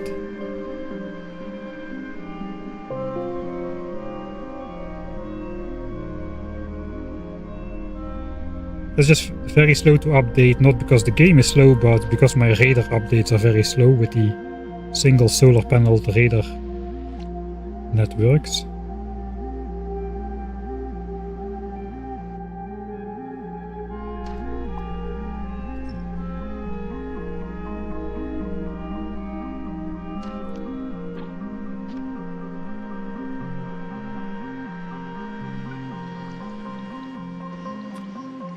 How big is the agricultural tower?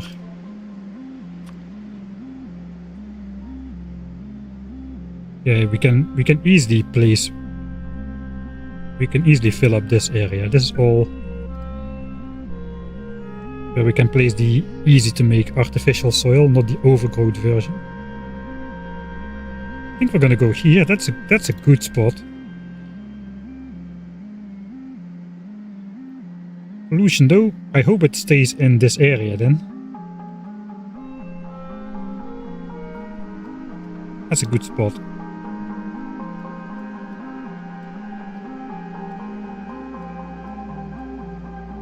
Maybe I should have looked at this before the stream, to be honest. This is a decent spot as well, I think. There are no cliffs here. In the area where we need to place them. There's one cliff here, and there's some cliff here.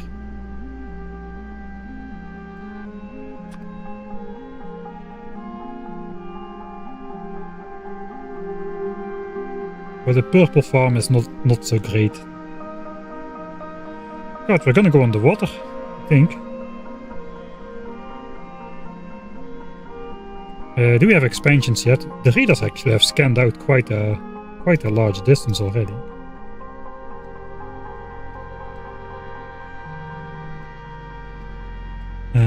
Oh no! I did actually look at the stream,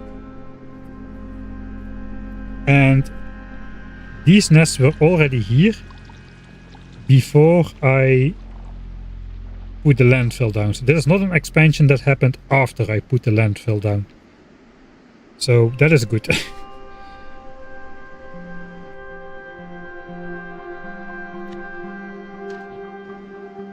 Where is my raiders? It's here. This chunk. Okay, that's not the closest one. The closest one is here. Okay, we have already scanned out to the maximum range, which is 2 chunks for the extra for the rare raider. So this is all we're gonna see. Now we just need to wait for the corner raider to scan this part over here. Let's take a look at the expansions. So there were 2 circles over here in the visible area, 2 green circles. For the rest, only at the 2 lakes. There's nothing else. Let's see if something has expanded there already. It doesn't appear so. These 2 circles are still there.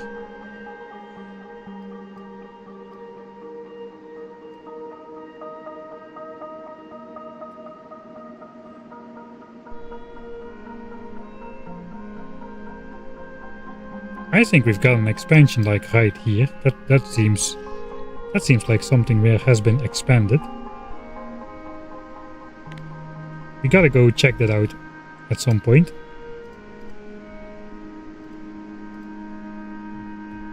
So that is literally the chunk next to my landfill grid, even protruding a little bit.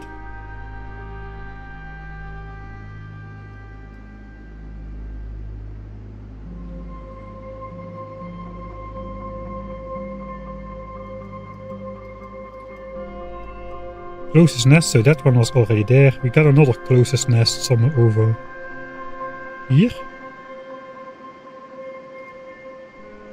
But it's not really the closest nest. The closest nest is at the oh no spot. That one is actually in my territory.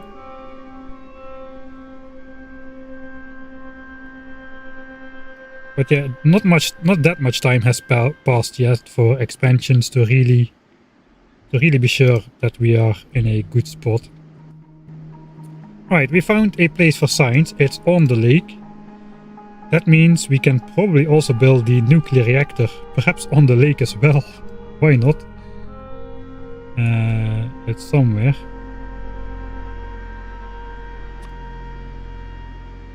It looks very lakeable.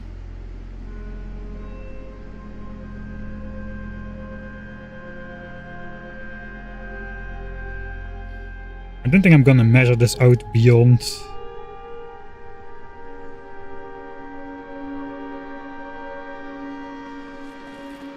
what I really need to do. Right, so nuclear plant. I can switch armors again. Let me first grab the necessary. Let's organize the inventory. Ammo. Right, we need some of that. This was my inventory. Do I want to bring I don't think we're bringing the artillery turrets. We probably need something to start some stuff up. I think we can get rid of all of this, to be honest.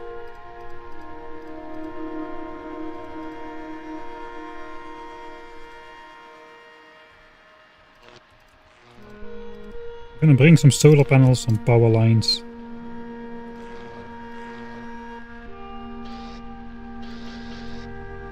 Yes. We're gonna build nuclear power, so we don't need those. Not those. Mining drills. Do we mine? Yeah, we need to mine more stone. So we can make bricks. So we can make concrete. So we need some iron ore as well. We can just deconstruct plans for that.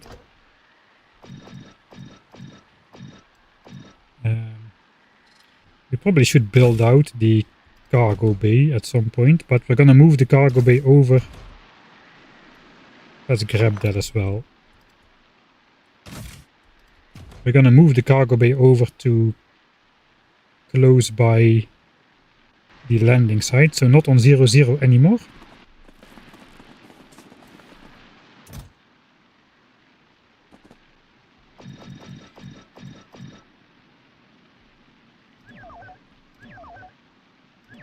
How did that get in there? Alright. I want to sort that chest. The modules are in order. We got beacons. 1, 3. Grab some of the better ones. Some productivity, some quality.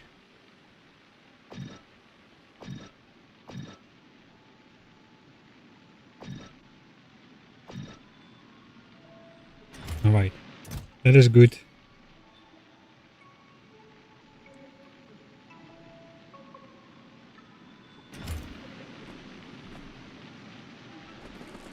We did finish smelting stuff. So we have about 1 chest of iron and 1 chest of copper.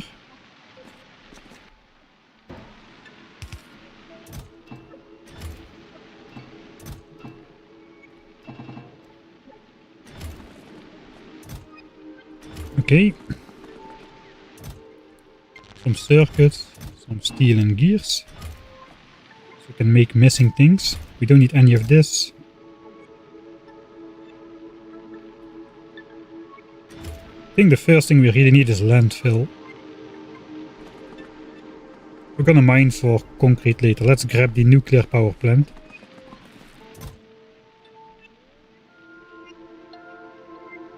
And then we'll just take as much landfill as we can carry and try to install at least the basics of the nuclear power plant, and then we'll come back to actually feed it.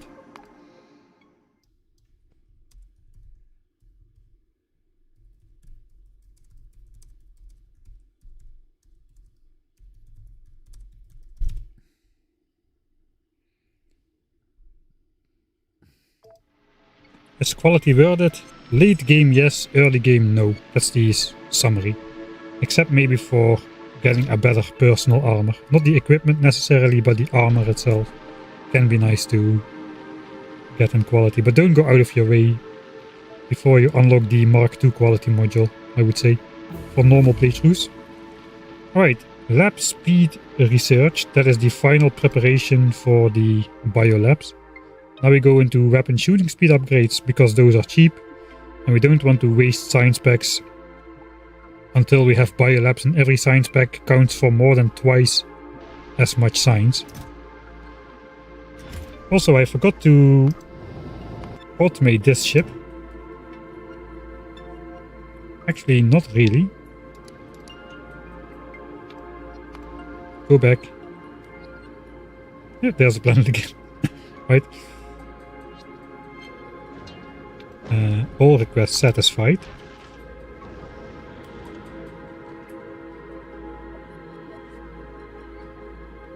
And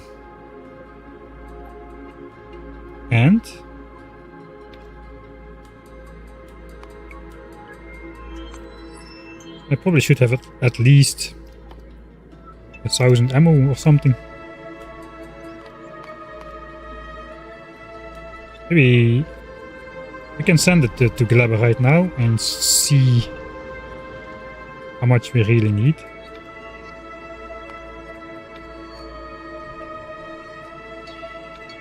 Then we can send it to Gleba, and then it needs to return only when we run out of fuel cells, because that's going to be its only task. Then we go to Norvis and pick up 100 fuel cells again.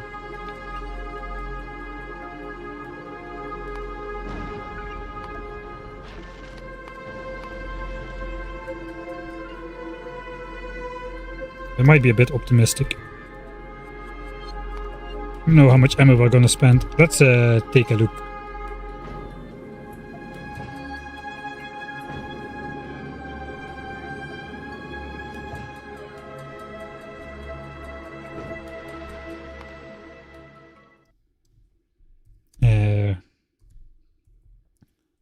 Make a zip tie deluxe to Gleba. That is a very safe ship, right, to transport nuclear material. The very first crappy gun turret ship I ever built is trusted with the... I know if it explodes in space, nobody's going to notice. Let's take a look. So this ship goes pretty slow, like 80 kilometers a second. It might be able to go faster after we have some weapon shooting speed upgrades, actually. Let's just see how it does. I mostly want to know how much ammo will be spent. I guess these things are full of asteroids now. They are.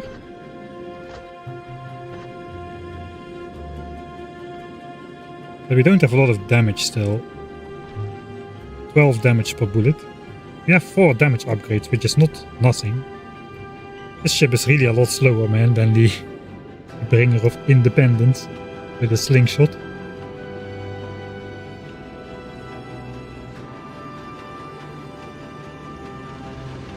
Why would Gleba need nuclear?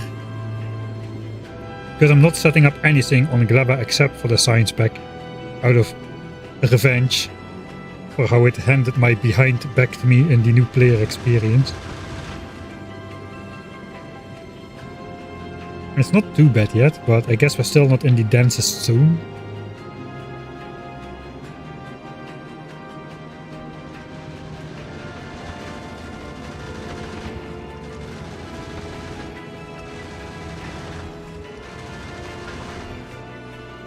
So we can look at this stat at the end of the flight to see how much ammo was consumed.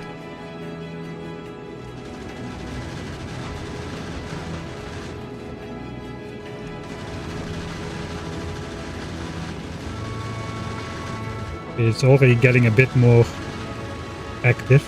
I do remember this ship sometimes takes damage if the asteroid spawns are unfavorable.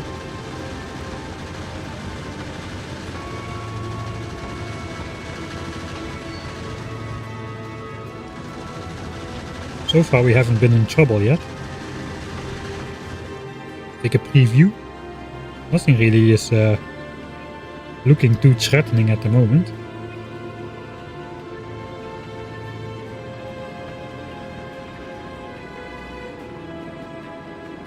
I think we got a very lucky asteroid spawn on this trip, so it might not be too representative.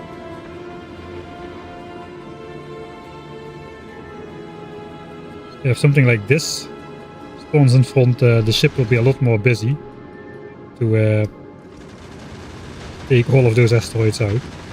Might get distracted by those anyway.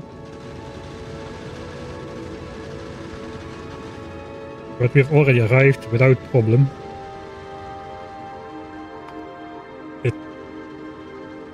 It didn't take 2 minutes, but it took a while for the asteroids to start spawning.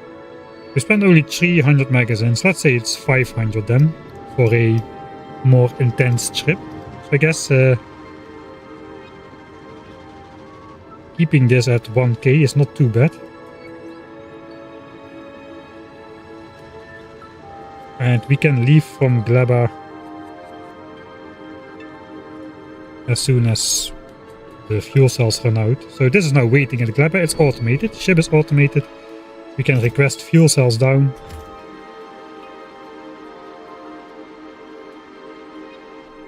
And we can go build nuclear plant. So we just grab this chest and this chest only. It's not gonna have everything we need.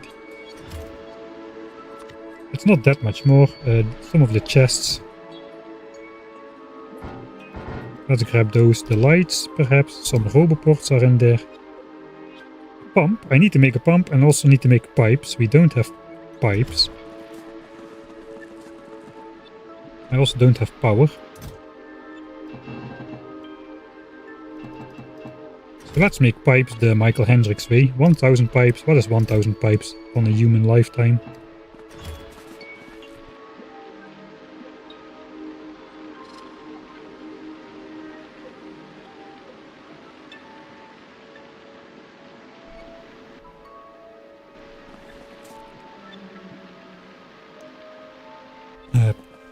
Power lines, we don't have normal wooden power lines. We do have copper.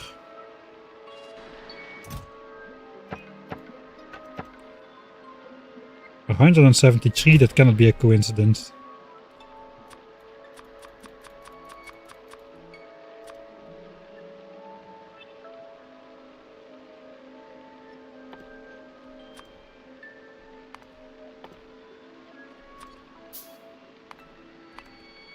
Alright.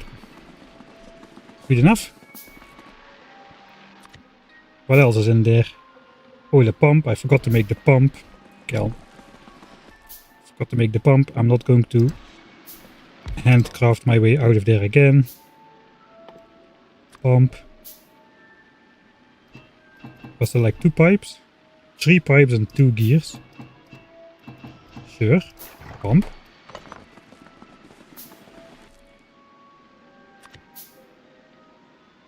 Lights, roboports, power lines, we got those. Inserters, underground pipes.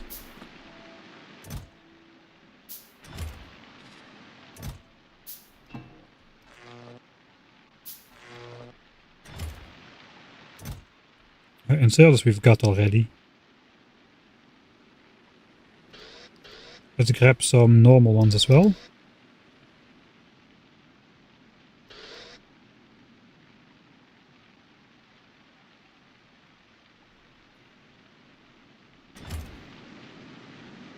It's quite a walk, so I want to be quite sure. The logistics bots, we need some for the nuclear power plant.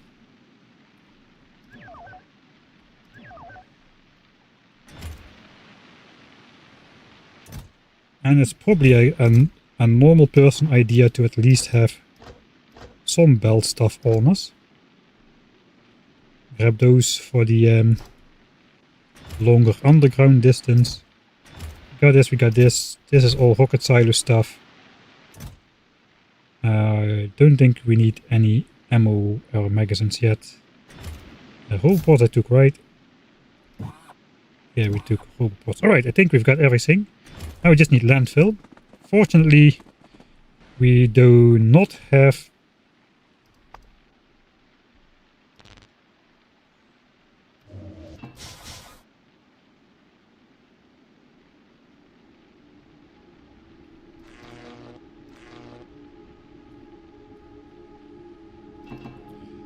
logistics bots, so we can do this and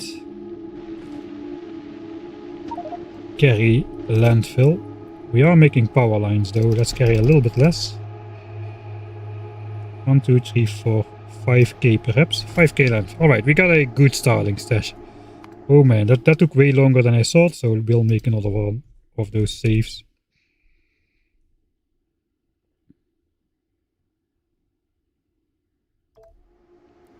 Senior shorts, plenty. I have like 3 shorts which I made like years ago. But you just mean the edited series, perhaps?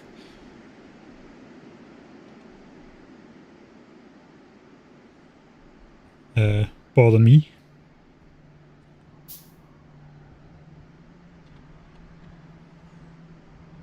Yeah, we have all the landfill we need, I'm pretty sure. So this is the science location.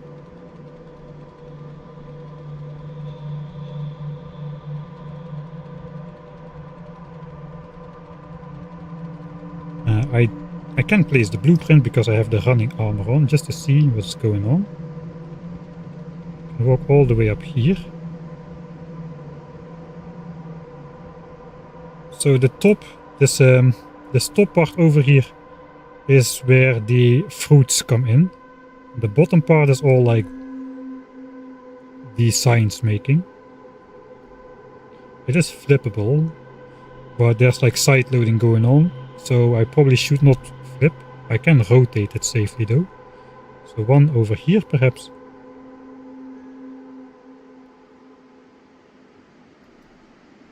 And then one we rotate. Can maybe even overlay the roboport or something.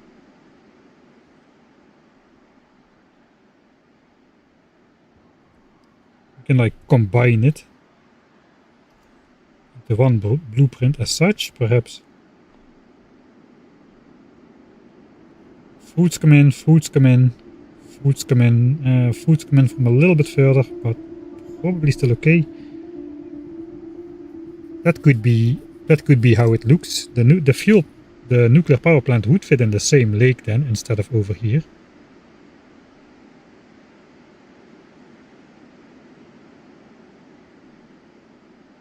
And then we get a nice cliff-free area up here. Yeah, no cliffs there for the rocket silo area. It might be a good layout for the base. I think that's how we're gonna go.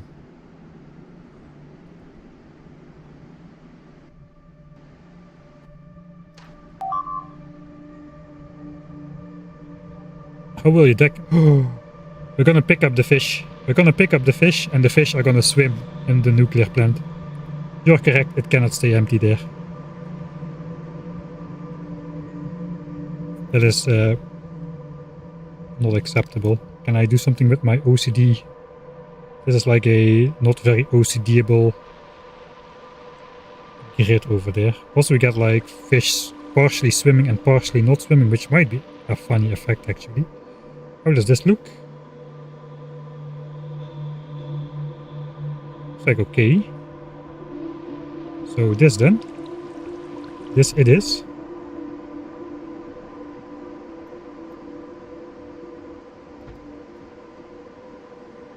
Okay, we can then later fine-tune the location of this stuff.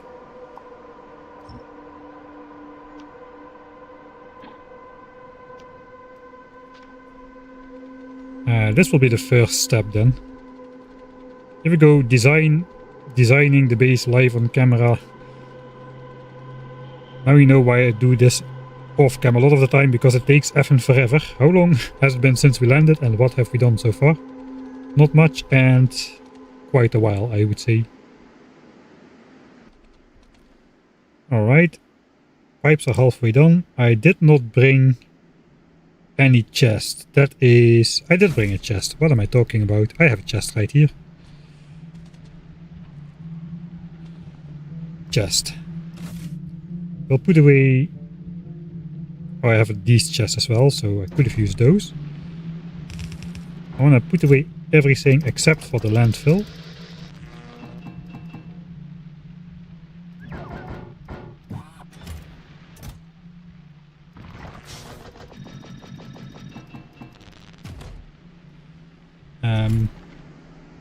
And the landfill is gonna be bot placed, I think. Can I...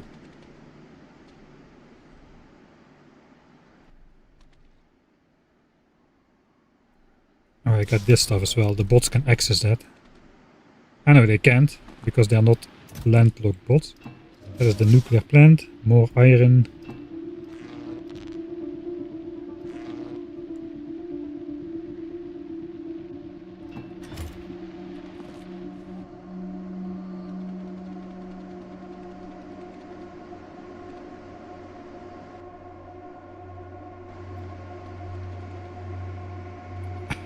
I want to get the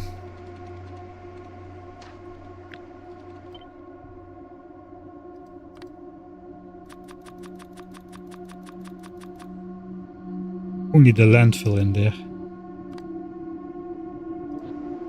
Alright, so that is my location. So we can delete this as well now.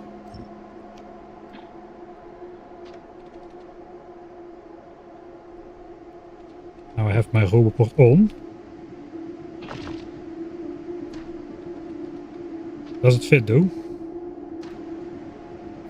Not quite.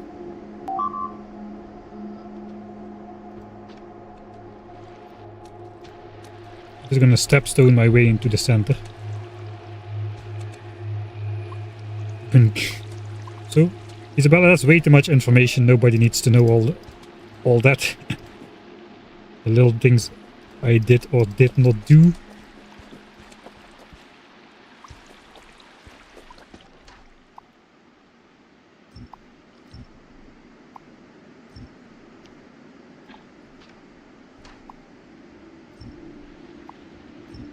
All right.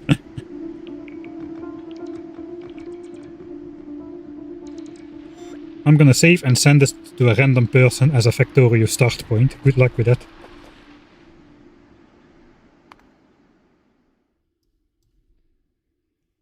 I again missed a number. 1629, I suppose.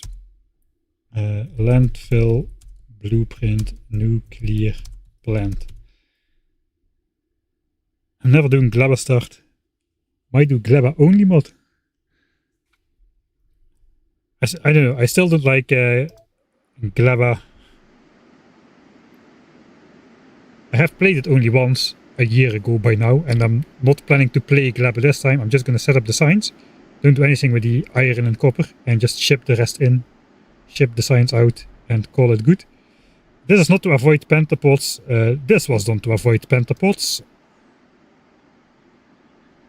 And then this to avoid them from expanding. Hopefully. That's still theory. But I suppose now we can place everything. The bots are going to be busy.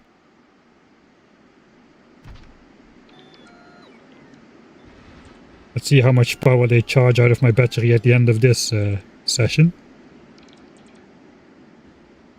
At least they can carry 3 landfill per bot at a time. Landfill is one of the few things where construction bots can carry more than one item per trip, together with modules. Modules and landfill, that's it basically, as far as I remember. And maybe like ammo for filling turrets and whatnot, which is possible these days. We're building in the water because the water doesn't have cliffs. And it happens to have large enough fruit fields of both types nearby to produce 2600 signs per minute, without the fruits having to travel a very long distance. I mean, normal person solved that with trains, but I didn't bring any, so we're gonna have belts. Now we're gonna need to bring 300 fish and put them in here. Perhaps we can first build the reactor on top as well. Now all of this should fit in my inventory. It does. And I didn't bring fuel cells. We need fuel cells anyway. Let's bring the fish too. Hopefully they haven't escaped too far just yet.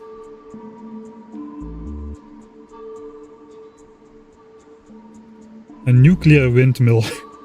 that is double green power. Yeah, like concrete as well. I never used concrete in my bases, so that didn't come to mind immediately. That was enough landfill though, so that's good. Now we don't need this anymore. Maybe I should keep it. I'll put it in a chest. And save.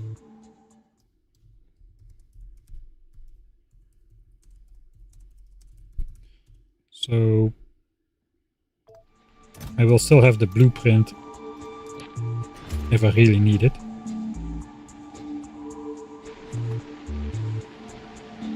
I came here for the fish, right? Fish, and fuel cells. we have 8 reactors. They're gonna be fuel efficient. Let's just bring 1 stack per reactor. We also need perhaps an extra stack to start it off. Okay, we put the fish in this area. Yeah, they have swum out long and far. I have way too many deconstruction panels. Fish. See how far they swam already. Oh god, they're everywhere. Okay, this is 300 though. They're not everywhere. So let's just freeze them.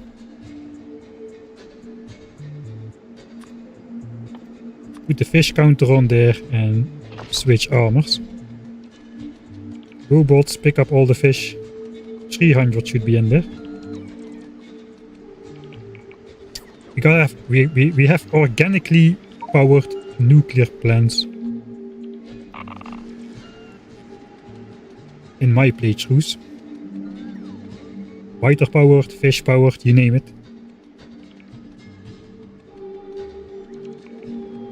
Alright, is that everything?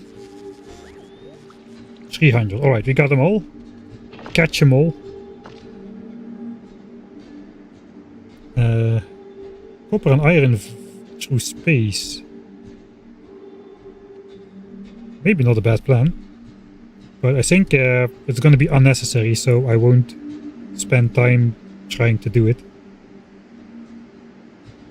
We're going to have all the stuff we need to launch science off of Gleba available as extra byproducts on Fulgora. So that is where eventually it's going to come from. Or at least that's the plan. It's pretty nice that this nuclear plant is actually reachable by just walking on this marshy stuff. Right, new fish. This time they won't be able to escape.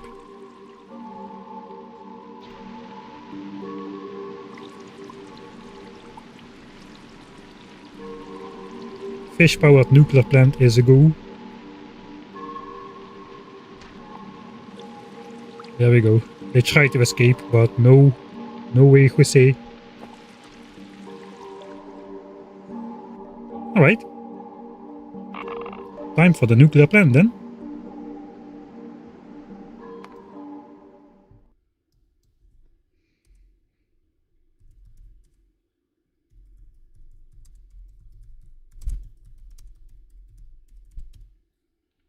I wonder if everything will be built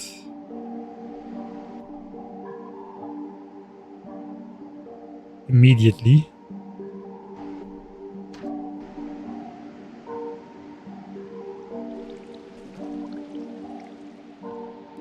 I should probably be standing somewhere where I'm not obstructing the build.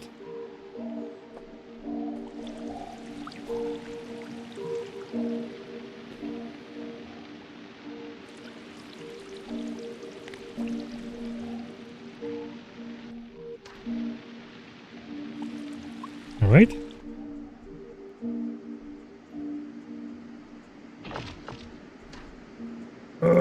But that way I cannot reach the edge there. Or can I? No, I didn't bring the extra robots. Alright, we're obstructing one of the nuclear plants, so be it.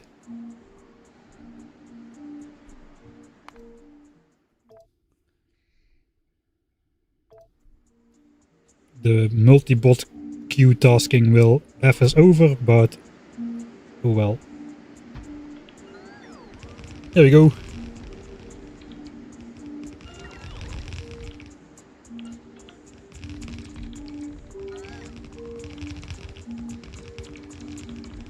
Guys, not everything that is rotationally symmetric is the Second World War symbol of the bad guys. Please, stop it already.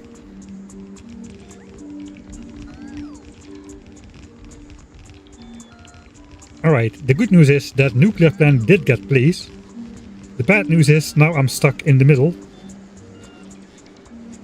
And look at that, not even a single thing is missing. That is awesome. Even the water pump is in there. Do we want the water pump on the bottom side? I think so, yeah. Let's keep it there. Oh, I can just about squeeze my way out.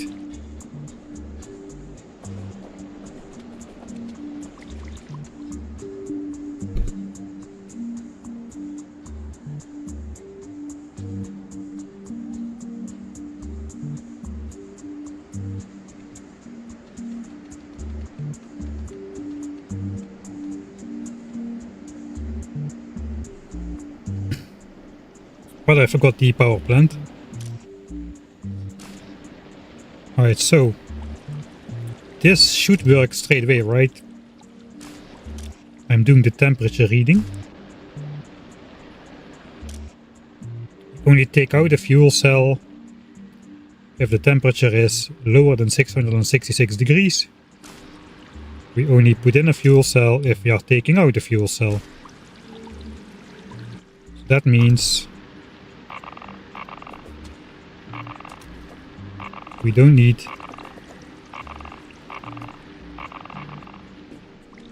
anything to start it up but a single solar panel. But I don't have space for a solar panel. I did bring one. Fine. Not fine.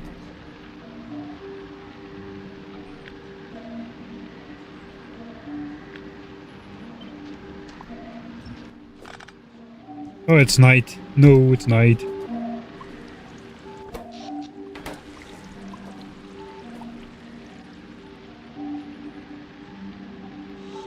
Alright.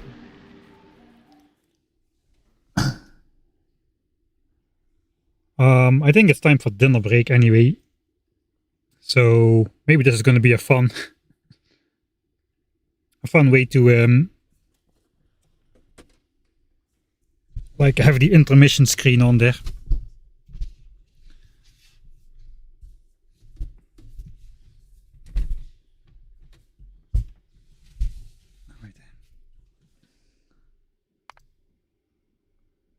I hope this works.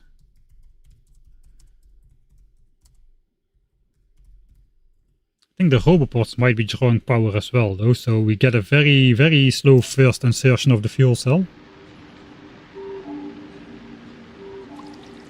I hope the circuit network works.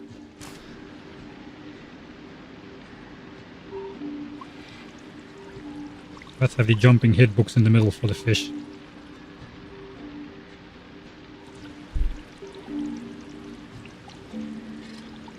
Alright, so I see some lights on the inserter. That means they are getting some power, low power. What power they have. Oh, we do need to put the first one in. Yeah, we do need to put the first one in.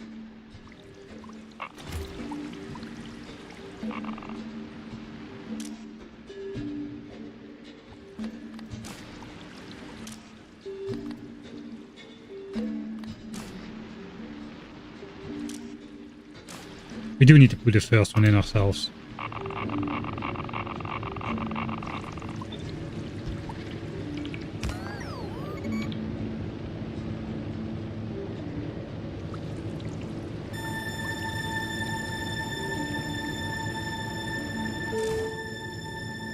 Maybe the second one as well, if this is not going to reach 500 degrees.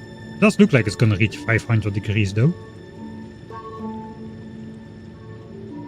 Yeah, it's gonna reach 500 degrees.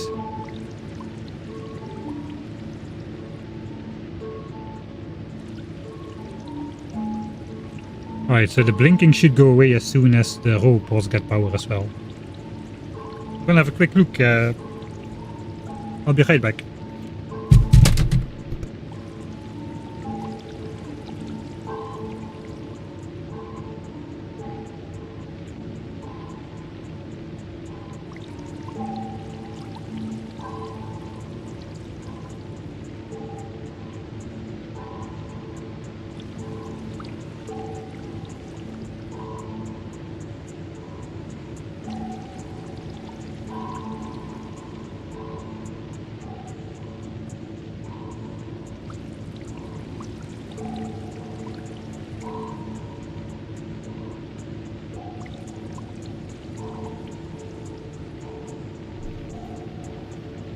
Alright.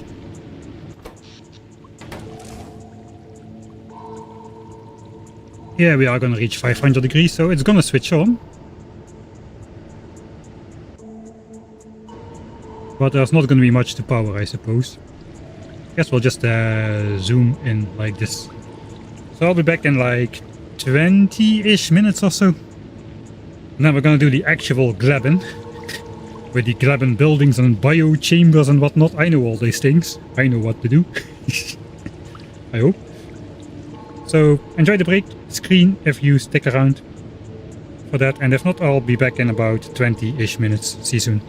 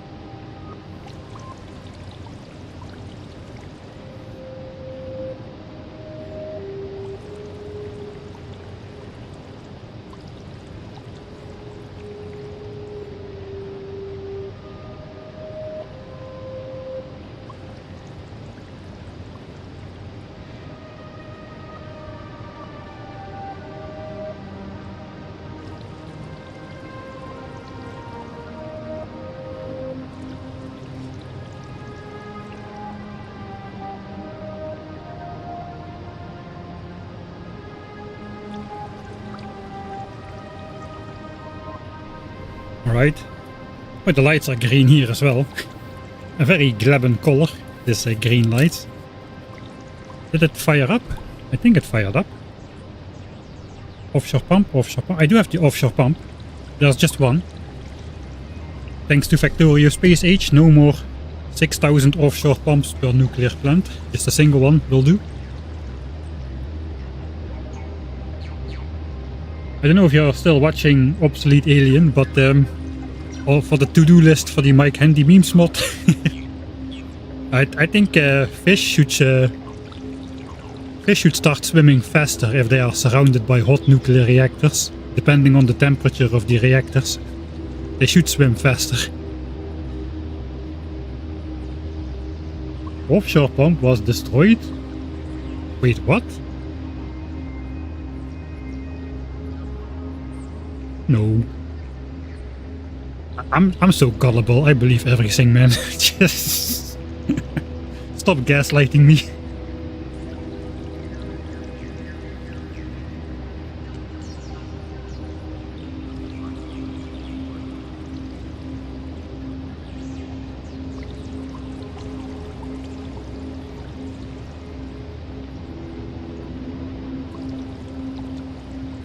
Oh yeah, Aquilo can have an iceberg-powered reactor. I guess we'll build a reactor there as well, instead of using the easy-to-make rocket fuel there too.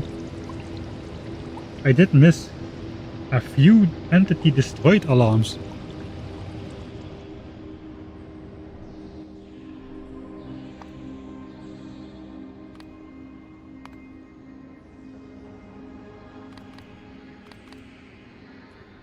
No, I didn't. Did I? No.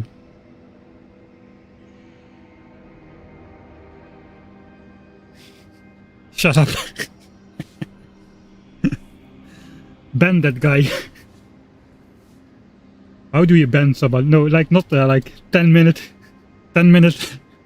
timeout. I don't know how to do that though. So it probably won't work.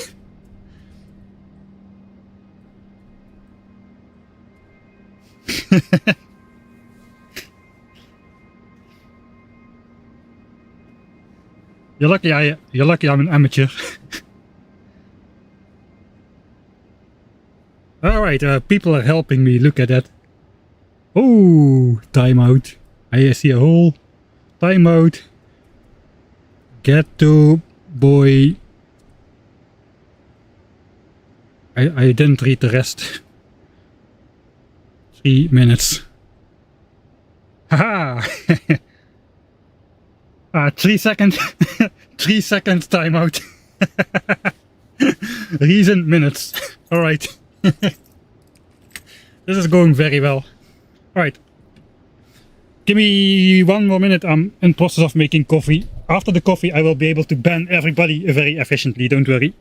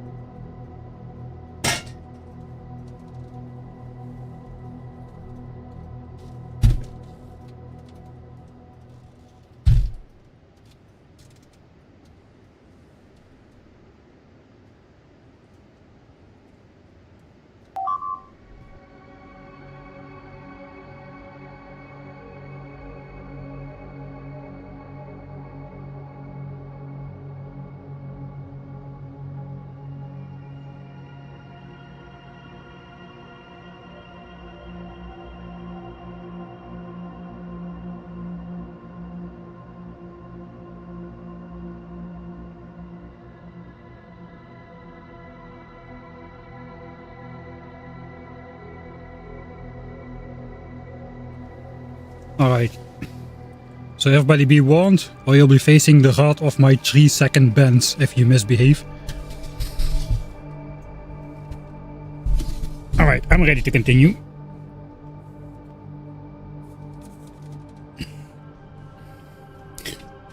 There should probably be some bingos by now. I think I already did a lot of dumb stuff this stream, so... But is the reactor working? Yes, it is. 960 degrees, we are at max temperature. The fish are not swimming faster, that is unacceptable. It's like 1000 degrees in this square over here. One fuel cell out of there.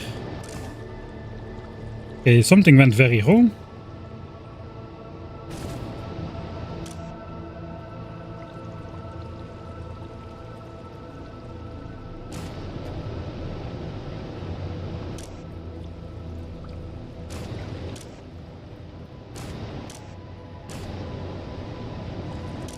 We're reading the temperature, right? Yeah, we're reading the temperature. So why are there 4 spent fuel cells in here?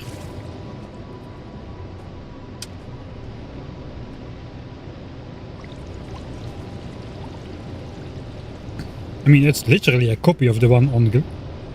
I'm gonna guess that's like startup problems.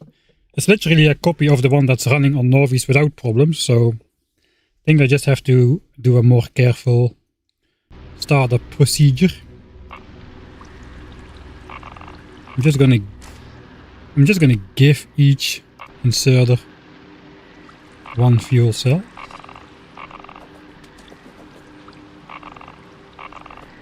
In the hand, you can Z drop fuel cells in the hand of the inserter.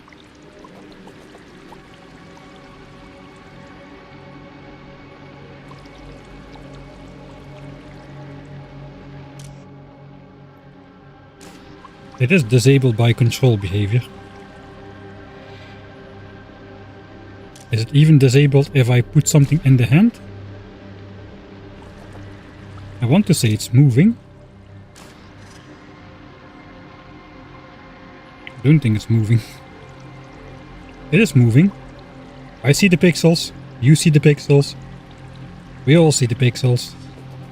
Let's do this so we can see the pixels a bit faster. There we go. Alright.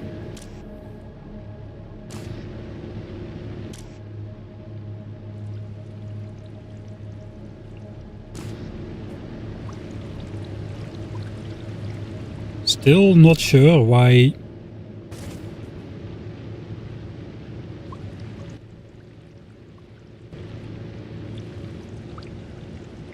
though.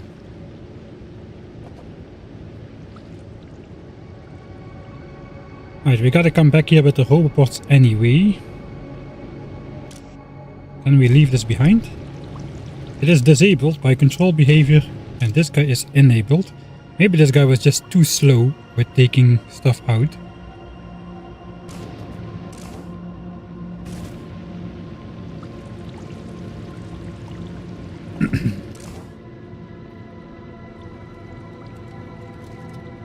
Do we have hand size? Yeah, we have hand size 1 because we haven't researched any other hand size.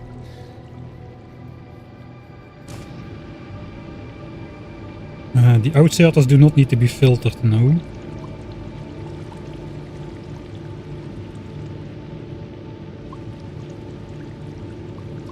I took a few the wire blocks. Okay, so I think it's a issue with the like brownout. Like severe brownout, as brownouty as brownouts can be. And then the circuit network does not transfer signals properly when there's a power shortage. Water should be available everywhere. Like we could probably have like 50k water in the system, so that is alright. We just need to wait for the heat on the pipes here to also start going. It's probably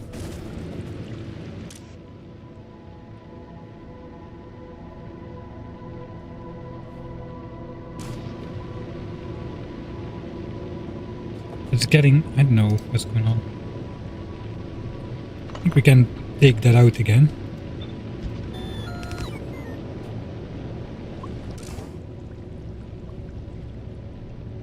We're gonna reach the temperature. Now we can see what's happening. If it goes wrong, we'll intervene.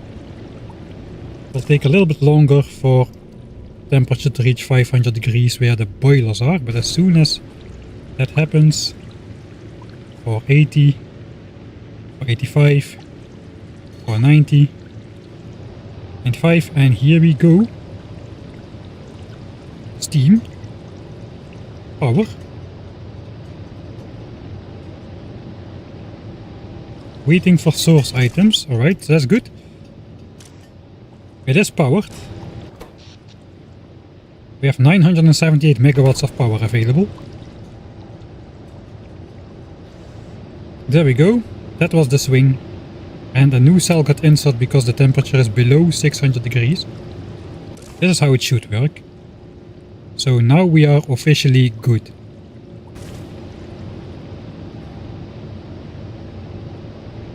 Right. And then we can place the roboports back as well.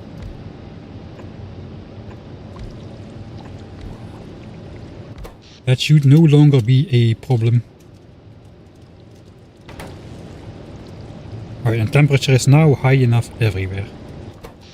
1 gigawatt of power on Gleba. Fuel efficient design, so we will only consume fuel cells when we need them. So that part is done. Yes, eventually we will need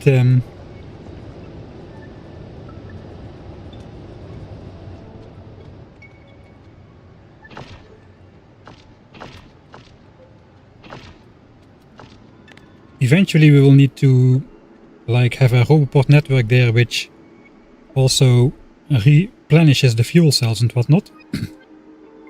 But maybe we won't, because by that time we'll have switched to rocket fuel.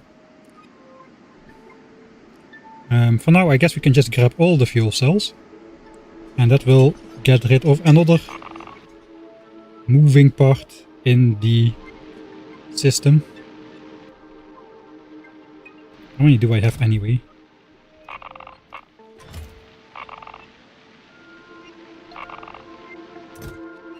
$1,092.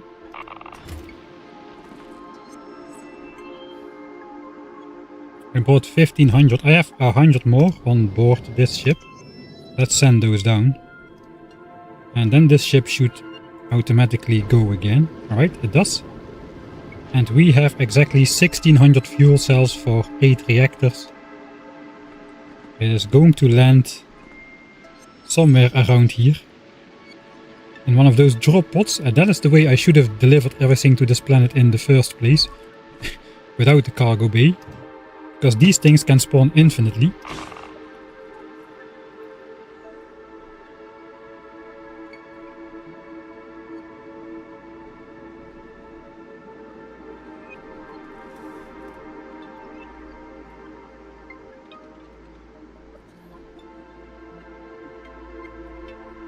Mike not reading chat? Yeah, I guess that's a valid point. If you said what the issue was and I spent another 5 minutes finding the issue. That's a check mark.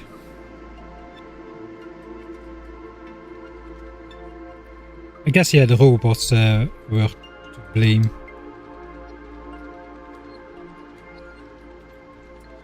Are they though? We should get enough power fairly quickly. But maybe the solar power night cycle kinda messed it up as well. Alright. I can exactly not reach the nuclear plant from that angle. Let's just go where we know we can go.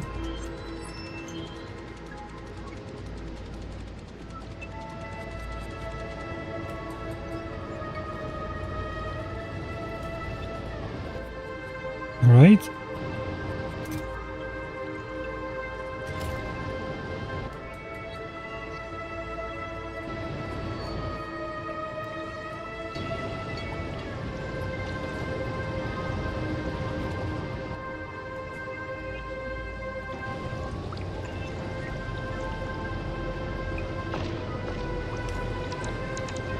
I guess we are quarter stacking this.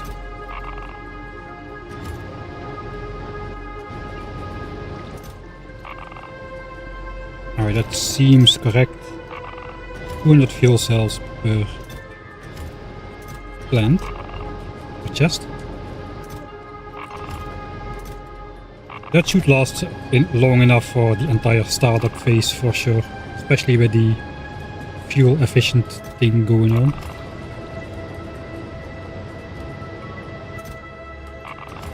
And we either switch to rocket fuel and heating towers or not. Or we just keep bringing in fuel cells from Novi's eternally. That's fine as well. Just because a better method is available doesn't mean you need to change to it. To switch to it. Especially if you got something in place that's already working, I would say.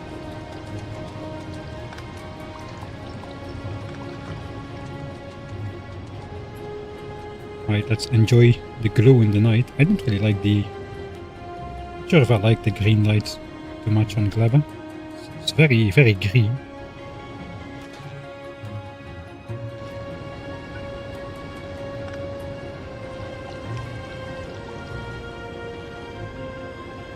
Oh, white is not great either. Let's just keep it. Right. Power plant done. Alright, that's phase 1. Phase 1 complete. I already forgot what phase 2 was, so let's look on the list. Locate 2 good sign spots. Okay, we did that. That's a check mark. Check mark. And we built power. That's a check mark. Now we build the science blueprints. Alright, then we gotta decide exactly where they're gonna be.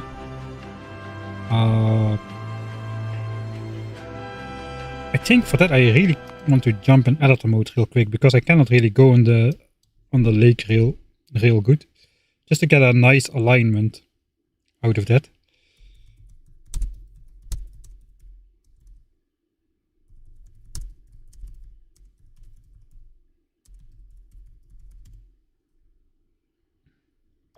So let's do the illegal thing.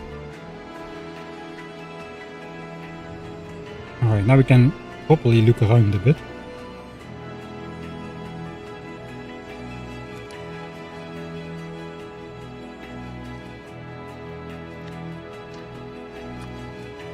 Alright, so we got 2 of these guys. Ideally I do not connect the Roboport networks, actually. Oh, I didn't think about that.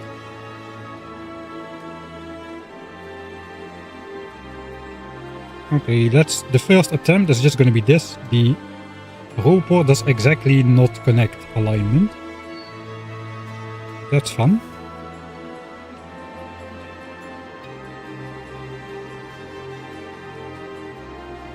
What are these chests even doing? They collect seeds, don't they? Okay, so these are seeds and spoilage.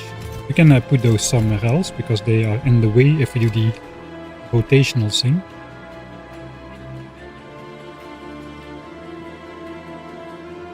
Alright, so if we want the Roboports to align as well, this thing has got to go down 2 tiles. 1, 2. And then this can align like such.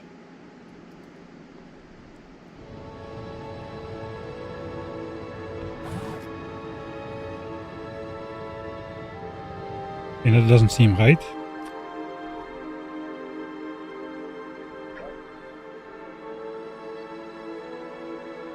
Yeah, maybe this is alright.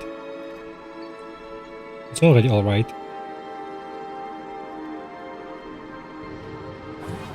I was looking at this gap over here, the 1 tile gap. There is no 1 tile gap. What's going on there?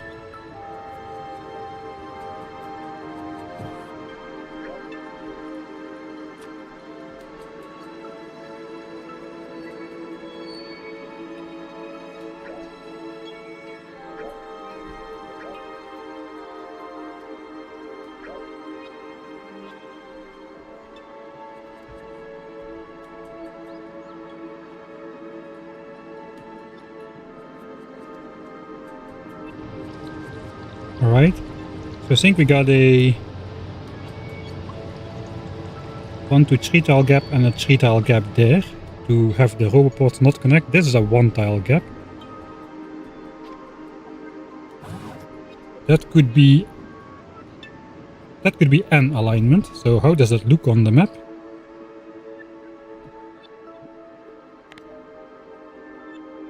That's not too bad actually. Let's get out of editor mode. Let's see, can we walk? We can walk on here. Alright. Kind of cool with the landfill being... Oh no, wait, we need to fill this in with landfill because we... this relies on being able to drop the eggs on the ground, so we cannot simply not do that. Also, this setup is not entirely complete. First of all, this is an infinity chest, which doesn't exist, and the sign belt goes out here. So that can all go. That can all go. Let's for now switch on global network so we don't get the blinking. So that is a science belt, and the other science belt goes out that way. We can change how the science flows out so it makes more sense.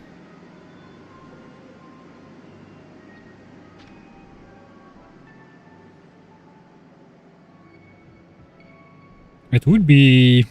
We need 10 rocket silos in a line. They could maybe fit...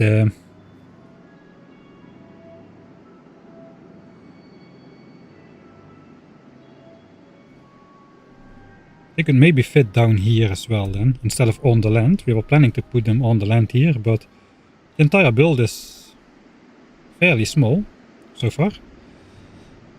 Let's just have a look at it.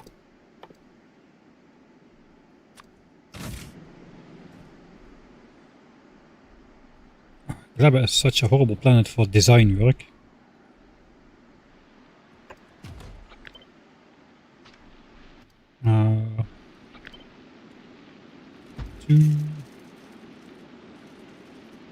Let's keep a 3 tile gap so we can squeeze a beacon in. 3, 5, 6, 7, 8, 9, 10. That's what we brought. 10 pieces. That is fairly good. They might even be able to fit... This is sticking out a bit. That is not quite as nice. It would be nice if they just fly up over the base as well. For like...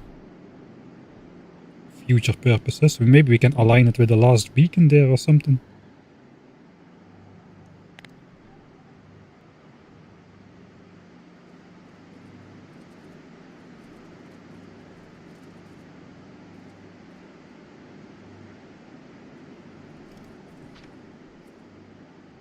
Something like that. Science just comes past here. So the plan for science is basically science just comes by on a belt. And we stuff it into the first rocket silo we see. And if it doesn't get stuffed in a rocket silo,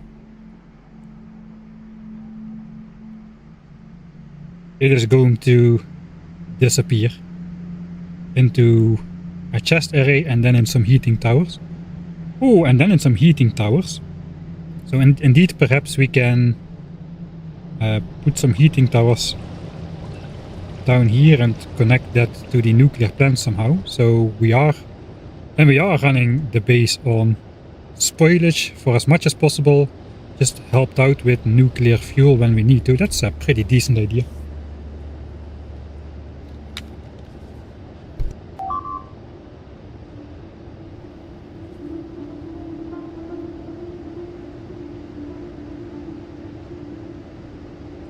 Silo spoilage output in case the sign spoils in the silo.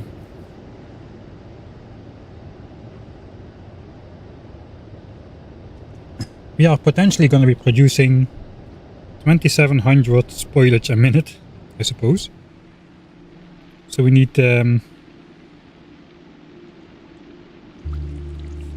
45 items a second, right? That means we need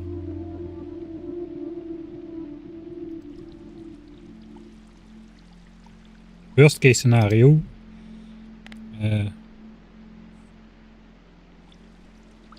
691 degrees a second means 1.92 items a second. So if we divide 45 by that, we get the amount of inserters we need. So 24 inserters to get rid of 2700 spoilage a minute. 24 inserters. Okay, that's we have to remember that. Yeah, I think we can do something with that, but let me for now delete this. I'm just gonna blueprint. I'm gonna blueprint what we have right now.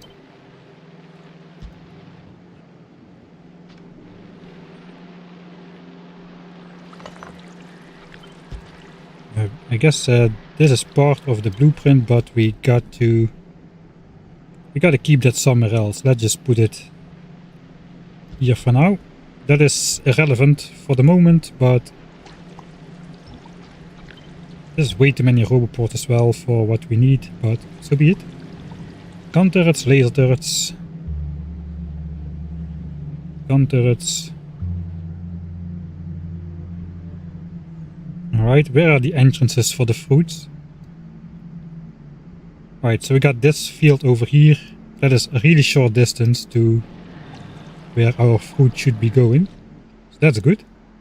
This one is a bit further away. But this one is moving faster than this one, so that's alright.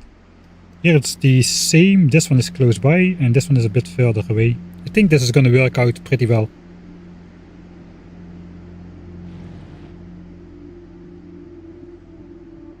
Oh, wait a second.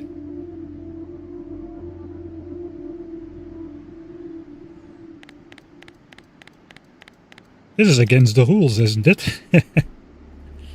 No base defense. I mean, I got the biter zoos, but those are for the pollution vacuuming. There the turrets are actually part of the machine.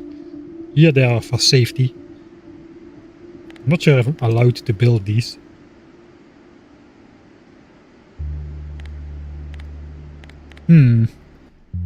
Good point.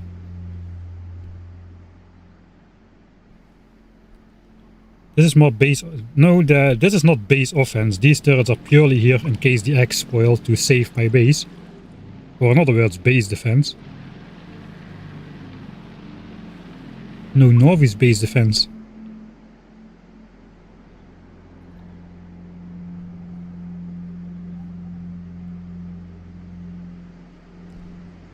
I mean, what is the benefit of these turrets anyway? The eggs already spoiled once in a test run when I just interrupted resource supply, and the turrets were by no means fast enough to save everything.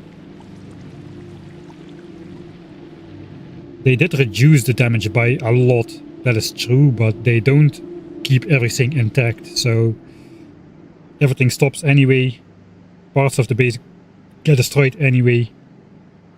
And if I don't have turrets, despawn the premature wrigglers, which have a negative healing rate. So those die automatically anyway. We don't need turrets to make those things die. Only thing we won't have is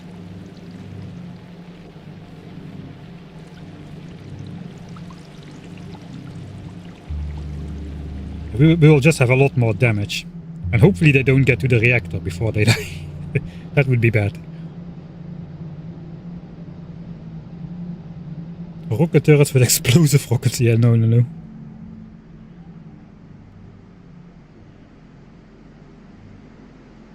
Filter the turrets. I know I can filter them to just attack the premature ones. Should I do that? I mean, these will be sending like stompers and strafers and normal wrigglers, so they won't be targeted then. I think I shouldn't place the turrets in the spirit of the challenge. The result is going to be the same. I will need to bring stuff over from Norvis to replace the beacons and other destroyed stuff. Except I will need to bring over some more, so I don't really think that is too bad.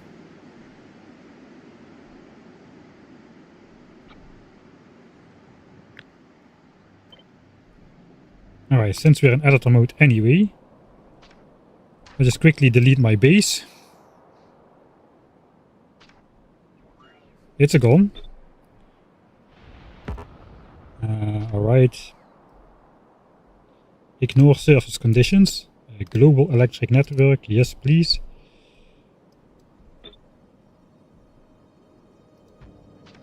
Alright. So now I can blueprint it again without the... hello Johnnies. Johnny still exists. Some stuff still got sent down.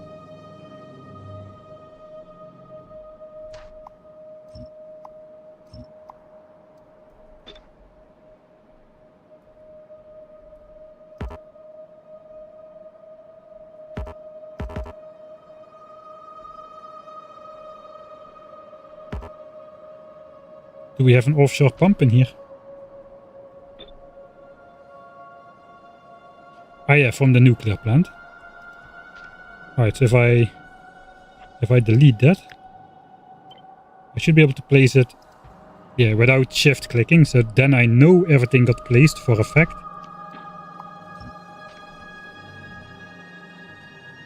Alright, so then we can fine-tune this a little before we make the actual blueprint, because the landfill is going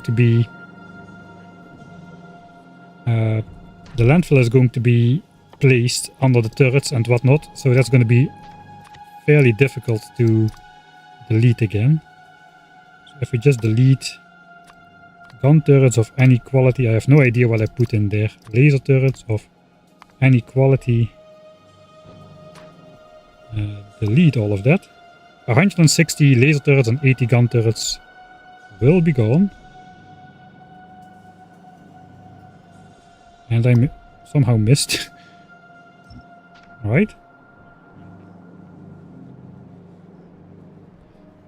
In that case, we can also figure out how the science is going. In order to visualize how the science is going,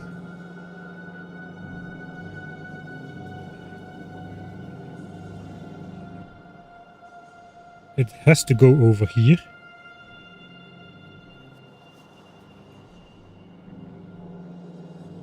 Ideally, I would be using blue belts, but yeah, everything is red. Red looks nicer. That's the reason why I'm not upgrading to blue belts. Red looks nicer. They are inventory control, not base defense.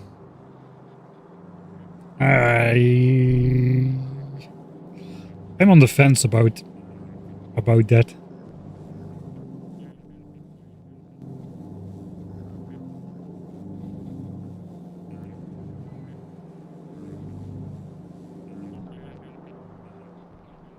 Alright, so here's the rocket silos. How are we loading those? Do I want to think about that already? I don't really. I just want to delete the stuff that I won't be using. I don't know why I have this giant belt here. Science goes on here. We sideload it onto the other side.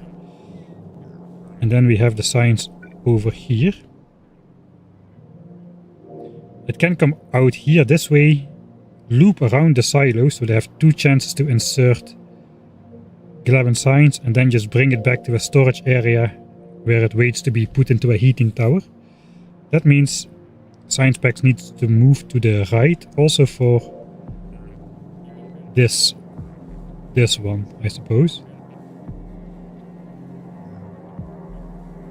Okay, my science output is here. It goes onto this belt. So we basically move that over the other way.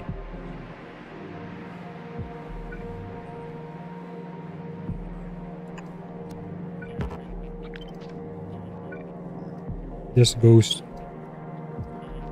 the other way. Let's slow down time so this looks a bit more natural. Then this flips over. Science is on the inside of the belt. It will be put on the outside of the belt.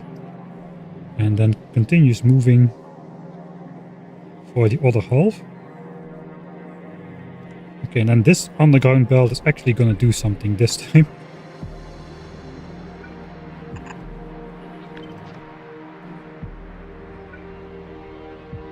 A smart guy would use blue. We can upgrade the blue belts later.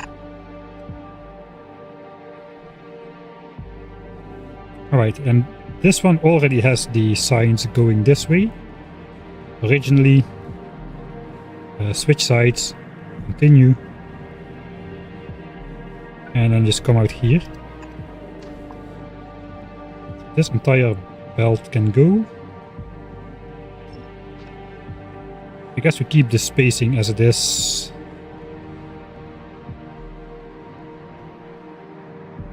And the spacing actually works out nice. There's a space here, there's a space there. Power network looks okay as well. Alright, and then we need to merge the belts.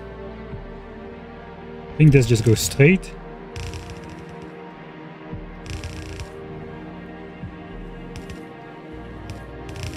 Until we reach this point, and here we will need blue belts for sure. We already should be balanced, kind of.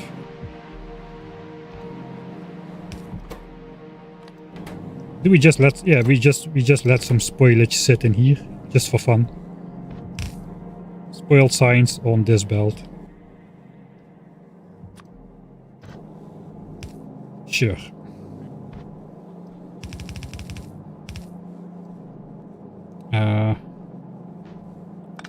That doesn't need to exist anymore. It doesn't do anything, right? No, it doesn't do anything. Alright. 45 signs per second needs to be inserted in a silo, but they will be loaded just as the signs flows by.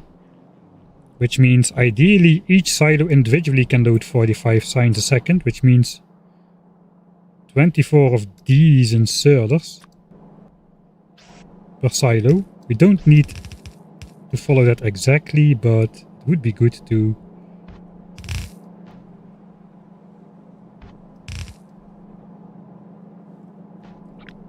maybe 18 will be enough.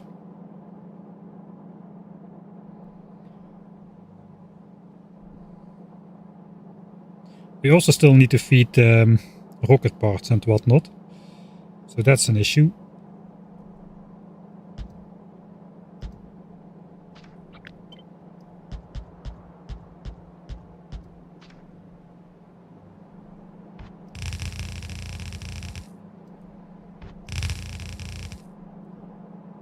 Alright, but that is how it can flow out, and then it can flow back this way. The rocket parts we'll figure out later, once we actually build it. This is easy to remove later on. The roboport network is all connected, except to the nuclear plant. Maybe it should have been connected to the nuclear plant, but oh well.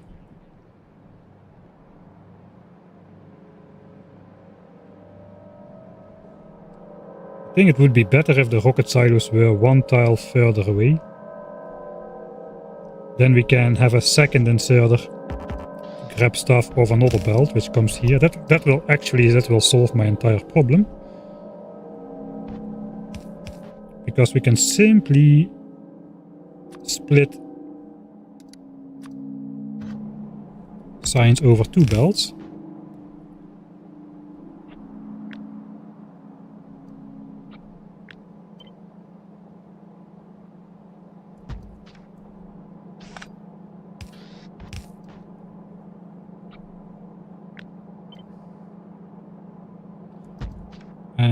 This shift should keep it in line, I think, with the roboport stuff. I hope so. Alright. That is 18 inserters per silo, which is pretty good.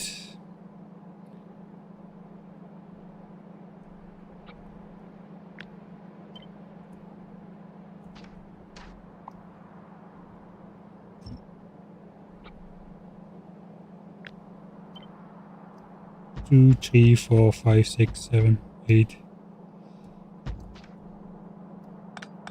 Alright.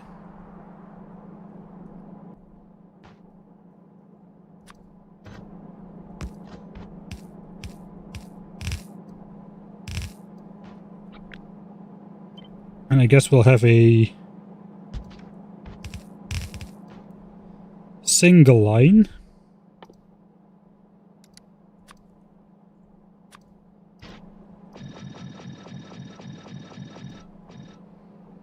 For signs on the bottom.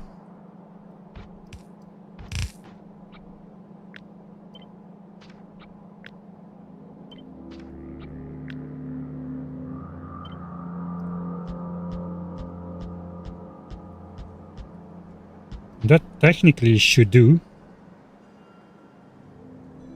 And then the rest just goes to the heating tower to burn. For now we'll stop that here, and then we can have rocket parts come in over here perhaps.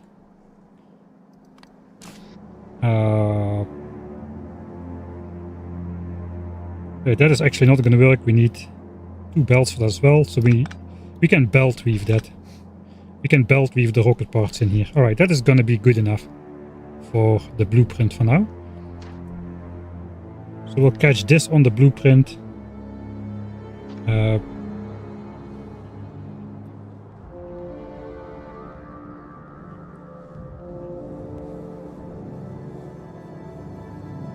And we can fix the minor details where everything is coming in later.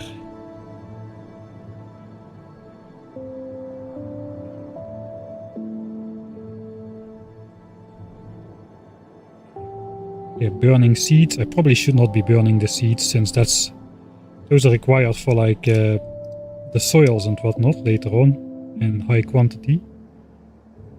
You get okay, you get 10 landfill basically for every 2 seeds. Okay, that's fairly generous. I thought it was more expensive. Alright. Let's save this as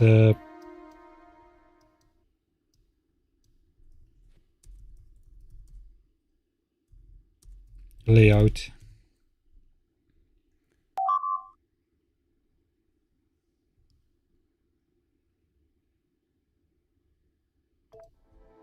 Soil can have pot modules.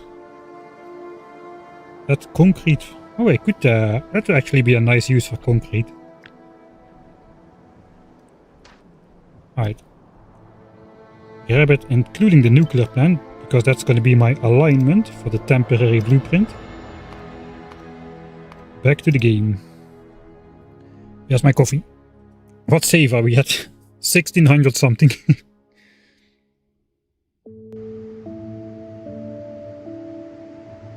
How does asteroid spawns per minute apply to space platform spawning? There's I forgot the formula exactly, but it's something like 1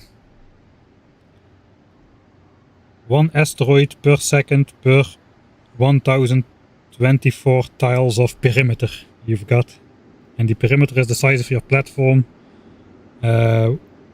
plus a distance of 72 tiles to the north and 48 tiles to the left, right and bottom. So that's going to be explained in detail in one of the episodes after 2 months, so that's probably way too late for you if you have the question now. But check the Discord, if you really want to find it, you can search in there. Because we spent 2 weeks fine-tuning it with at least 4 different guys, so... Right, we are back in the game. We got a nice shiny new blueprint. Here it is. My robot is off.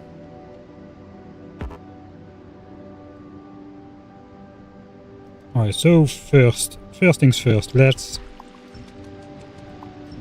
gonna mark some things for deconstruction here.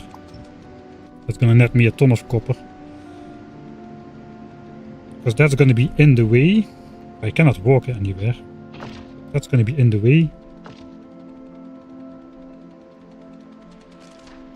That's too close to the silo.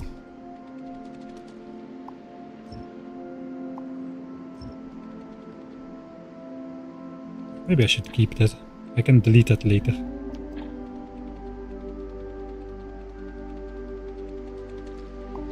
I just want to delete stuff that is obnoxiously close to my build.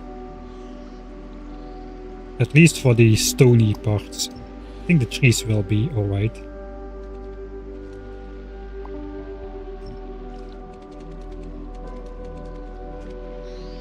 Alright. Now I'm just gonna delete everything again to mark anything else that's in there. Those can go as well.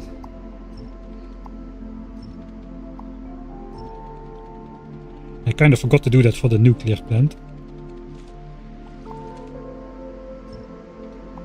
See, like that, those rocks which are literally in the build, those have to go for sure.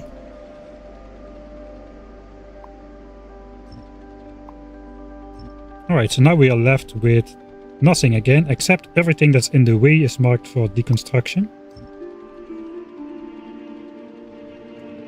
Let me just check if there's anything in the nuclear plant. Doesn't appear to be the case. Right. So I guess that means I want to deposit my inventory.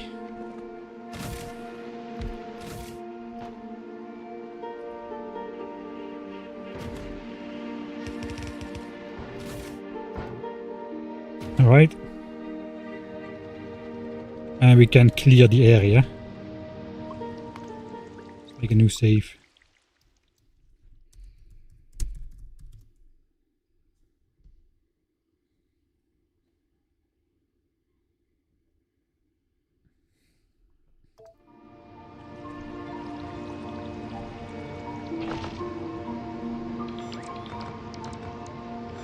Yeah, that's a lot of bot flights.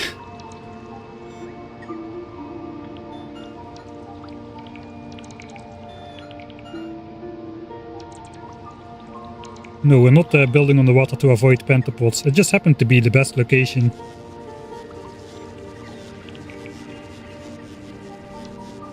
To have the shortest possible route from the different farms, where we have large enough farms available to supply what we want to supply. We have dealt with the problem of pentapods and stompers. A pentapod, that's the collective name, isn't it? In a very different way.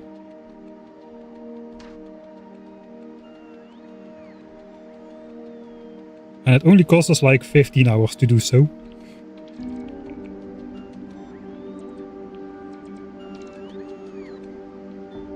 Oh, the bots are having a field day with this one.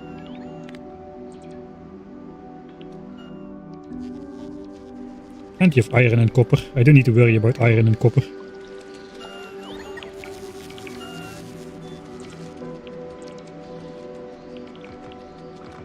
I can walk over this to pick it up, actually. Don't need to wait for the bots to do it all.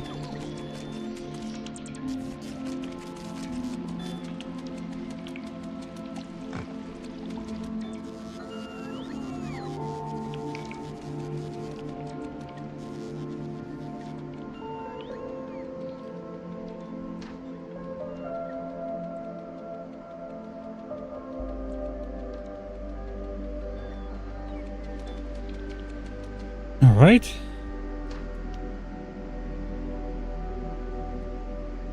I'm missing one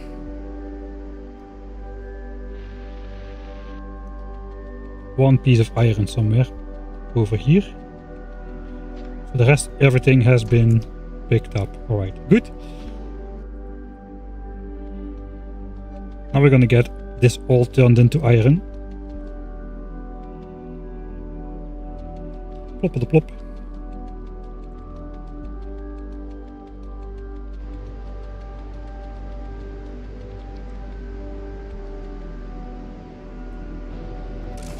Okay, reactor is at max temperature, fuel cell stays in.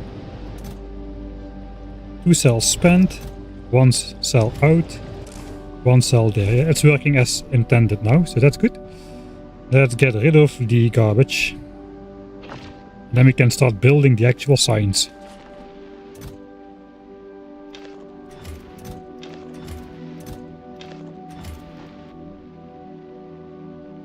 which we need to pick up. So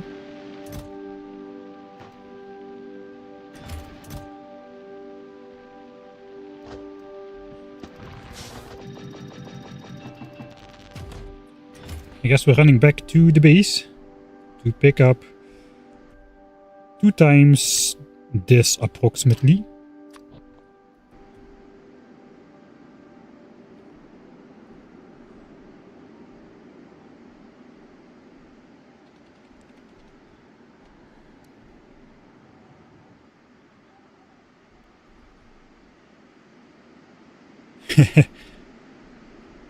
It's called Sovietorio because when I needed to use it on Fulgora, it was before I had logistics system, so I was the logistic bot.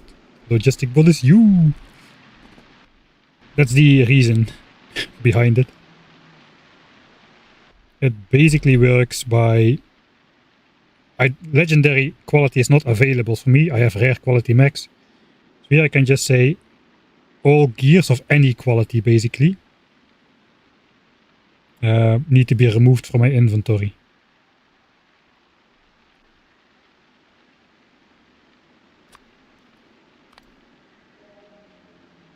I don't know why I didn't do this then. Maybe I didn't know that was there at the time, but it looks nice. Anyway, grab stuff. Alright, what do we need? We need biochambers. 79 biochambers for each half of the build. So that is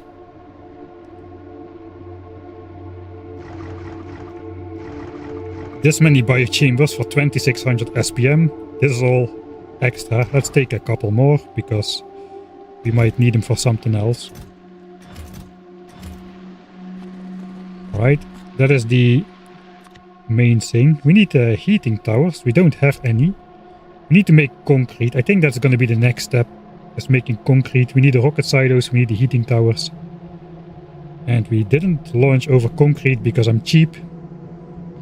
Should have just brought it over. Can I still do that? No. Not really. Can I still do that? Did I leave the concrete here? Then yes. No, I did not leave the concrete here, so no. Right, we'll do the normal people way. I guess the logibots. I don't think we need that many, but let's take them anyway. I think I should just bring everything really, except for all the belts. The turrets we no longer need, so those can stay. Beacons and modules, yes please. This is all things to craft stuff, so we don't need any of that. And it's just belts. I don't know how many of those I just made, but that should be in here actually. 400 blue belts plus a bit extra. No undergrounds at the moment. Let's bring all the blue belts.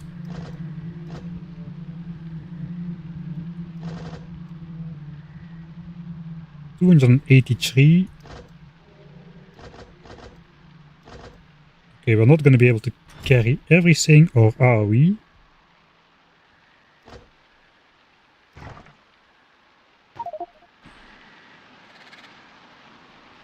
Now, how many splitters? I don't think there's a lot of splitters in there. 22. Let's bring another stack then.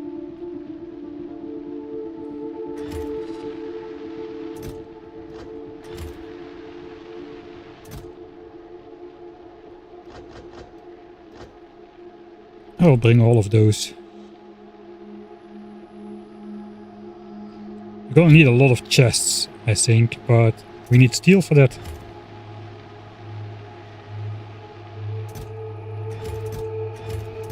A little bit of a fail on my part to not bring the chests, but so be it. And we didn't need that many chests. We need like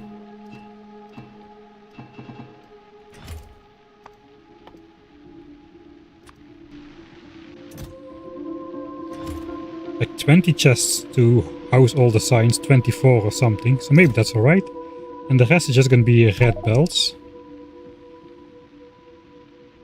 And that is really all I can carry. I think that's all, really.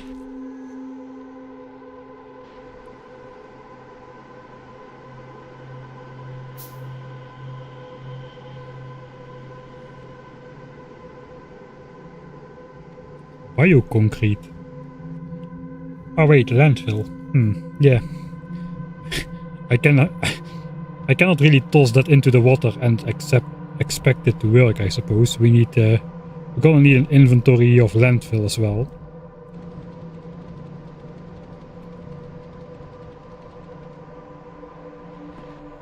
I guess we're gonna use some of these chests then to place all the stuff I just brought over.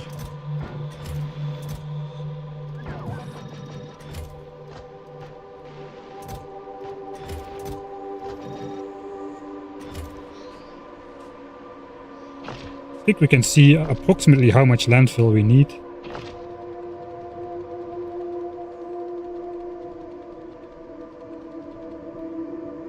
We can again stamp down the big design, which now should fall into place.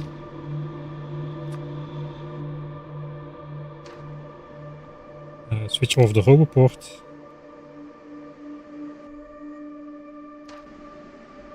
So big I have to place it from the map view.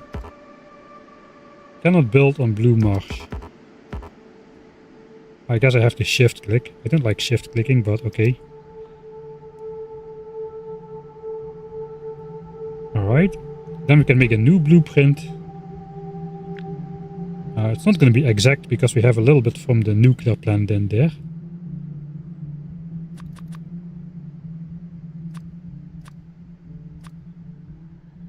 With tiles. 13k.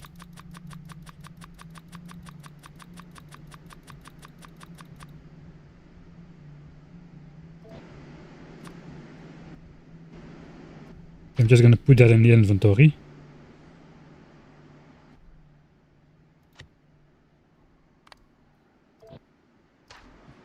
And that is on the same grid. Okay, so that's good. Control Z. Landfill blueprint.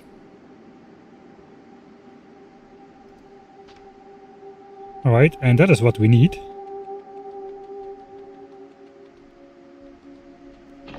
So 13k is basically a full inventory.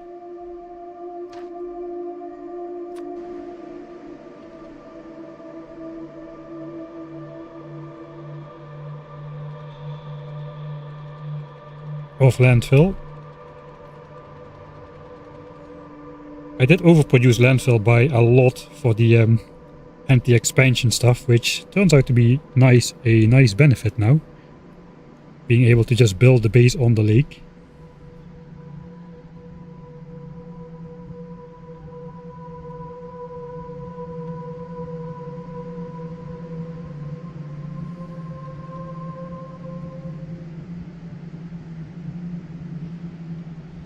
Alright. Inventory of landfill. We'll see how much we need. We're gonna let the bots place it all.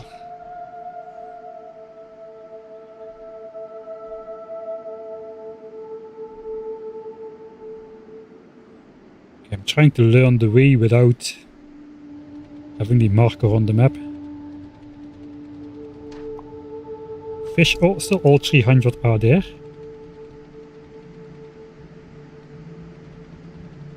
Alright, the annoying part of building this on the water is going to be that everything needs landfill under it, and if we delete anything, we should also delete the landfill under it. But so be it. I cannot really do much about that. We're gonna do the sweeping thing, I think, for this one. Where we come in from the side and then just walk over to the left.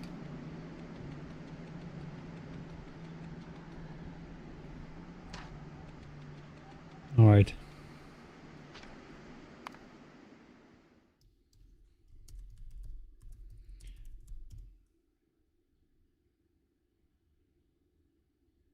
Let's go. This is gonna take a while.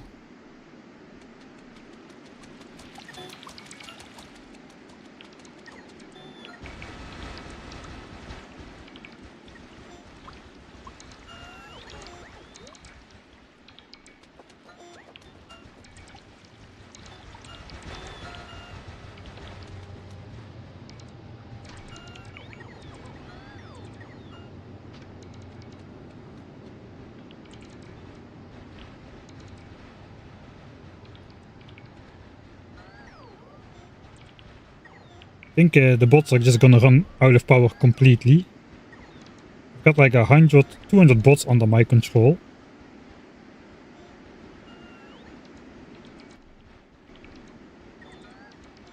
Oh, that is just from the roboport area above.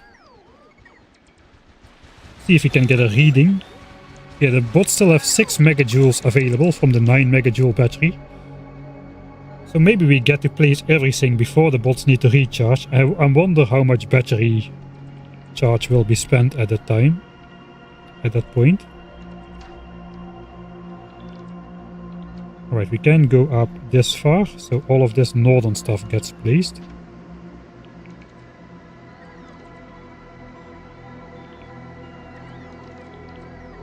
We missed a few tiles over there, but that's fine.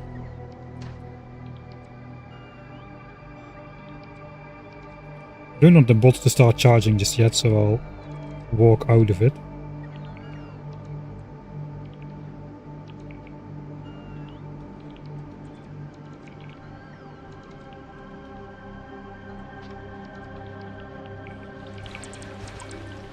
Bot battery is down to 3.2 megajoules per bot.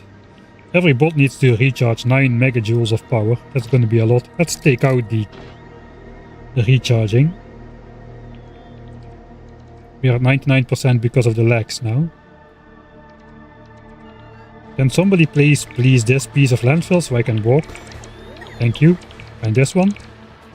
Thank you. And this one. Thank you. Etc. No, don't charge. Oh yeah, it's empty. Alright, they're empty.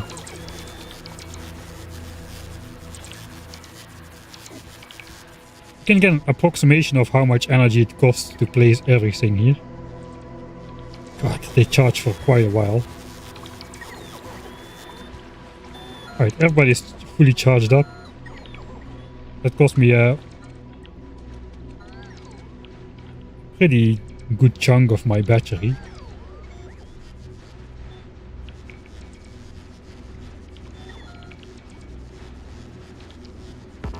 Yeah, the reason we are not using the mech armor is, first of all, we haven't got science set up on Fulgora just yet.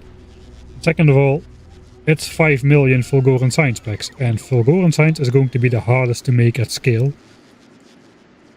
At least for a base at this tech level, where you don't have the concrete available for concrete, the deep oil landfill. Foundation, it's called, foundation.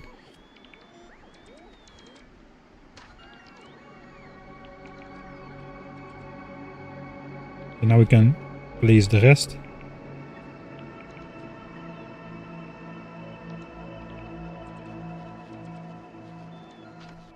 That is most of my inventory gone for landfill. Is that everything?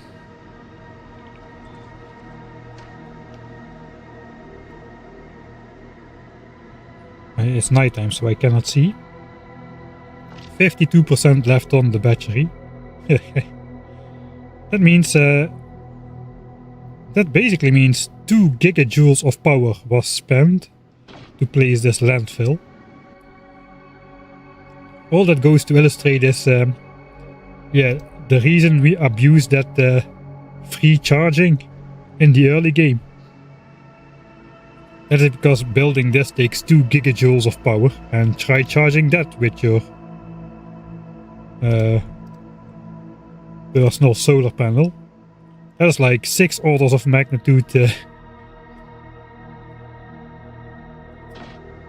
difference of power generation and usage. No, 5 orders, alright. Good.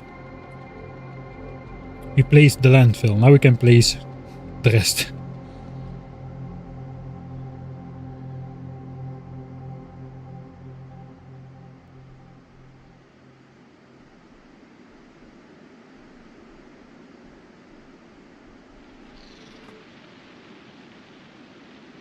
Of TNT. Alright. Maybe we want to put back those charging things. That's 2.4 megawatts of charging. So that should take like 1,000 seconds or something to charge back up to full power. Wait, what?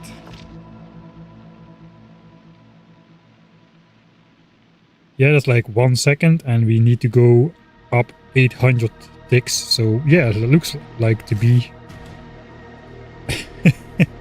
15 minutes of recharging. Even with those things, I shouldn't have taken those out. We still have a lot to build. Guess we're building the red belts last. Alright, then it's time to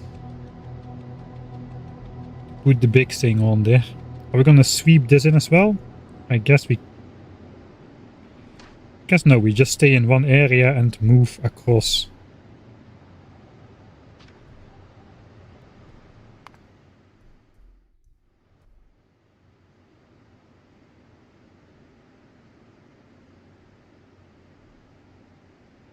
I don't need this anymore. I'll just keep it for now. And too many blueprints.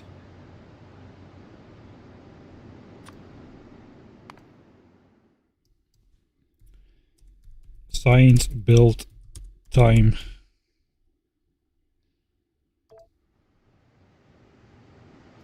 Oh man, here we go.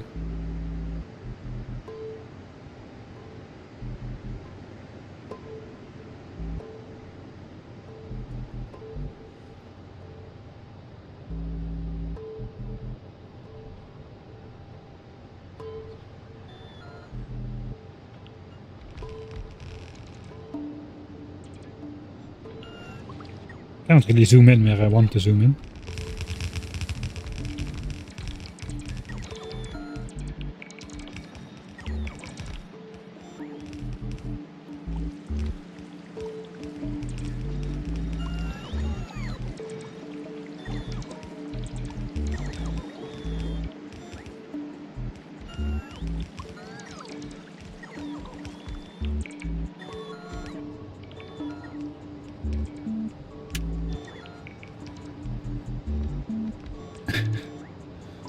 Is the design German? No. Yeah, we went there already. And back again, and there again, and back again, and there again. And back again.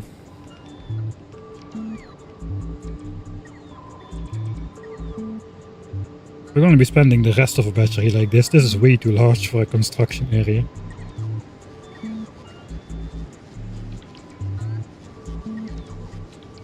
I'm not sure we're going to be out. We're going to run into battery problems, man, despite the portable nuclear reactors here. Alright, I guess we have enough inventory to put the belts back there as well.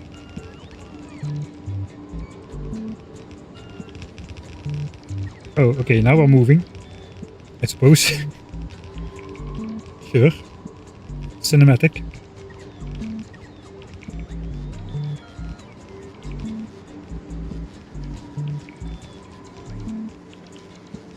I think everything gets added to a list. Okay, now we're on the fast belt. Look at that speed. Everything gets added to a list. And then the bot just continuously cycles through the list of everything. Which is why the first batch always flies out to the same location, but then they return slightly different timing and everything chaoses out of control quite quickly. Guess we'll let the bots decide when we move forward then. Then I can get myself another cup of coffee. That is an excellent idea, Mr. Bots.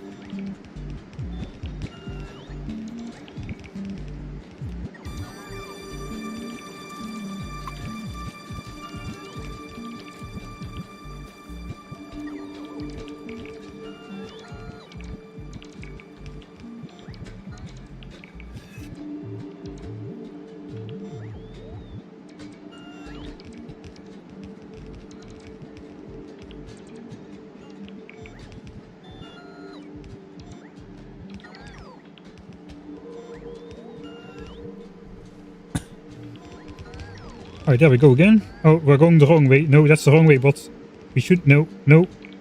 Let's go back this way. We'll go on the red belt. Are you drinking coffee from the Space Age LAN event, Mark? No, I was not at the Space Age LAN event.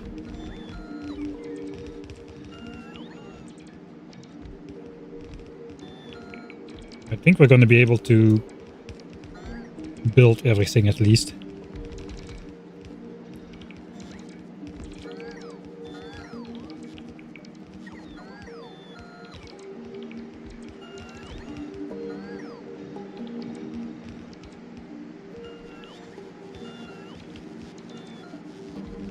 I don't think I have enough belts on me.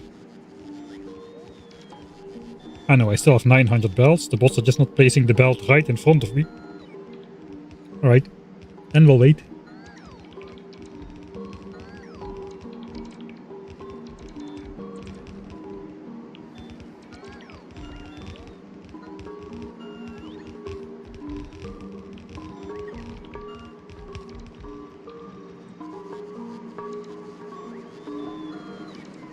Alright.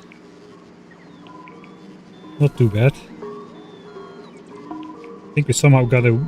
okay, this is bad. 30%. We're still charging.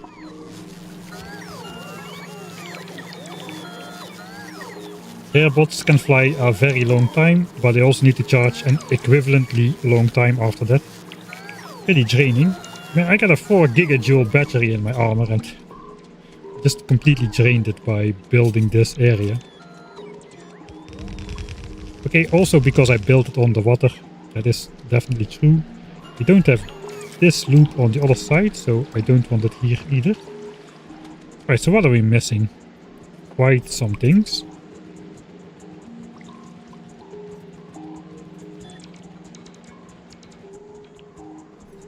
There's a bunch of stuff up there. We kinda can get across this entire build somehow.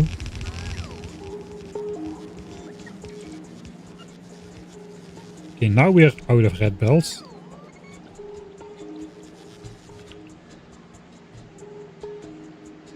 Right, we're missing pipes, underground pipes. Inserters, more modules. Didn't I take all modules I had? Didn't I take all modules I had? Uh-oh. That is not good. No, I still have some inventory.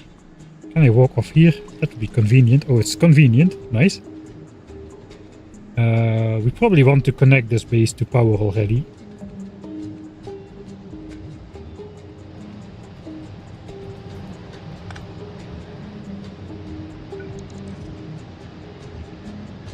Of course it has to be one tile misaligned with the power line. Why me?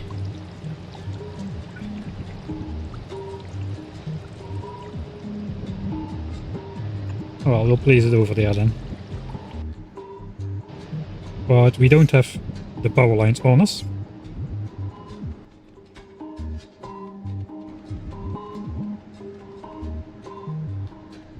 The more I stall, the more my battery will be charging. I'm not going to change armor, so this battery can charge a bit.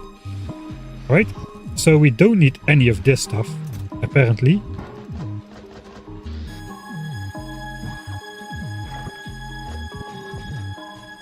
So we can put that somewhere. And take our general inventory. And I think then we still have some stuff over here as well. But maybe not very relevant stuff, so we'll see how that goes.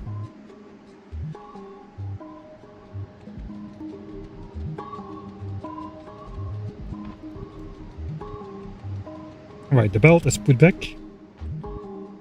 Rocket silos I cannot make yet.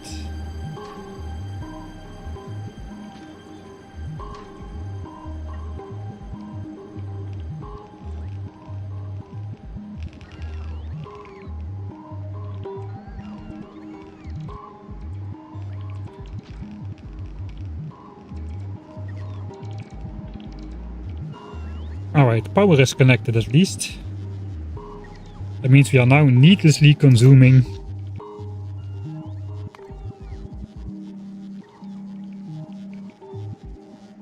like 60 or so megawatts for beacon power.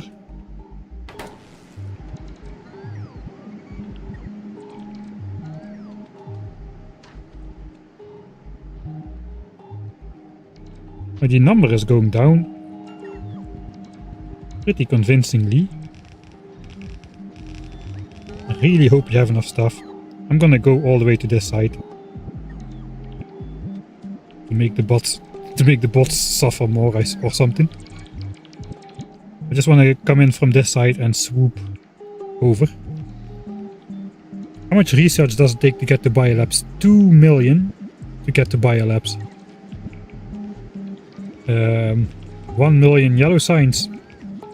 And 2 million of basically every other Norwegian science pack, including military science.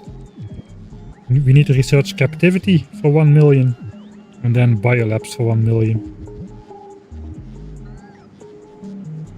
Alright, 90 items remaining.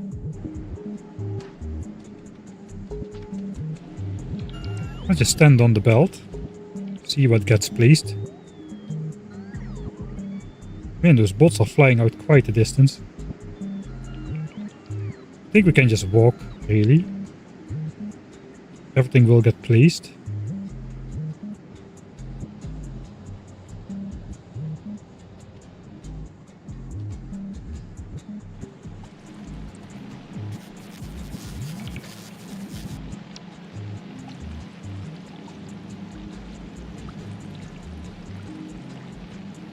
Right, there we go. Some more bots fly out to put stuff down in the south.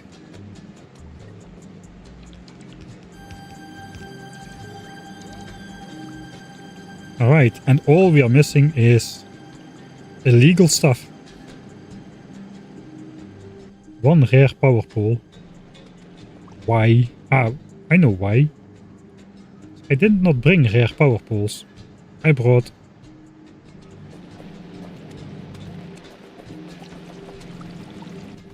I didn't bring extra rare power poles. This one probably will fix it. Alright, so 2 infinity pipes, 2 infinity electric interfaces, 4 infinity chests, 4 loaders. Surprisingly, we're missing nothing except 7 active provider chests, and I exactly know where those are. As well as the 10 rocket silos and 8 heating towers, which require concrete, which we need to make.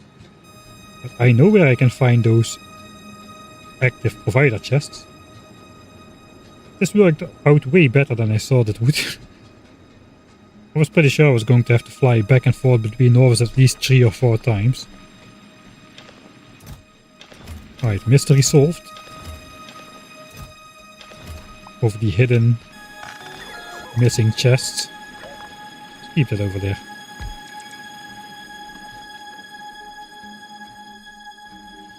Maybe I can place that already somewhere near the silos.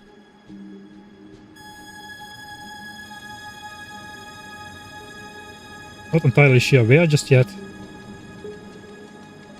It goes on a 2x2 grid. Sure, for now it can go there. That'll give us some radar vision here as well. Probably should go on that side, to be honest. That way we'll have radar vision in the night as well. This thing gives radar vision. Fortunately, the spacing is less nice here.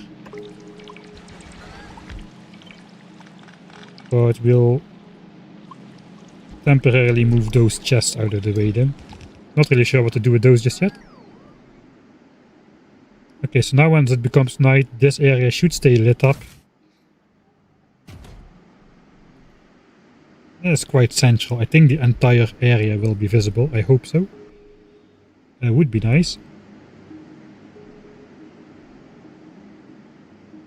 Alright, so we are not missing anything in that case.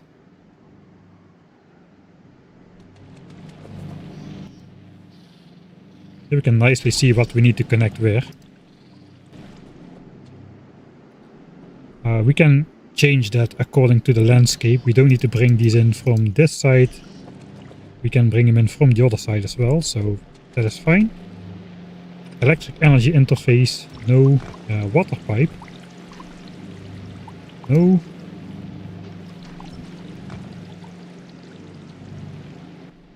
we built this on the water, so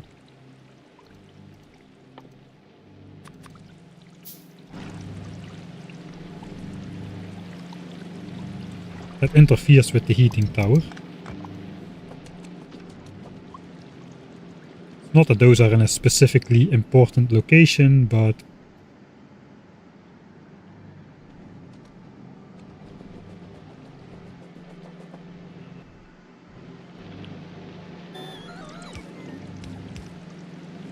alright, more of those chests still.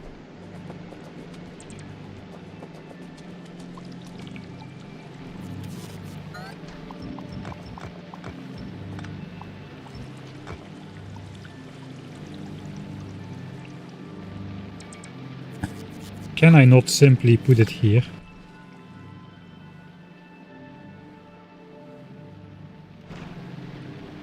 Oh, I think I can if I just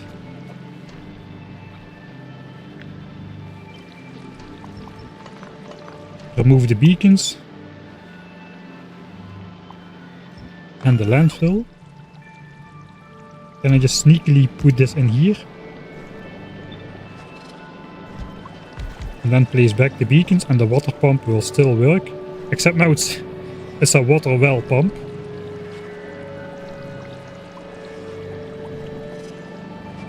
Question is, should I just fully landfill it in or not?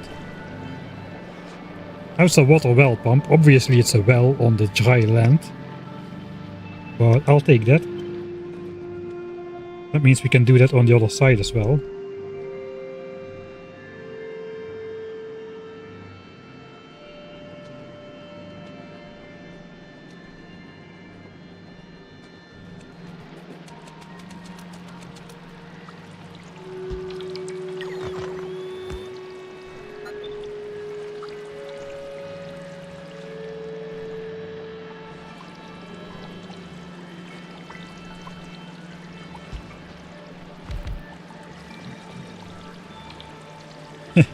Water well pump.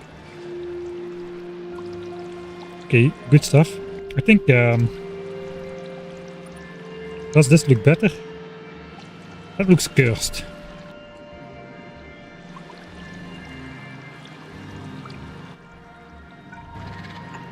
That needs a light.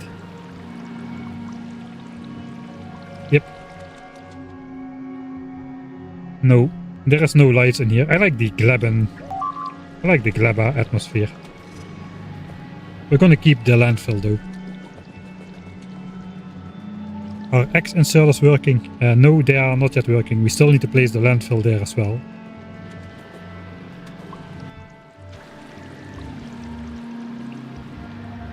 Alright. So now we got official water well pumps. Okay, let's just quickly look through the build. I don't think there's anywhere else where we are putting stuff on the ground except for the X. This is all copies of the same thing.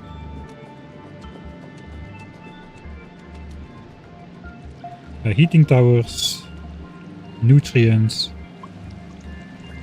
I think it's only here.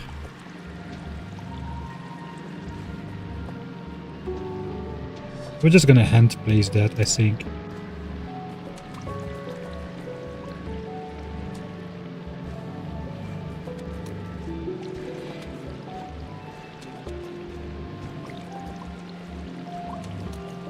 It is dangerous to hand place that. If I miss a single one, we're gonna get hatching eggs, and I just deleted all the turrets from my blueprint because I forgot this was a no base defense run.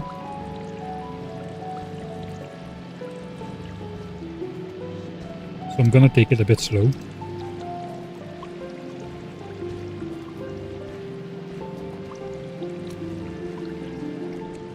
Alright, that's the first line.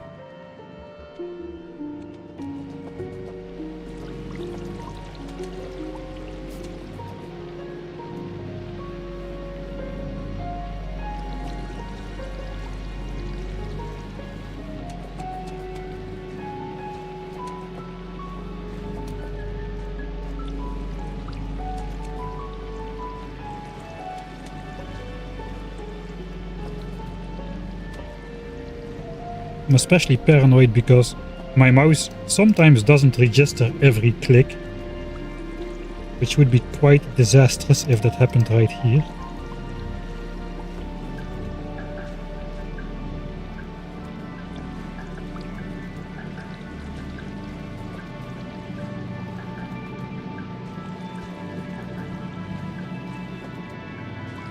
Alright, that's 40 copies of the same thing, I think. Pretty nice. I did not think about how to power these inserters.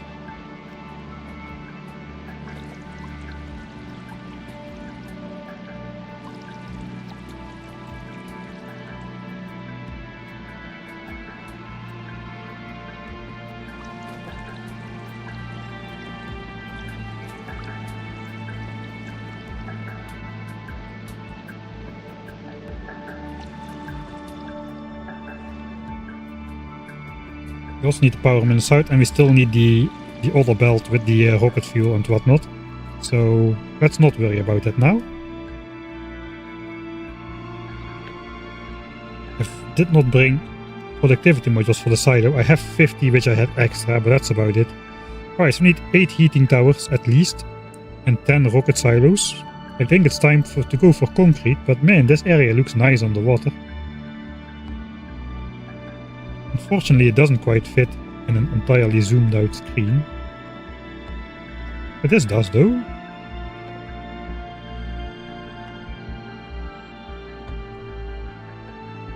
Oh yeah, this is a nice shot.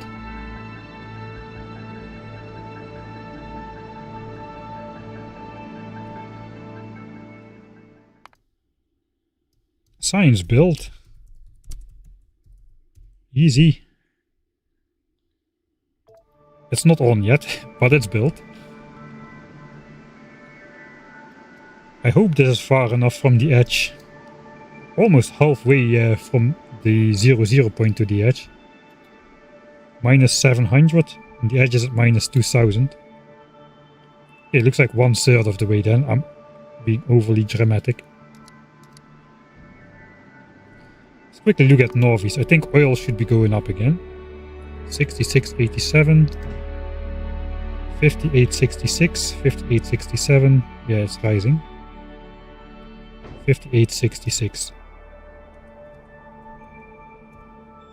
Vulcanus should not be doing nothing, because we're researching no purple, no orange at the moment.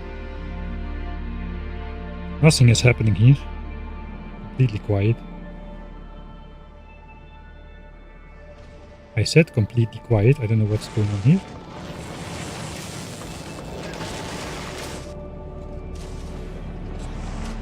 Ah wait, yeah, calcite. Calcite for Norvis, that's running.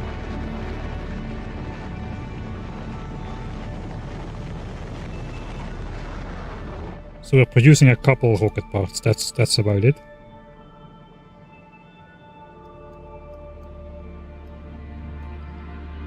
Norvis is not doing too much. We are using military science now.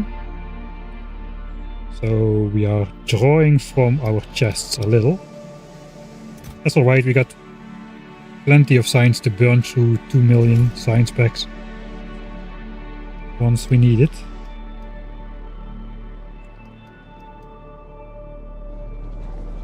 Let's check how the silo areas look. Okay, this is already completely filled up.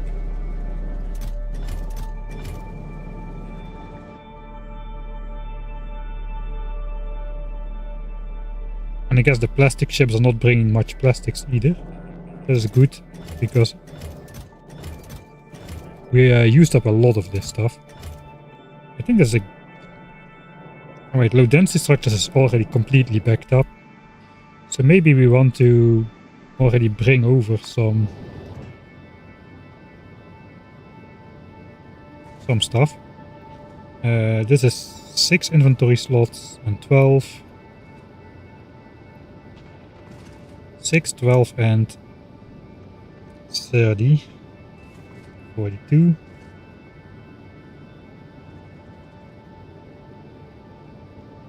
48. So I can bring 4 sets easily. Maybe 5 sets, 240. I can bring exactly 5 sets of stuff.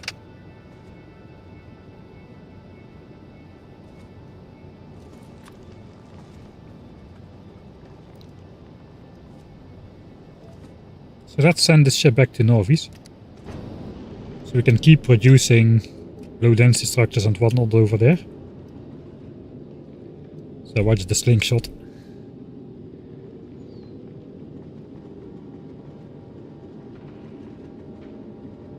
Importing rocket fuel to Gleba. Be glad I didn't bring over the landfill. Oh yeah, this is getting close. But the closer they get, the more laser turrets we have available to do the shooting.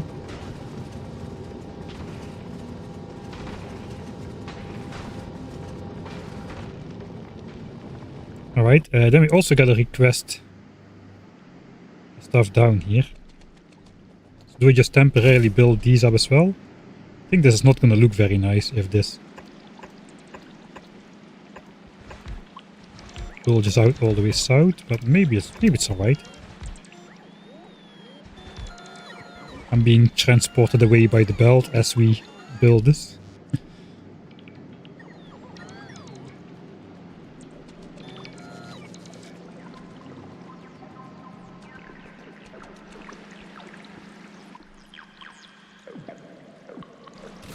Alright, so now we've got 280 slots in here. So we can at least request down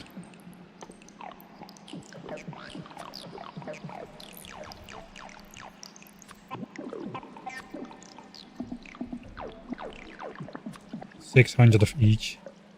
I guess it's actually a decent area for the landing pad in general. It's also night, so we can see. Yes, the entire area is available in the rare landing pad's radar range, so we can always look at this regardless of time of day. You know, we could also place radars powered by a nuclear plant instead of a single solar panel, but this works as well. Alright, and then we can request this. It was 48 inventory slots.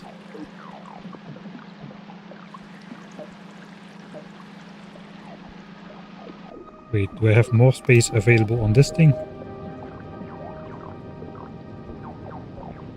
251. Yeah, I can request that once, times 5.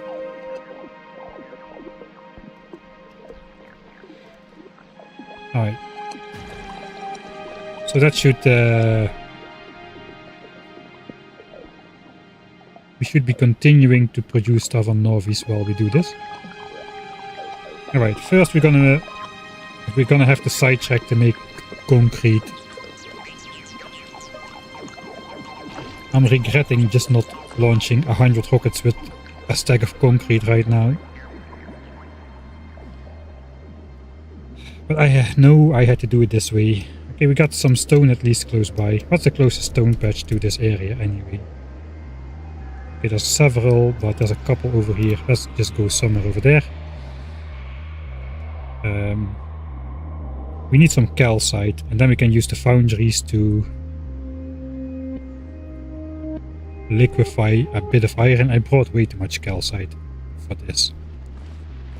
I need a lot of stone bricks. I don't need a lot of...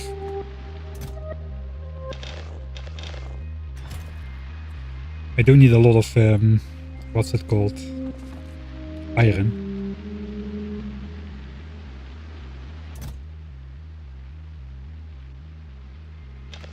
Sure, 5k calcite.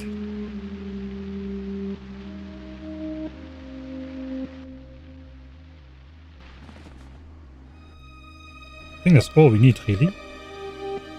This might go faster than I think it will. And I think it would.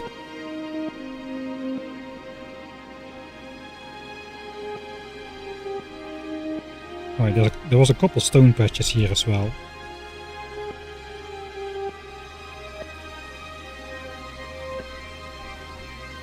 1, 2, 3, 4.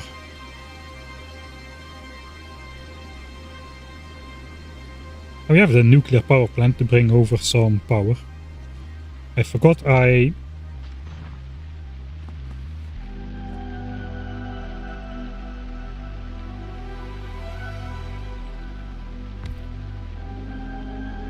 Wait, we need to smelt it with the furnaces into bricks. That's the annoying part. Oh well. I go quality. I am missing some quality stone at home, but I think this is not the place to mine it.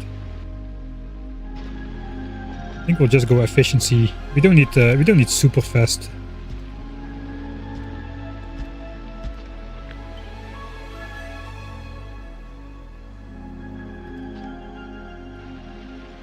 $66, $63, $89, $6. Right, it needs to be up a little bit more. 77, 82, 85, 73. Okay, that's perfect.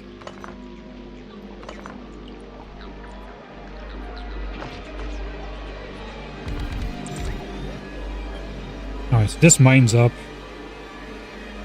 3.25 a second. So 9 stone per second. We need to smelt it into bricks. How long does that take? Okay, 5 furnaces then. Okay, that means I can mine directly in furnaces, really.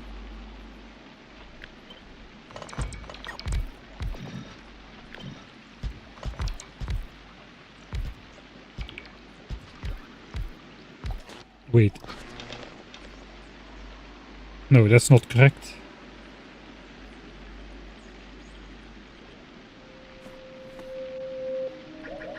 Can I control Z my way back to the... Yeah, I can. Alright. This eats up 2 stone per second and spits out 1 brick per second. 3, 3, 3. 9, 10, 20. 10 furnaces.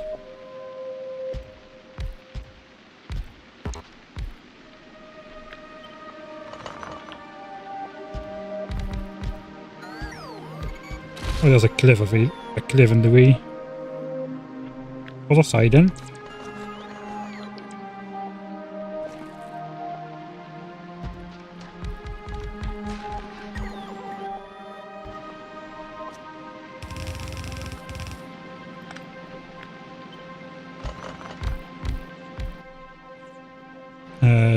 Wait, 2 stone a second. That is fast.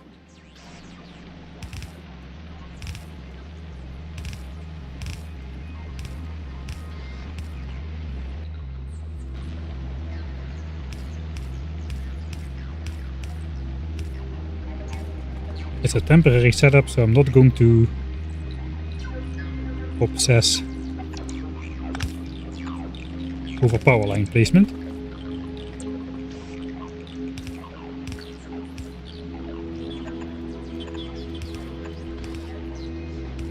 Alright.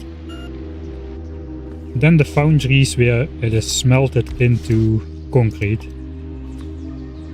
That takes 2 bricks. Okay, that is perfect. 2 bricks a second to make 6 concrete a second. And we just determined this makes 1 brick a second, like such.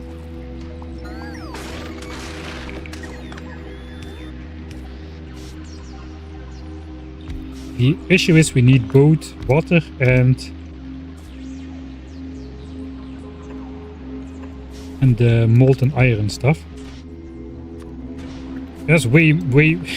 I'm building this way too big.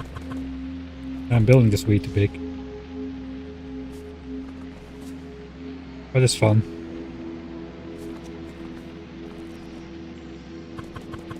We gotta do that on the outside.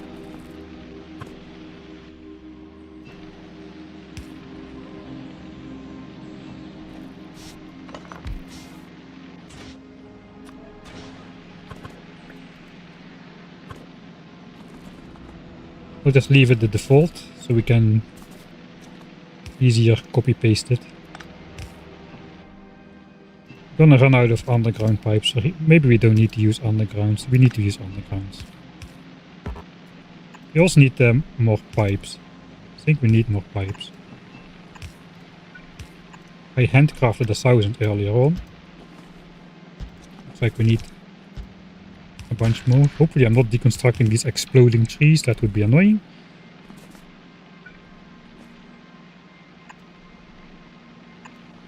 Okay, that's water.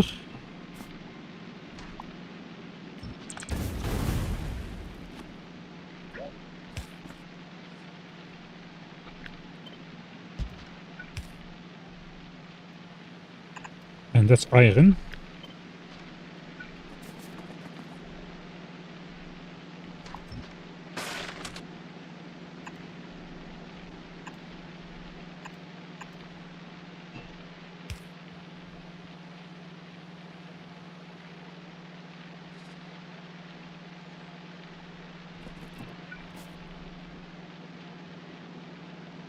Okay, of course this doesn't reach.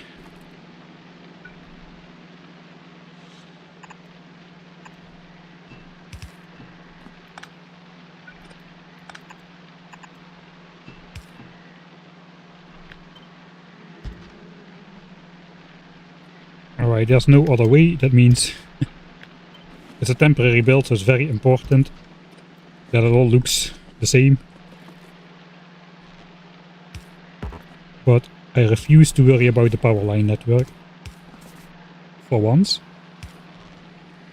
Alright, then we just need to output 6 concrete a second.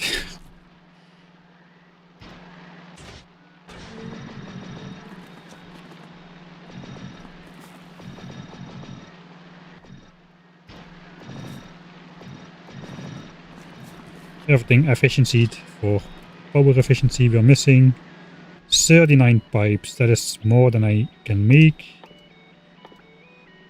10, 20, 30, 40, 50, 60, and the rest is pipes. Right? That'll get made. Now we need to output almost 6 concrete a second. It's slightly more than 3 of these, but I'm gonna go with 3 of these anyway.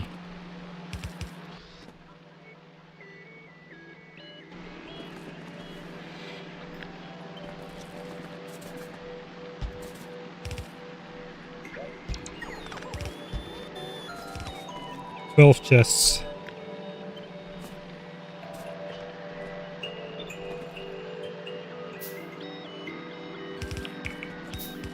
And it's the dilemma.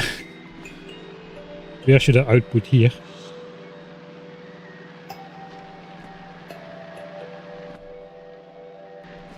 Well, let's go 16 chests. 3, 2.6, 4, 5.3.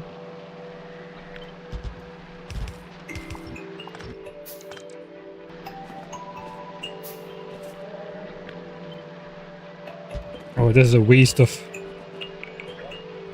good inserters.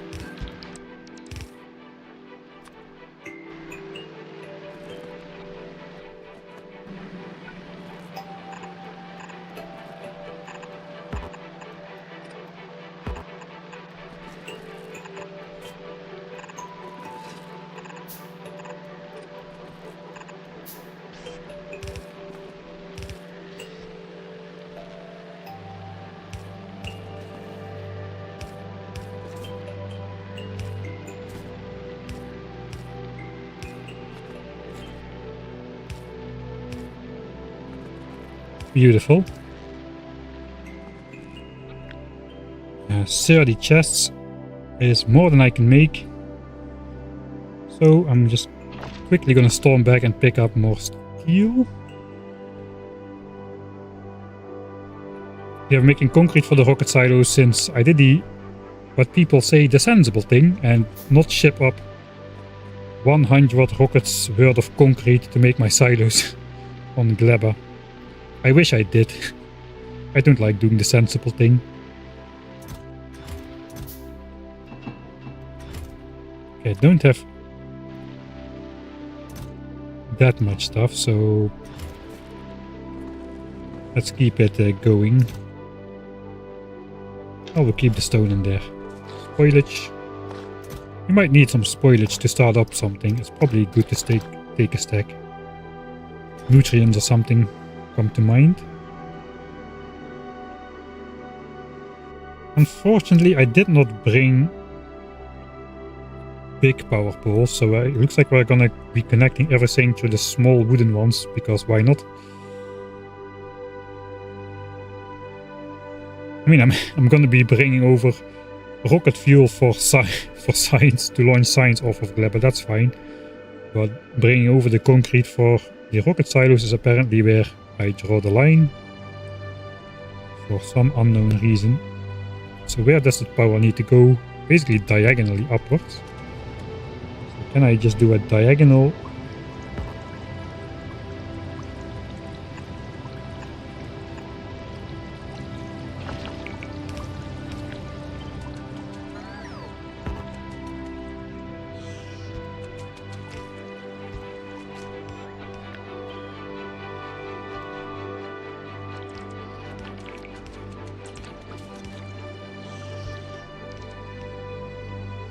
Oh, still pretty far.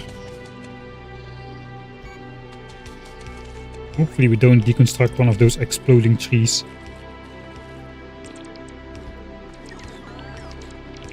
Alright, chests. Okay, that's an exploding tree. That's far enough from the...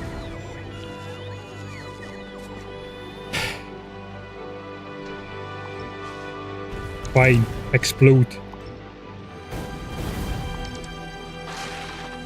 If you must. I did bring repair packs, didn't I? I think I did not bring repair packs.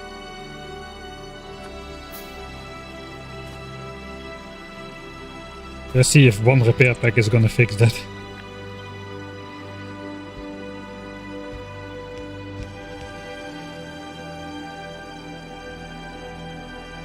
Perfectly diagonal line.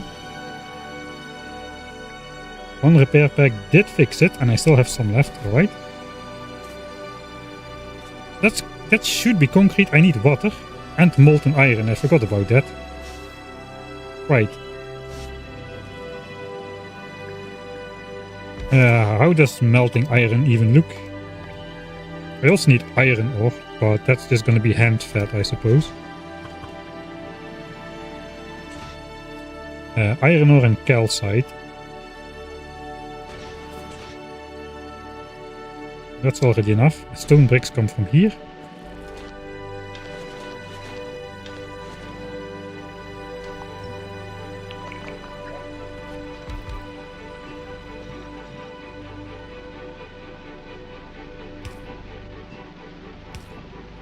This makes 93 iron a second. This eats up 8. So one of these is going to be enough for all of that. So of course I'll build 2 for symmetry.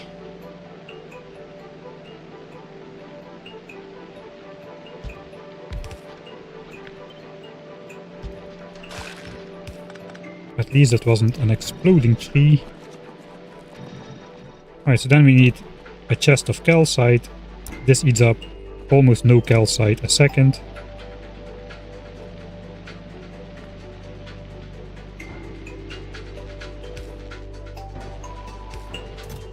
Half goes in there. We're not gonna need this much, there is no way. And here's the issue is I don't have these bad encircles on me, so I'm wasting the good ones here. Suppose it's fine.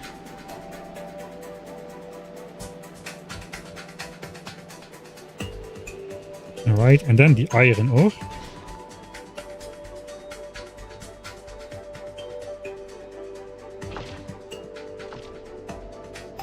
I'm gonna hide that for now.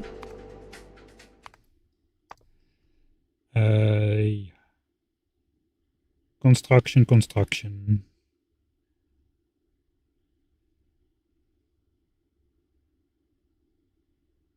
No material for destruction. Let's disable that so this goes away. It's a little bit dangerous, but we are living on the edge. If only I could find these chests over here. 1500 iron to start with. That's gonna make enough already, I'm pretty sure.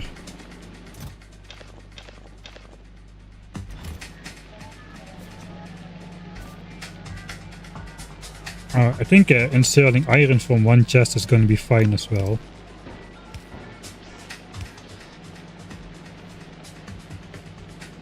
Since we need to make 40. So 20, we need to make 20 iron a second from each of these, which is a fifth, or let's say a quarter. So we need to insert 1.5 iron a second. Maybe that's... We need a long-handed one then. Don't want to put that on the same line.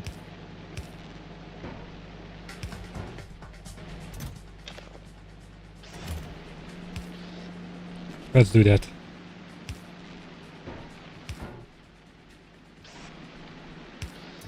Alright. Do I grab a bunch of more iron rocks? I think I just grab some from the starting area.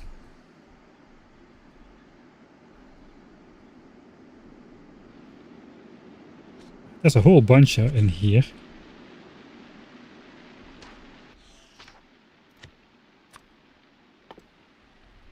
Iron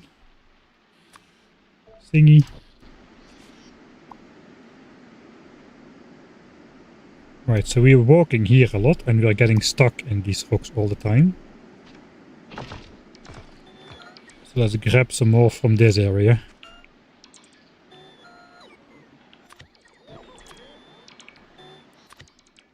I think I'll keep this blueprint. Let's put it in this game book.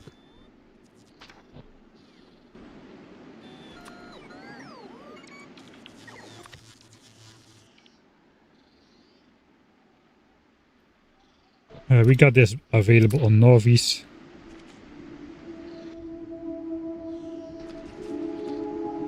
Oh wait, did I just do something? I think I just did something dumb.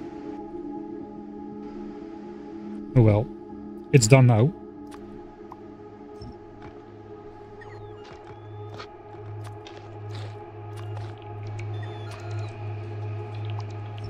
There's a lot of these things.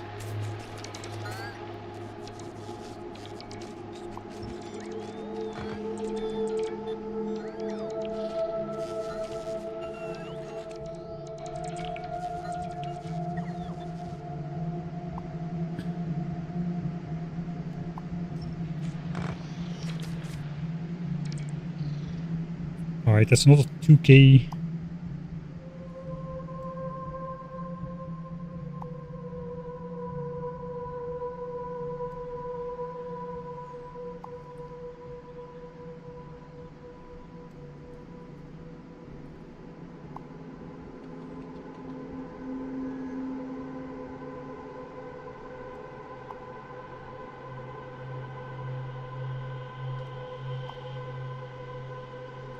Where are those things?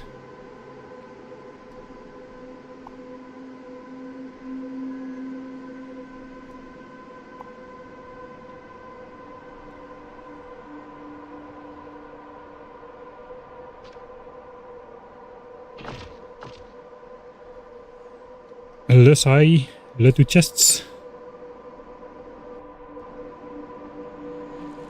Which two chests?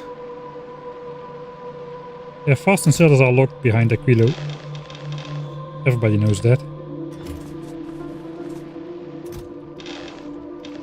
They were renamed stack inserters.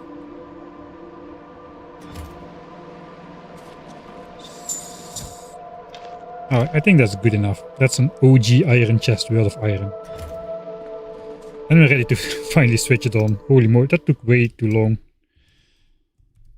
Concrete. Should have just launched 100 rockets from Novice. Really?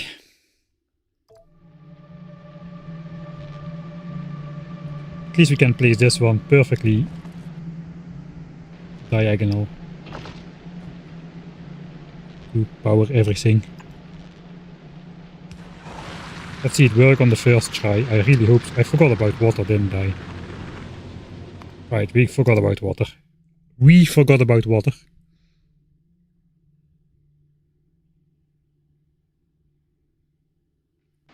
Not I. Streamers like to talk in terms of we.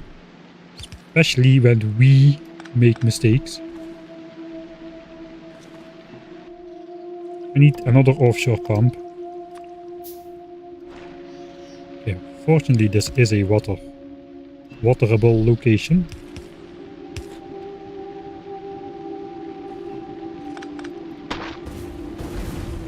Yeah, I can take that. Who thought those exploding trees were a good idea, man?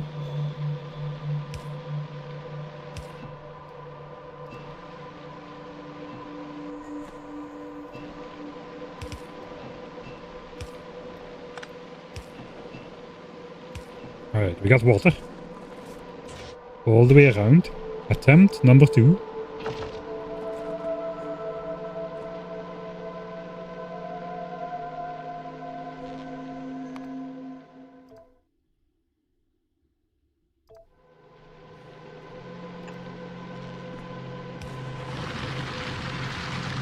Let's hope it all works first try.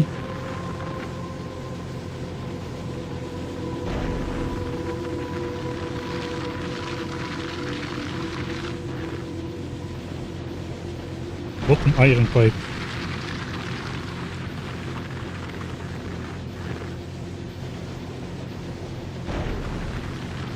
There goes the first batch of molten iron.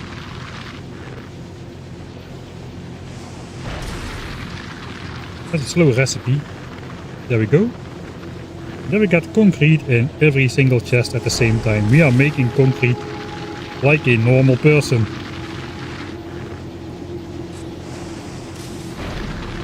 Quite a cheeky blueprint. It would be a lot faster if I had designed this off stream, but then just plopped it down. But you cannot design everything off stream, right? We have a nuclear reactor, yes.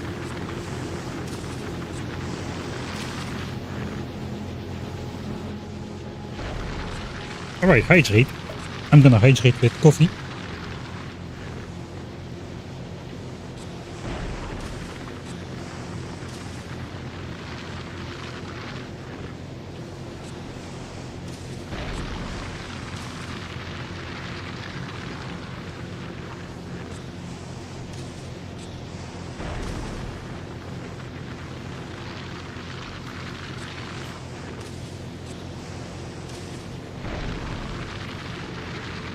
How does the magic wall work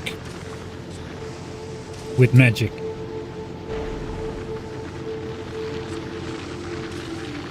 Good use of excess jelly nut. I've got excess fuel cells on Norvies. Coffee is temporary hydration. It first hydrates you and then a little bit later it dehydrates you.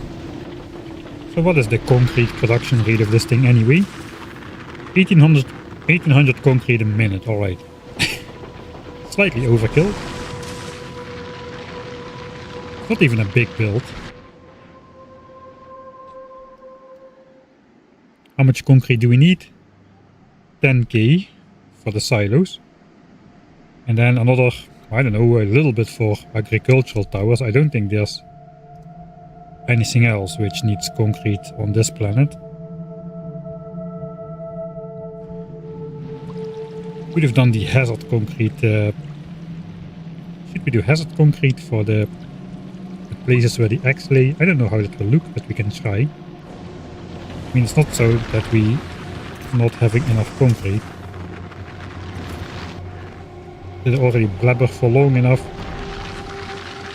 No. Let's just go. How many spots do I have anyway? There's 20 rows of biochambers. Each need 2. That's 40.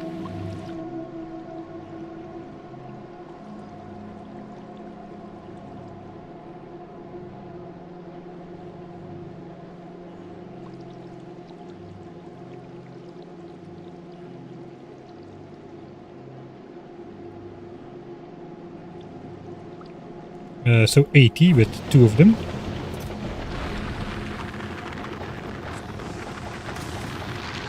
Sure, we'll make 80 hazard concrete and see how it looks.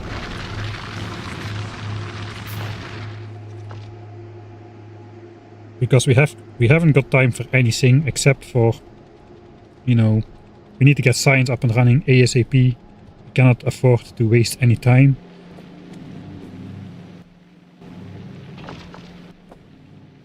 At least this will make sure that we have actually placed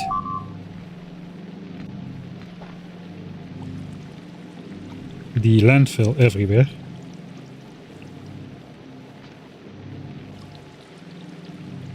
Also need heating towers, right? Yeah, we do need heating towers. Those like 20 concrete each.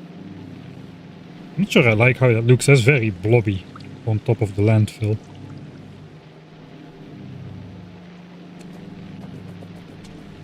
Give me some opinions. To hazard concrete or to not hazard concrete the spots for the eggs. Let's try the other way, maybe it looks better. It does look better the other way. Terrible.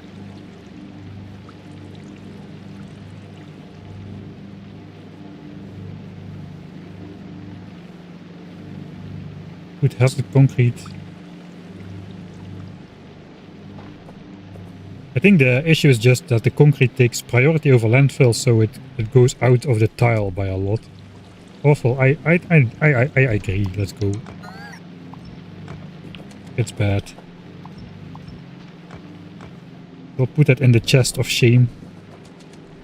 Alright, we need... I just switched off the annoying blinking light. I guess it's useful to... Who knows? Who could have known that this would be useful?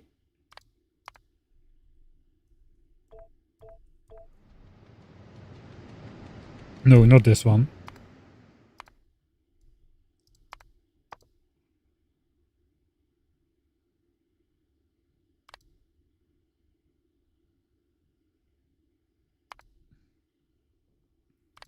This one.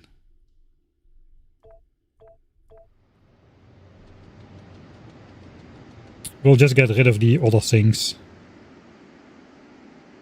8 heating towers there.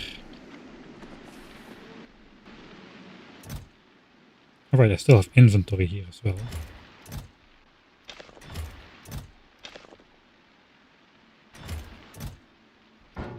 Suppose we grab that. At some point we should pick up these things. Let's leave those as well.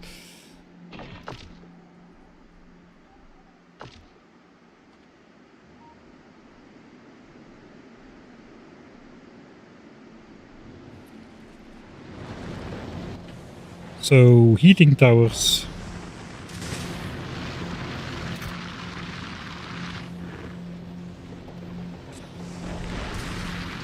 $20 concrete each.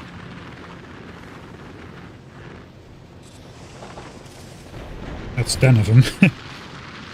That is fairly cheap. What else do you need for heating towers? Boilers and heat pipes. So we need regular stone. Zip, zip, zip, zip, zip. Right, now we can make boilers. And heat pipes. Okay, heat pipes are expensive. We need copper for that. We only have that laying around at the 00.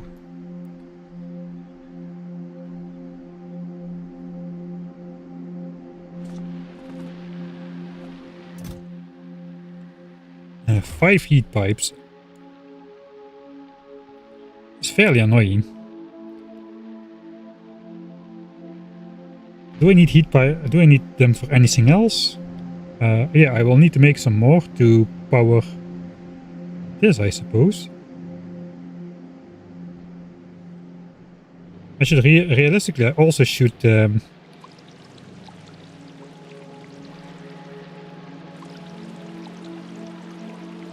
connect this perhaps to the nuclear heat pipe network. It's a little bit far away. We might... This one is close by. We might just get rid of one of those areas. Or perhaps just not request stuff there. The nutrients flow in there. I forgot about that. The nutrients spoil in there.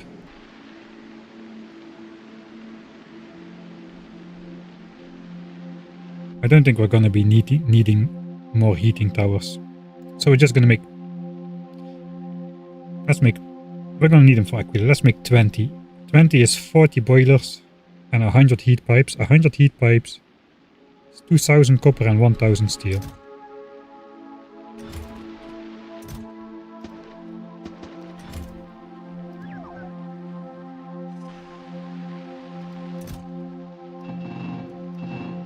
$2K copper.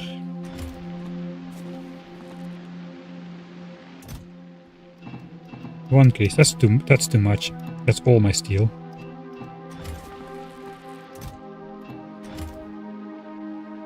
There's 8 heating towers. What am I missing then? Stone for boilers probably. No.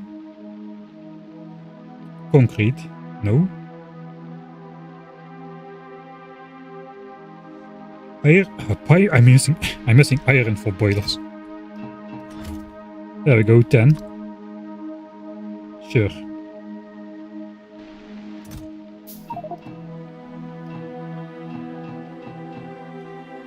And let's just craft 600 pipes for fun. Away with the stone.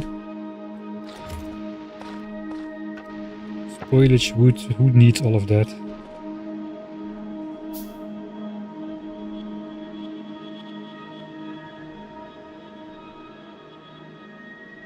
Heat pipe is 1 second recipe. It's literally a 1 second recipe.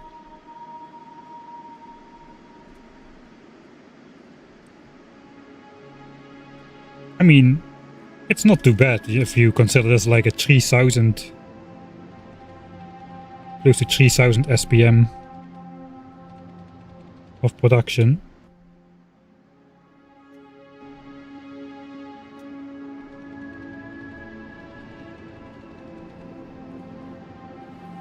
I think the heating towers might have a slow recipe.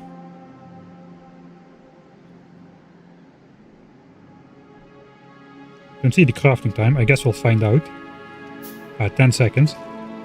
That's gonna take longer than the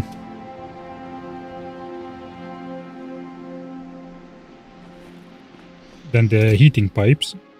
So maybe we start collecting for rocket silos then.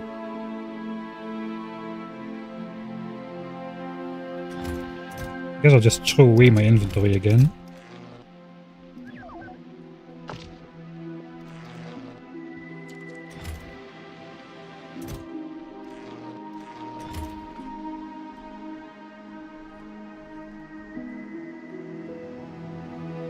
Alright, so I brought stuff over to make 10 rocket silos. I'm not gonna make quality. I want all of them to be the same. I'm just gonna handcraft them, I suppose.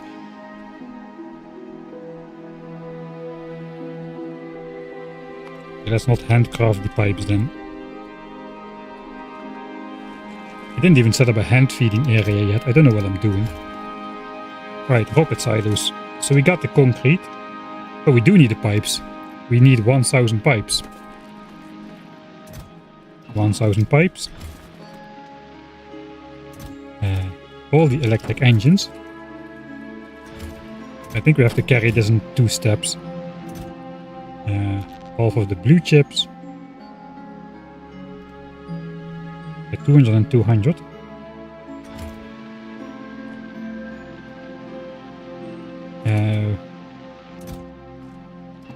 Steel and concrete.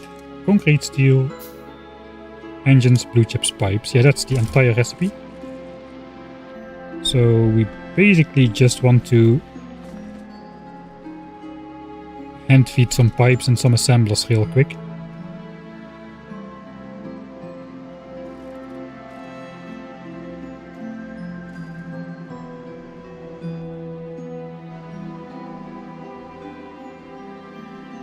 My inventory was laying somewhere over here. I don't have any power in a normal location.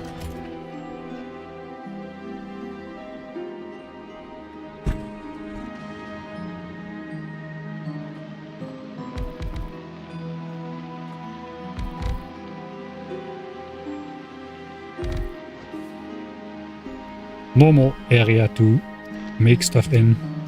Complete. Pipes.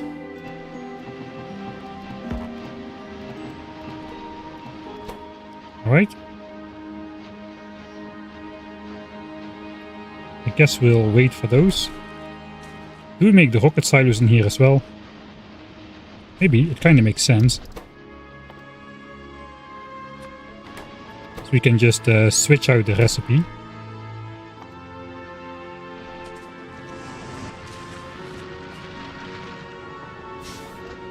$5K concrete.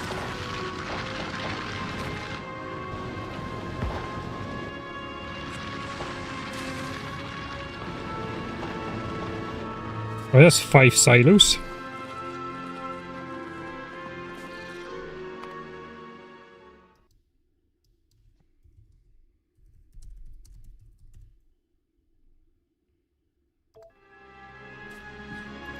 So if I... Oh. The pipes are in here. If I copy and paste the recipe, the pipes automatically go to there. That's already something. For the rest, we can just do this.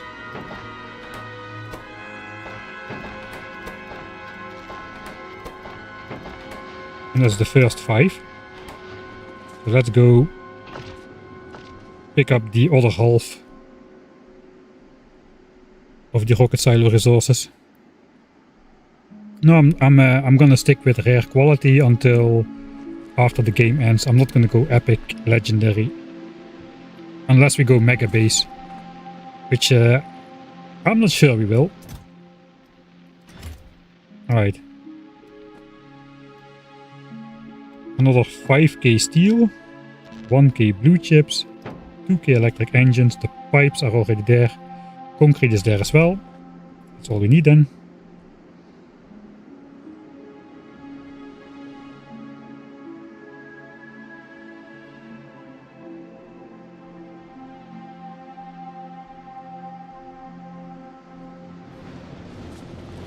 Okay.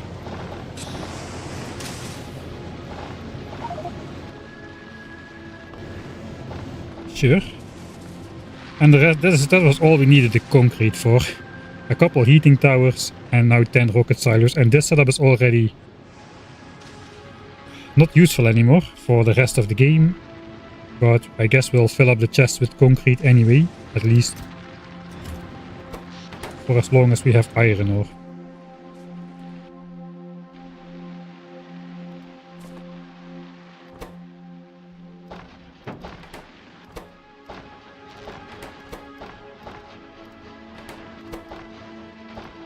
And the last one. That's going to be 10 rocket silos.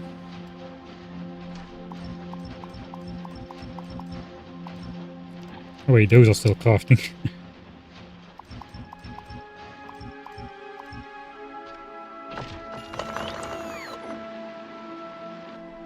Magically 10 rocket silos have appeared in my inventory, as well as 8 heating towers, so we should be able to place everything now. Let's grab also the productivity modules, and that will complete the science build completely. I was going to grab something, I already forgot what I was going to grab. Modules, right. Okay. Good stuff.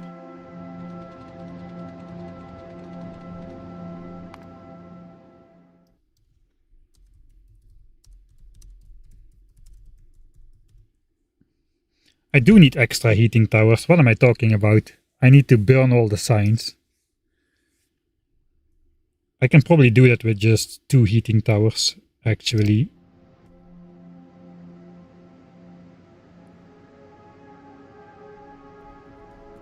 Didn't I make 10 heating towers? I made 10. Where are the other ones?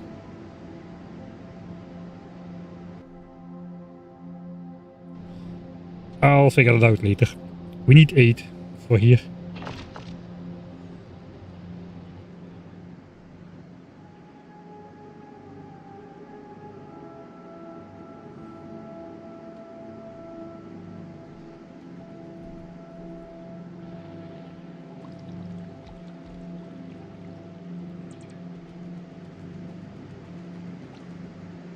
There go the silos.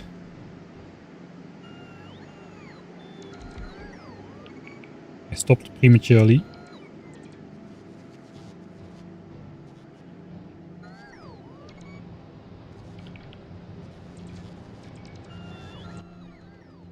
Right, the modules go in there as well.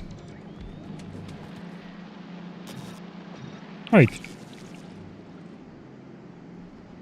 So now we can make rockets.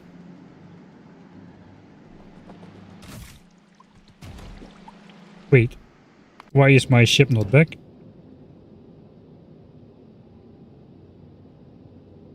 Ah, right, 90,000 seconds have not quite yet passed. I see.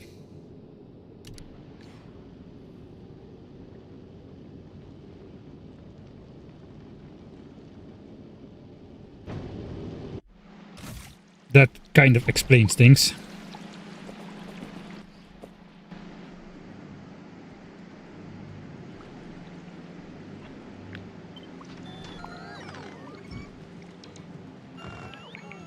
The seeds will have to go somewhere else. We have to bring the seeds back to the plantations as well. So that's gonna be some thing.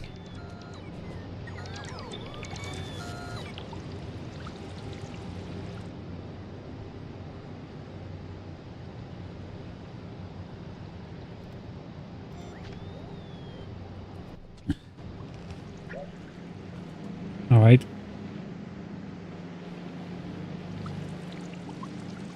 Those chests are in the way. I don't really know what I want to do with those.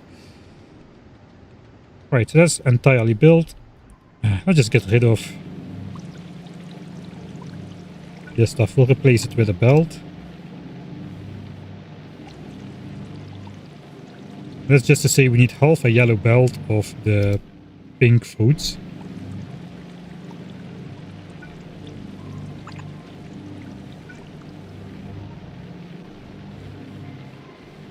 And half a red belt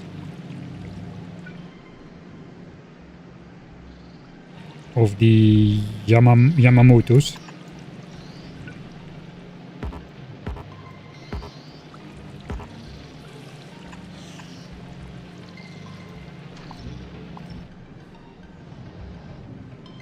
Then we can get rid of the blinking completely. If only I had some belts.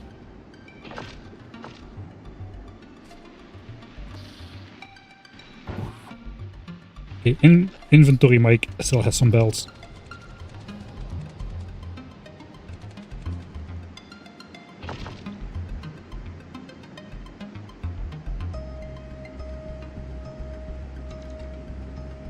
Alright, there goes those. And we will be getting rid of that blinking finally. Hey, there comes the stuff. Good news.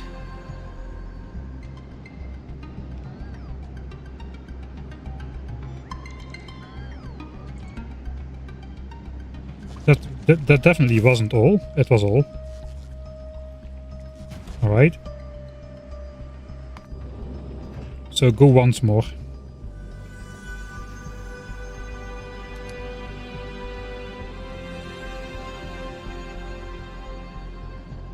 Actually, just times 1 this time, because now we're gonna need space for the signs as well. And on Norvis I got to have this thing requesting fuel cells, I suppose.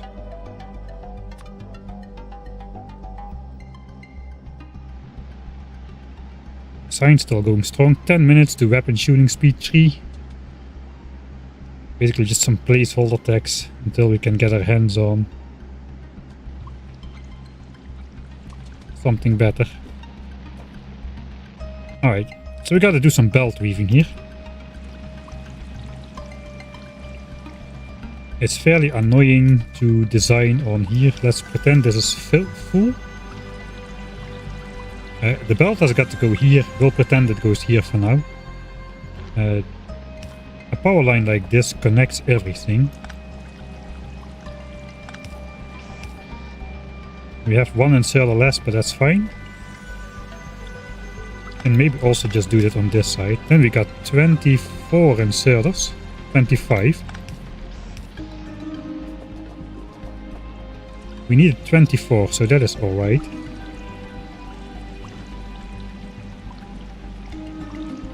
Alright, I guess we're gonna have rocket fuel on a yellow belt again. Just gonna pretend it's blue for now. No, that's not a good idea.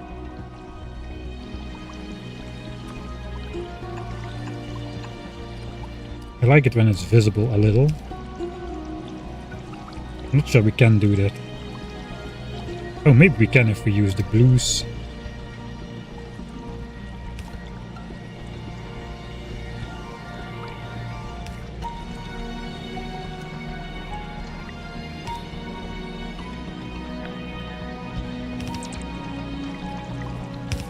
No.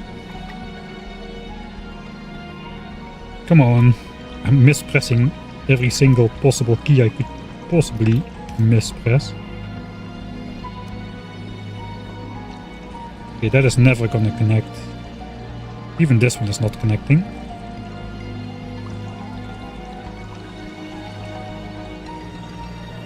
That's annoying.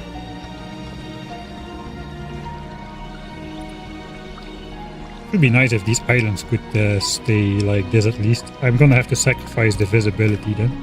It's gonna be hidden behind...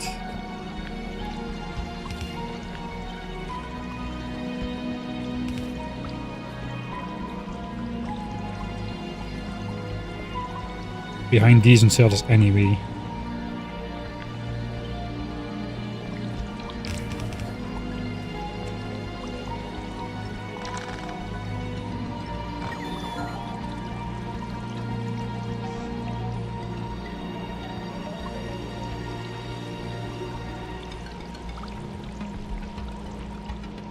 Alright, how am I gonna get it on there though?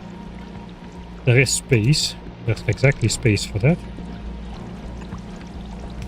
I can side load the rocket fuel onto the blue belt and then have the other stuff flowing onto this one. That'll do.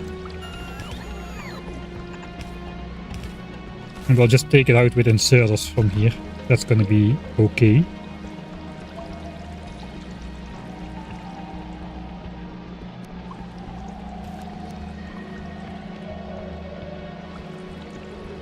Alright. That does the job. Then we'll put the power line... Ah, we cannot. Put it here. We can put a light. No, the rocket silo makes a nice glow. I already don't like that I need a power line here. But I do. I don't have rare ones, so be it. Does this make more sense? No.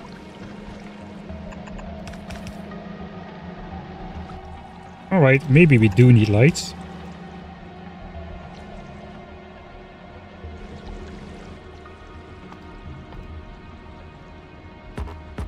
And I cannot make more, but that's fine. We can later make more. For now though, we can just leave it open. Alright, so that is the way then. And these connect. Alright.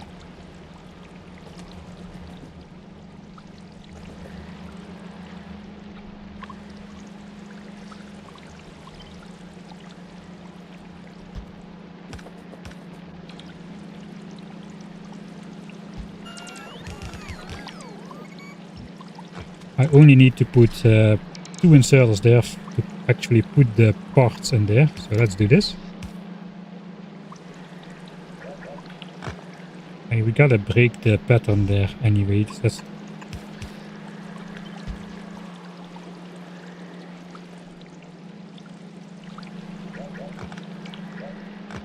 is what my design sessions look like. This endless tinkering with details. for no real reason.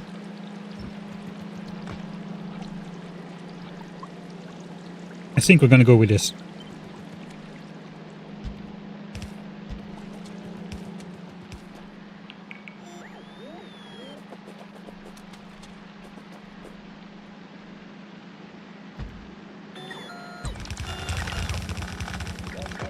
Oh god.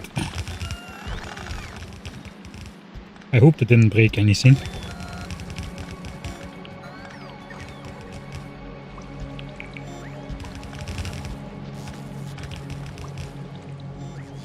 Okay, now we just gotta unload and we can start making rockets. Yeah, I know the power line over this, I hate it too. It's gonna be curious to see how the... I don't really have a good alternative though. I already dismissed putting power lines besides here. It's Gleba. Gleba is cursed anyway. Alright. 0.27 rocket parts a second. Is that gonna be fast enough? That's a 3-minute rocket build time, and we need to launch 1 rocket every 7 minutes, so yes, we are gonna be good.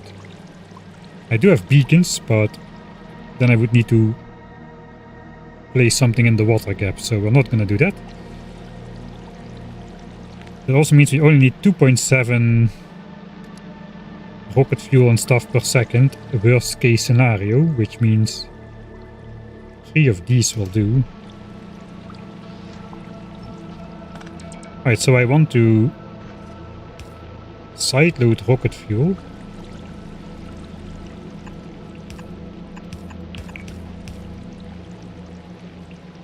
But that only works if it's on the near side of the belt.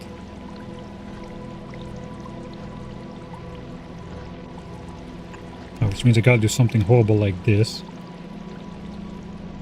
So we might as well do something horrible like this instead, so it looks even worse.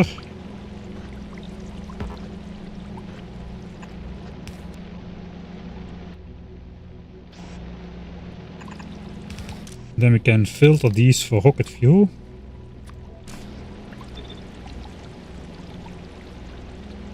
So a power line can go here. And that would be rocket fuel. Once we turn it. And we gotta have blue chips and low density structures.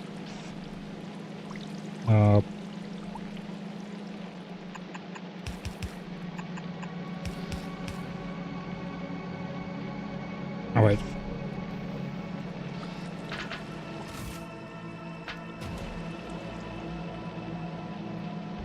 So if I put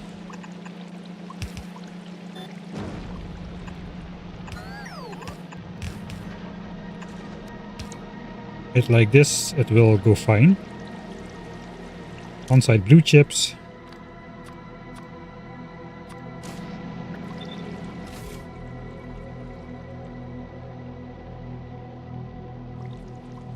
I think I received, yeah, I received the rocket fuel there. That's fine.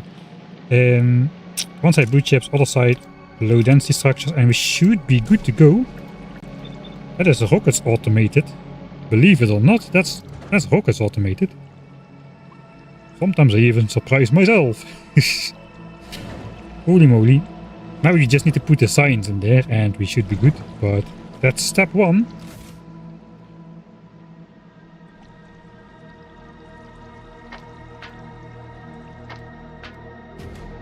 Alright. Rockets automated. Holy moly.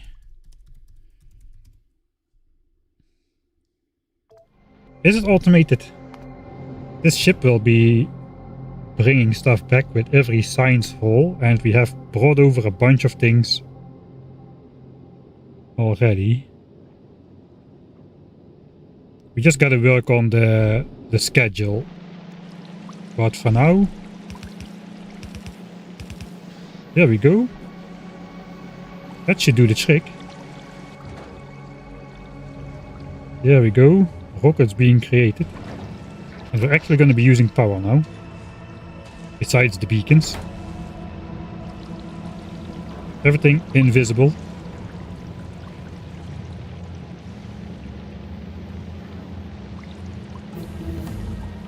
Diamond shooting speed 3 done.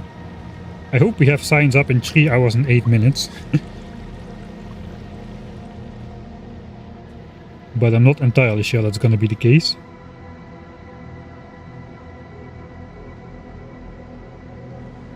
Right, so I'm just going to let this back up entirely, I think, without feeding it back or looping it around. This is the science belt.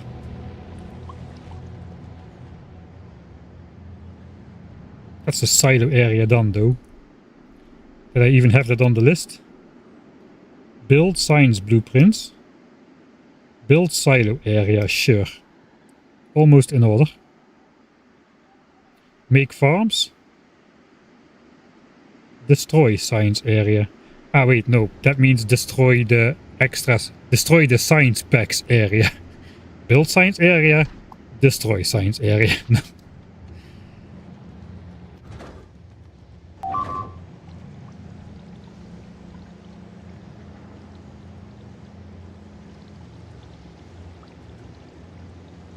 Can the power lines go horizontally? I think it's too far. We have a 1 tile off. We need the rare ones to do that. Then we could go like this, and all the way over. So perhaps we'll bring the rare ones over, because I agree this is a crime against Factorio. How should this rocket launch? It's going to be split in half. It's going to just launch in 2 halves once it goes through here. I want to get a nice nice rocket shot for the video.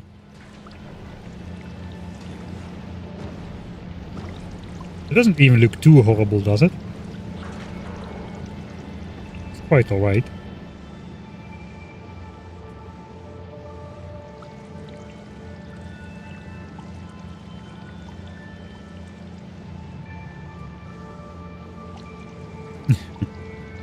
Something's gotta go. It's like the immovable object versus the unstoppable force.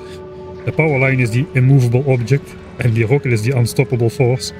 What will happen? I guess poetically probably the same thing like what would happen in the actual world. They just move straight through each other without even noticing the other.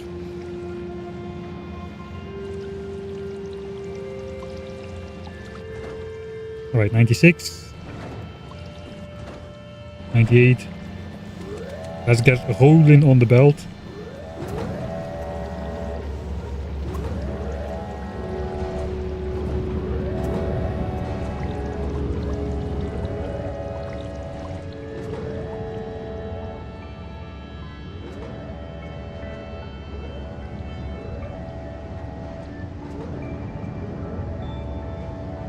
The backsiders are a little bit slower.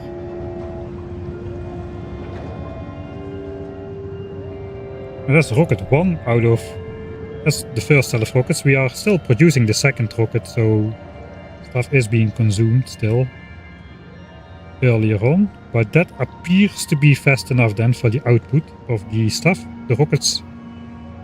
this guy got stuff while all of the other 9 rockets were building, so that appears to be alright. And we have actually backed up now, despite we are still consuming everywhere. So that's good. The rocket feeding stuff is good. Now we just need to get the science packs in there.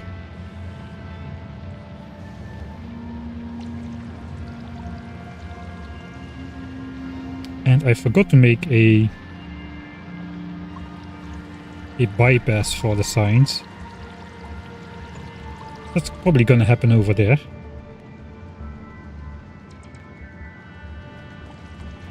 So I don't want to put Gleba science in the rocket when it's just gonna spoil there. So here we can arrange science going into the rocket. I guess we should actually put the filter on there. If we want signs to load, it goes in here. Spoilage always will go here then, automatically. And if we don't want to load signs, all the signs will just flow into an area where it gets destroyed. I think that should work.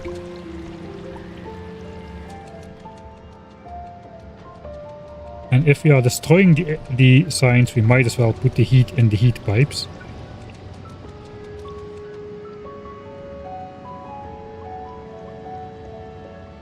I don't think we're gonna make all of that today anymore.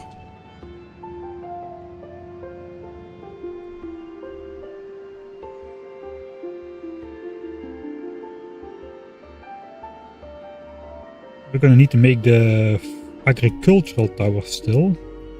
Don't those also require concrete? Maybe there's more uses to concrete than I thought. I don't even know how this thing looks, man. What the heck is it? Oh, there it is. I know, the steel, electronic circuit, spoilage and landfill. Okay, it's good we got spoilage. We don't need that many of these either.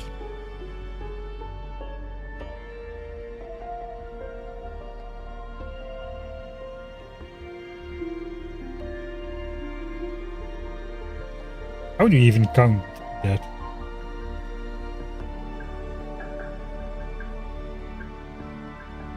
How do you count how many trees you need? I think you can do that. How long does it take for those trees to grow?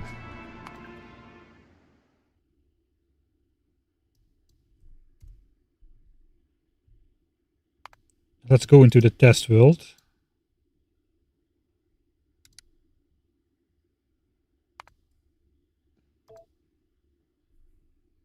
Where we had the signs running.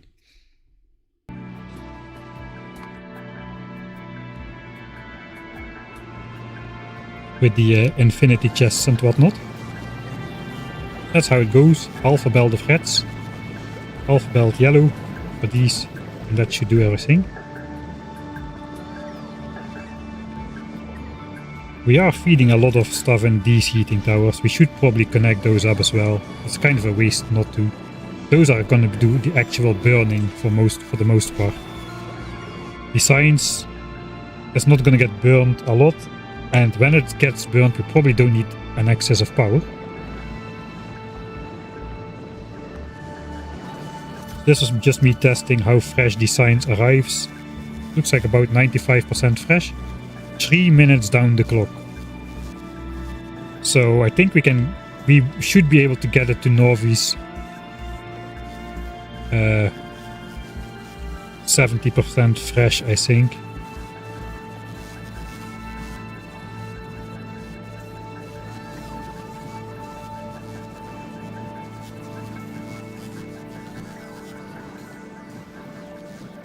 We have an 8-minute cycle, so it will get loaded in the silos, and before 8 minutes have finished, the signs should be on Norvi's. Right? It gets launched, the rocket just flies away. It will be back in 4-5 minutes. Yeah, I think we should be good. What was I looking? I was looking at production rates. We got the entire 2600 signs per minute set up here. It's been running for a while without ever breaking, so I just don't want to change the design anymore. 2600 SPM, slightly under the blue belt value. So it should keep flowing at all times without signs getting stuck anywhere as well. That is nice. But what we're really after is these things. We are consuming 840 of these a minute and 336 of those a minute. That's where the half yellow belt and half red belt comes from. The question is, how many trees do you need? You don't have stats for trees harvested.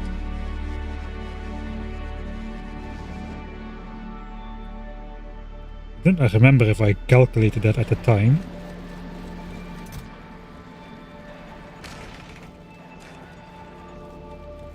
Growth time 5 minutes, that's 300 seconds. So basically 300 seconds to yield 50 of these is, it takes 6 seconds to produce one of those.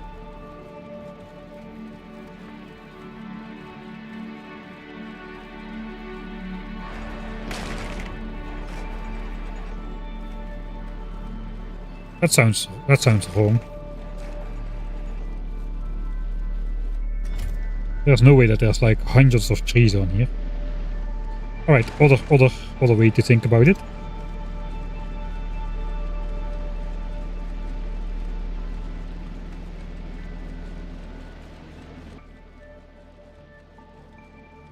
Per second. This is per minute. Alright. There is the 60 times order of magnitude discrepancy. So it takes, yeah, it does take 6 seconds to make one of these. So basically one tree delivers 10 per minute, right? Yeah.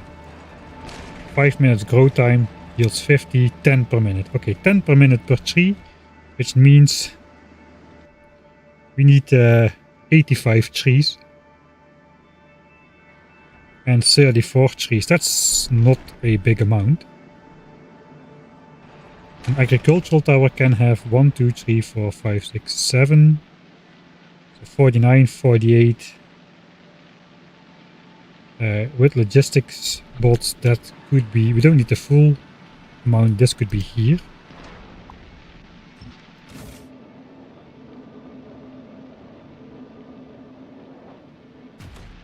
This does not yield any seeds, right? It just yields the apples. And we don't need the full 6 outsiders, so that could all fit in a...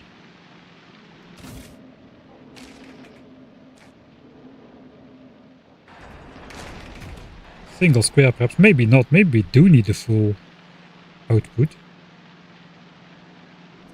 Alright, let's say this is like 40... Let's say we can get 40 trees around a single one.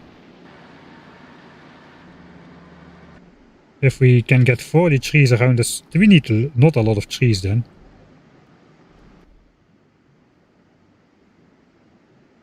Let's say if we can cram 42 trees around a single agricultural tower, that should yield us the entire... like one agricultural tower per... thing. Am I off?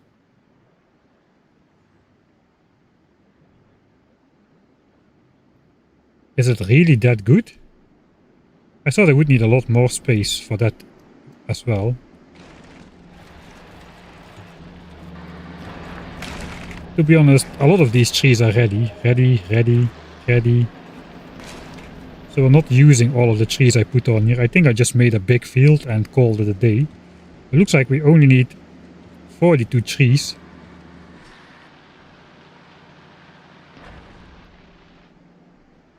Oh, that is not a lot.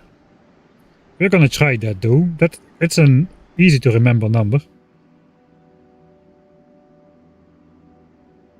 42 trees is cutting it very close.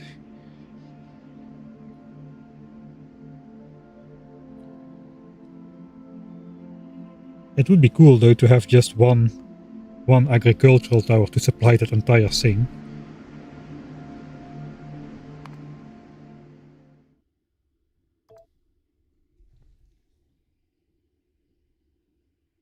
That looks about right. 1 per minute, I don't think so. 300 seconds and it yields 50.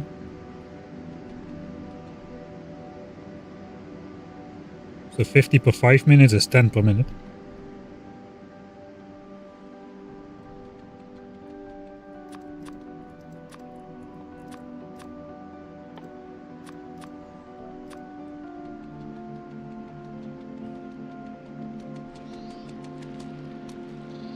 And this area is so good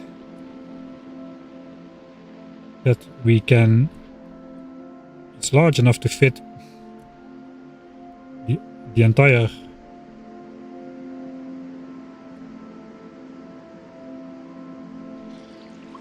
the entire amount of trees, I think. Even here we are missing... It's 49, it's 46, 45. Gotta get the belt out of there. This might already do it. That's the closest we can get, I suppose.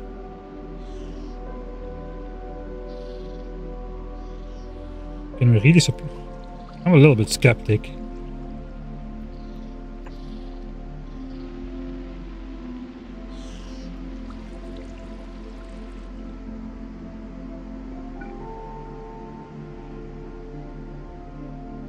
We can technically supply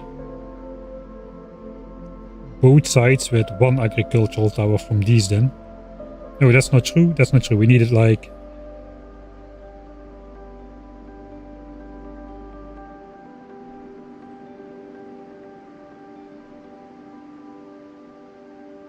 No, we can. But I'll look at those numbers later, but I think for now we're just gonna grab the closest possible opportunity, which yields a full field. We do need to make all that soil though, so that's an issue. We don't have that many seeds just yet, but I guess we can just chop trees and let the rest rot into spoilage.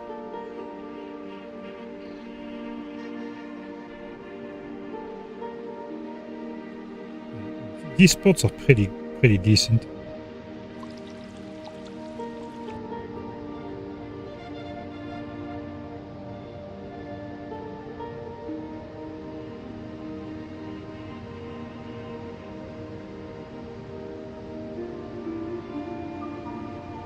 Yeah, let's say the actual rate. Okay, but I have purely science and nothing else. And I got a weird combination of modules in there. So that's not going to be one-to-one transferable.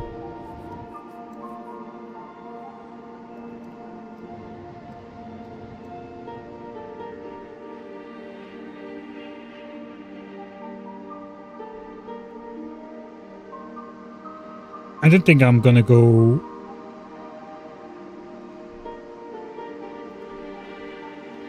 Do we do agricultural towers? I think I don't have time for that anymore.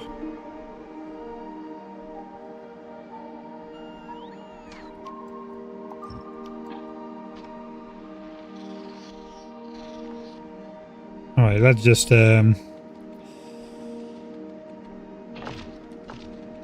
find out where my missing 2 heating towers went. Not in here. This has run out of iron.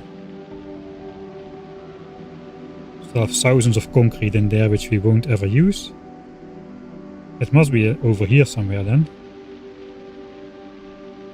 Let's just go look.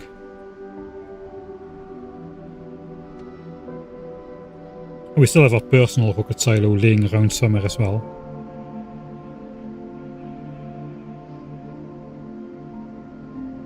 I guess when we are starting up science, we will have the X, the biter X at risk then. Don't have that many seeds. We need like at least 2 of these can make 10 soil. Basically that means 2 seeds per tree where the ground is not good yet. So I think I'm just going to have to harvest and replant, or at least harvest and process some of the trees just to get the seeds. Can you get seeds from seeds, or do you really just get those?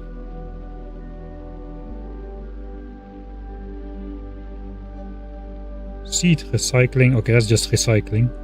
Alright, we really just need to process the fruits.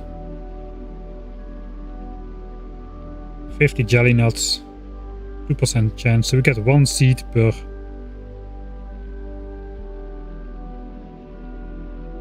tree. We get 1 seed per tree on average. Do we? We get 1 seed per tree? It yields... 1 tree yields 50 fruits. There's a 2% chance for a seed. Weird.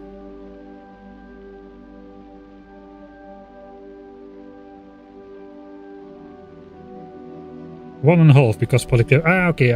I seem to remember. Yeah, we got an overflow of seed. That's the productivity from the biochamber coming in. So we get 50% more seeds than we need. So that should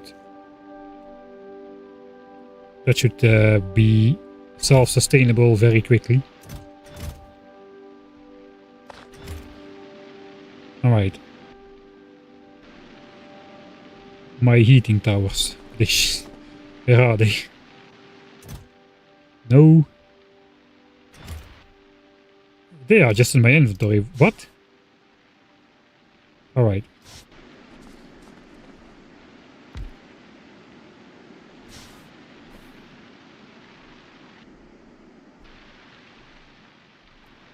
Alright, this is gonna be... I think we didn't do anything really.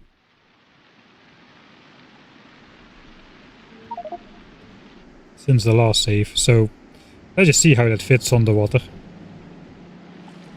We need to put 2700 signs a minute into chests. We already calculated that was 1 hour. So we need to store up to 162,000 signs at full production rate. So once all chests are full, we still need to have chests to put 45 signs per minute into. So that's 24 inserters putting stuff in chests. With all of this being full. So basically we need 24 chests plus this amount. Plus 17 chests or so. So 41 chests. At least, maybe we'll just do 48. 48 sounds like a good number. So 48 chests and...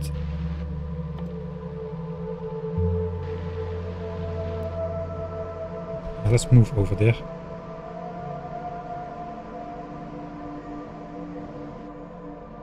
What does 48 chests look like? 8.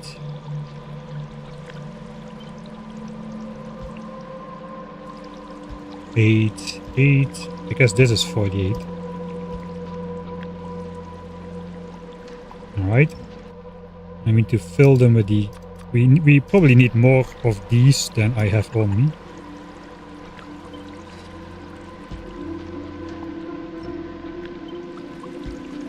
Designing on the water is hard.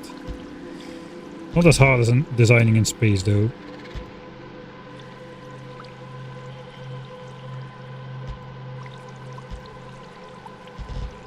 Alright, so we want to take out only spoilage. And even if... so physically there cannot be...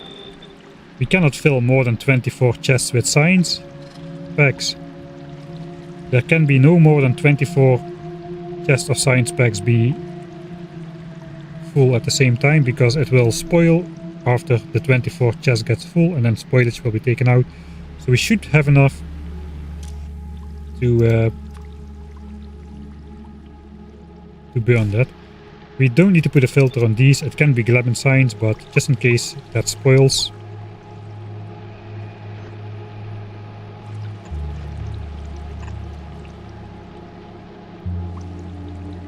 We can have the science collection area just literally like right here.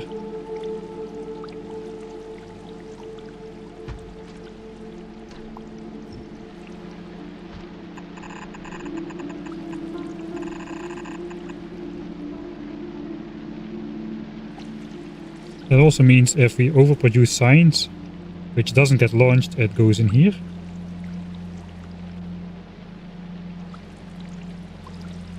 And we can, if we load stuff with inserters here, all we need to do is flick this on. And the bots will take, the science will move in the trash slots and the bots will take it out. So it is possible to remotely get rid of that. As long as we have a space to put it. And at the moment we don't. So I guess we'll have...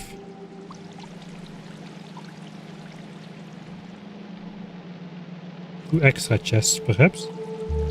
At the very end here. Doesn't really look nice. Maybe we can just replace those and logistic filter signs in there.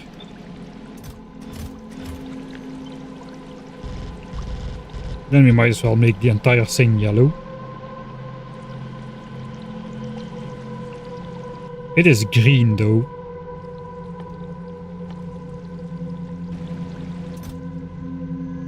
That's fine. Spoilage goes somewhere else. Spoilage is getting burnt already.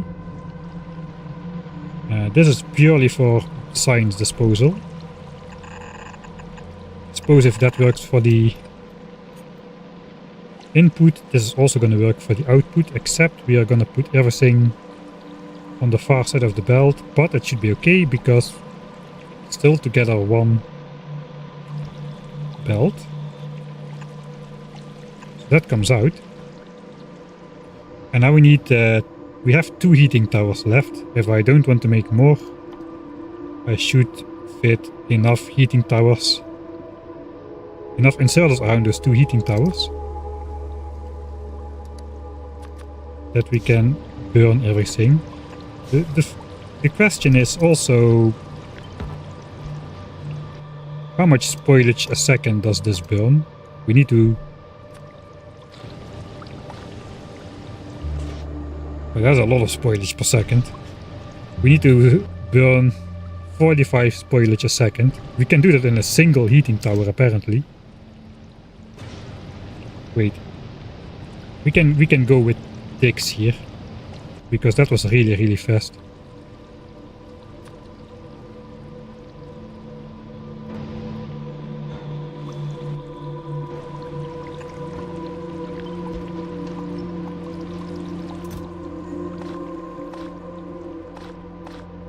Alright, so this is 4 seconds worth of science turning into spoilage. If we put it in here, how many ticks do we need for that? Let's go 60 ticks. Went from 180 to 15. That's 65 spoilage a second. Let's do another one. Alright, that's 2 seconds. And this is 3 seconds and it's already gone. It's less than 3 seconds to burn that. Technically we need only 1 heating tower. The design kinda calls for 2. Well, this would be acceptable if we can somehow fit 24 inserters around it. I think we can not, because of the heating pipes. 22. Thanks Schnibs for the Prime subscription. Alright, it is important that we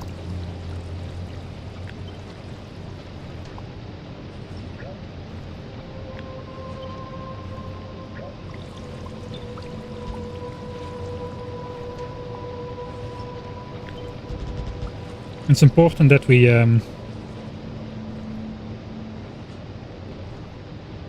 can feed everything, so I think we are gonna have to put a second heating tower there as well.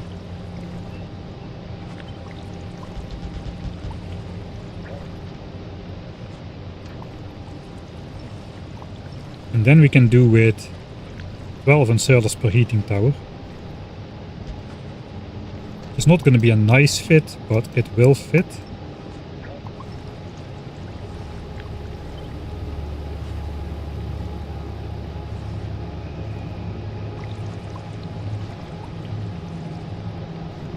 Yeah, I guess that's just the way it's gonna be. Or we need 4 heating towers. But then we need to connect them again somehow around. That's not really nice. So be it. That goes here, and we'll have the belt.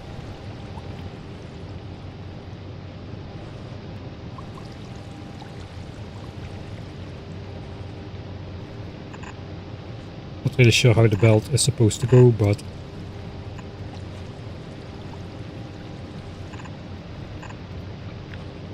these squares need to be belted for sure, in some way.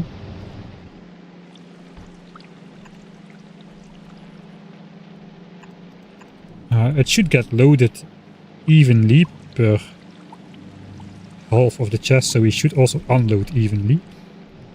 So maybe we don't need to go on a single belt. And we can just feed 1 heating tower per belt. I did have blue belts somewhere because it was time.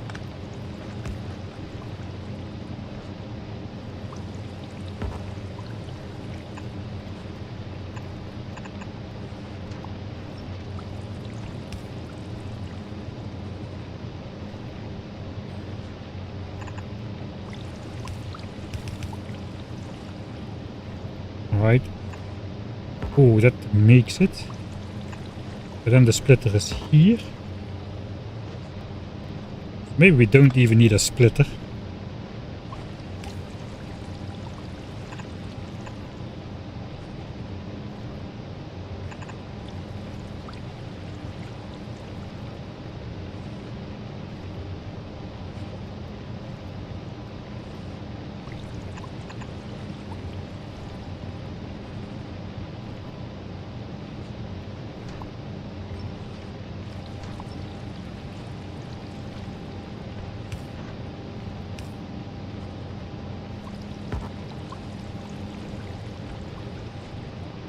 That doesn't turn out the same.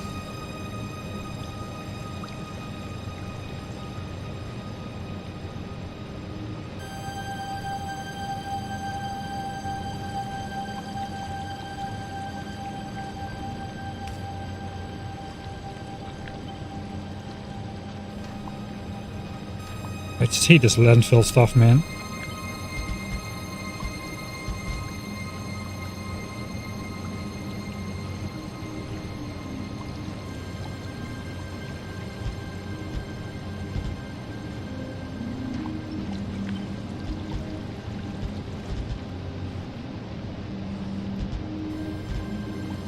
I guess we'll do that. That is like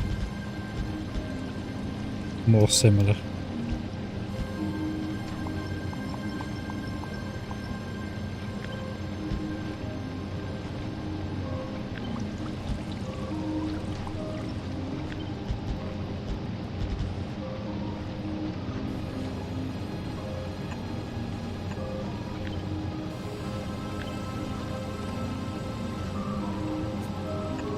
Oh, come on. Something like that.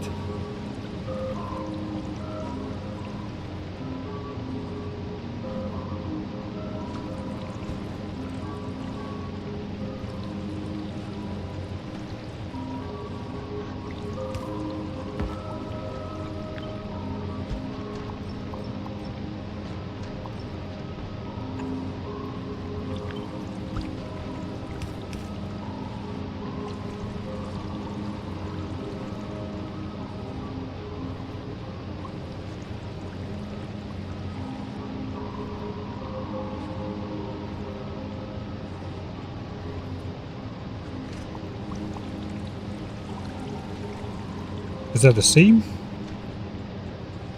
6, 7, 1, 2, 3. Okay, that's kind of the same.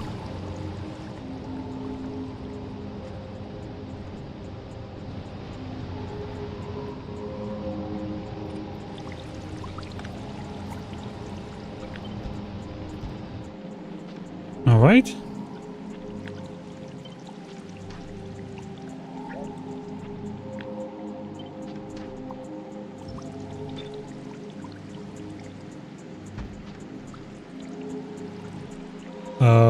Okay, we're not powering this though, so we might need some space for power lines actually. We got the uncommon power lines, so we should be able to fit it in. All right.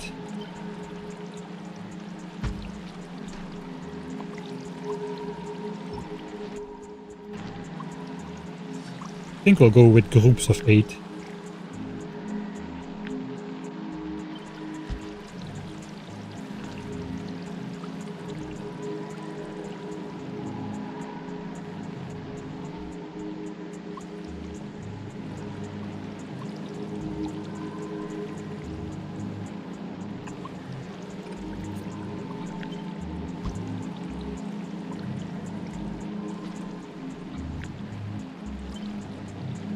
Does this fit?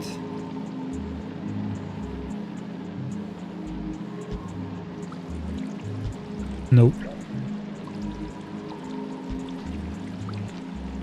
Alright, maybe we don't go with groups of 8. Maybe we'll just do this then. 1, 2, and 3.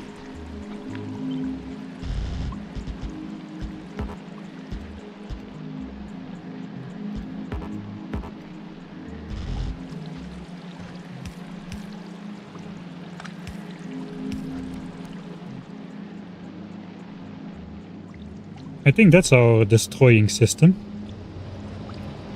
We also need power line here.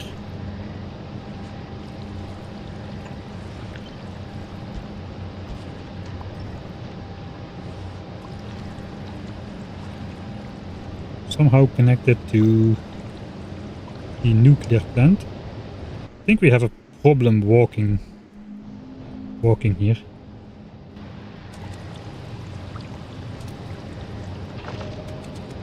So we cannot walk here, every time get stuck here. So maybe it's a good idea to put that power line here.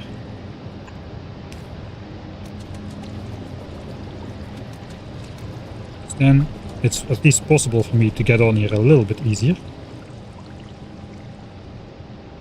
Alright, so that is powered. Everything is powered, so let's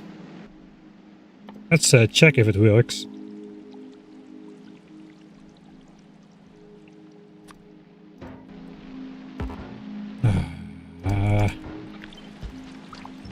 Such a annoying workaround.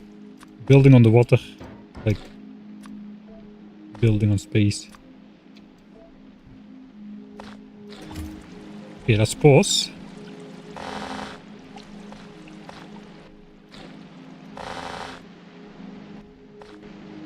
Every chest is filled with spoilage. Let's see what happens. So that's the maximum rate.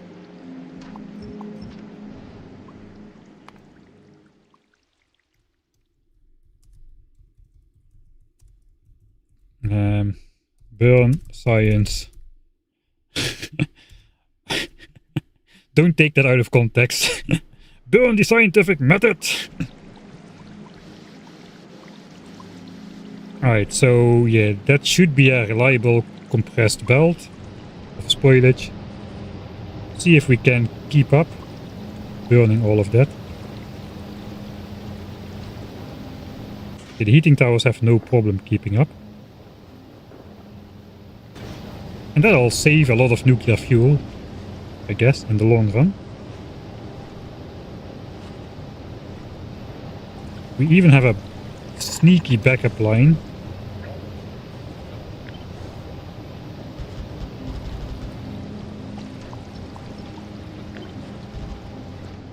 To connect those other heating towers if we really want to.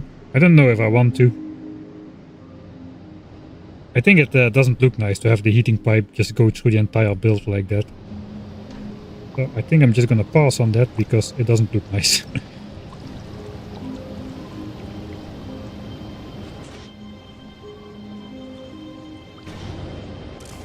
The temperature is purely coming from the spoilage, so that's gonna be good for power. Whenever we are not producing, yeah, that's a good way to put it. We're not gonna go on heating towers. Whenever we are not producing science, the entire science production is just powering the base through spoilage. 2700 spoilage a minute. And whenever we are producing science and sending it out to the rockets, then we are powering the base on nuclear fuel cells. So maybe what I should really do, I'm not sure if that will look nice, but we can make a giant... it is editor mode, so let's try it.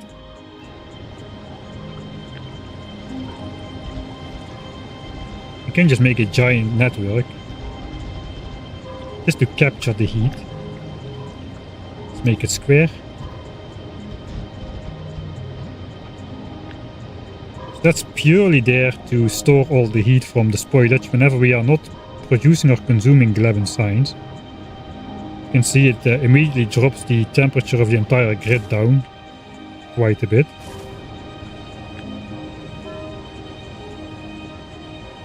So I'm gonna cold shock the entire base and everything's gonna stop working if I put all of these down immediately.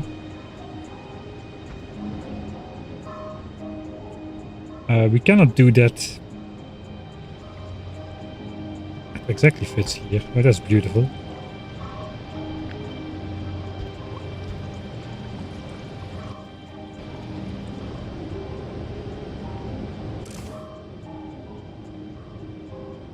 We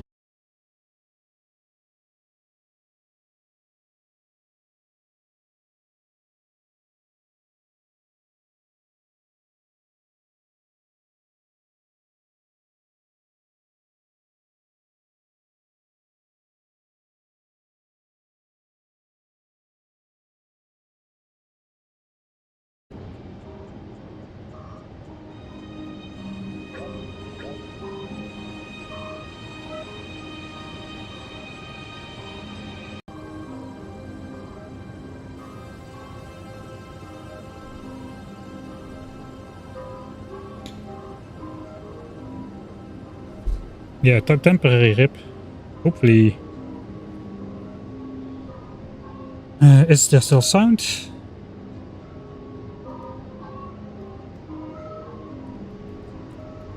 Okay, no sound.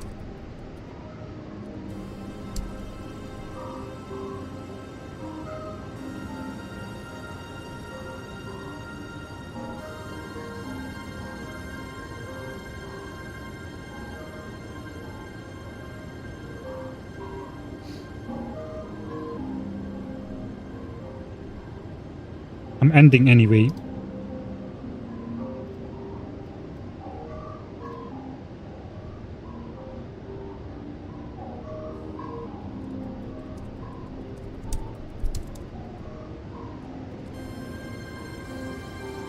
Put a link on Twitch with the sound link. You don't hear that if you're on Twitch, but if your phone doesn't work, then call. You know, that kind of practice. Alright, so I'll maybe fiddle around with this a little bit, but that could be a good way to store excess heat in the system. If we are burning it anyway through spoilage. We just burned all the spoilage. That was the last of it.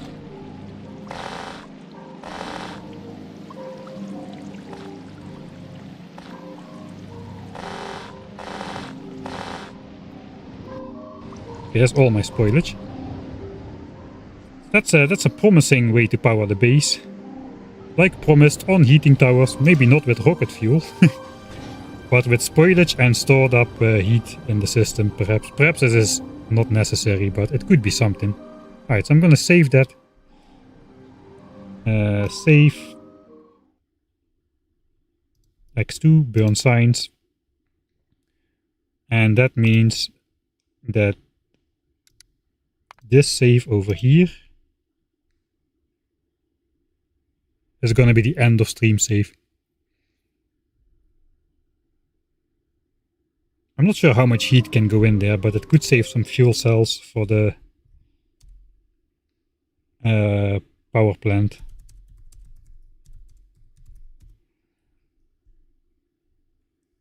But then again, on the scale of producing 1 million signs for a single technology, or 2 or 3 million even later, and probably in longer sessions with continued Gleba research, it's probably not going to be worth it in the grand scheme of things to save one fuel cell, perhaps, maybe, during the entire 20-hour research project of Gleba science. So we're probably not going to go there. We're just going to go put the heating towers there and call it good. We've got 2 heating towers, so those can be put there. We'll see exactly how. But that's going to be it for me today. Pretty good. We didn't actually get science started, but we got everything we need on the planet. And we built the entire thing.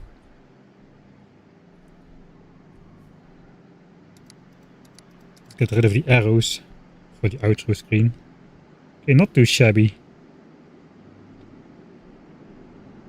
If only I could stay somewhere where the terrain doesn't move me. I'll do this for the... so it doesn't look like the thing people say it looks like, even though it doesn't look like it.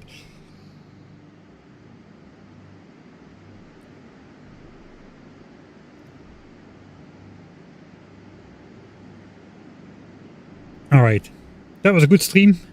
Thanks everybody for watching. And for all the support, SDB and Matcha and everybody else, and Vita, if you're still here. Thanks everybody for the stupid level of support.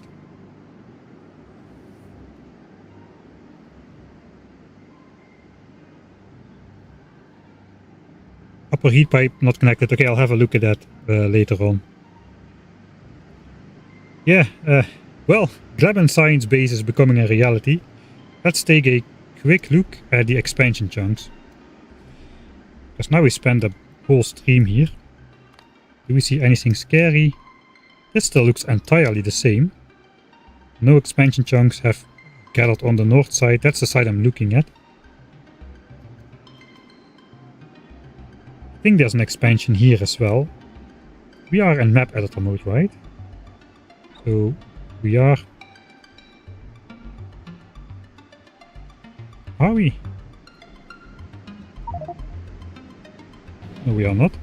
So we can now take a look in the void then, without actually going to look. So we thought there was an expansion here, and there is. It's just not scanned yet. It's literally right against my landfill border here, on the chunk edge.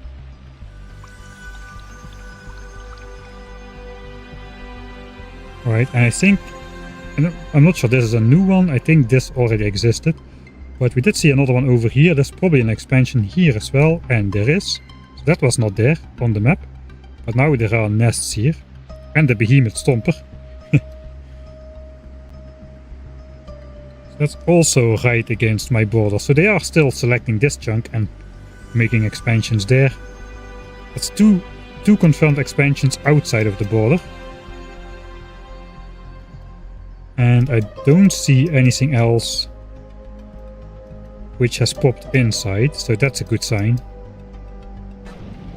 Alright.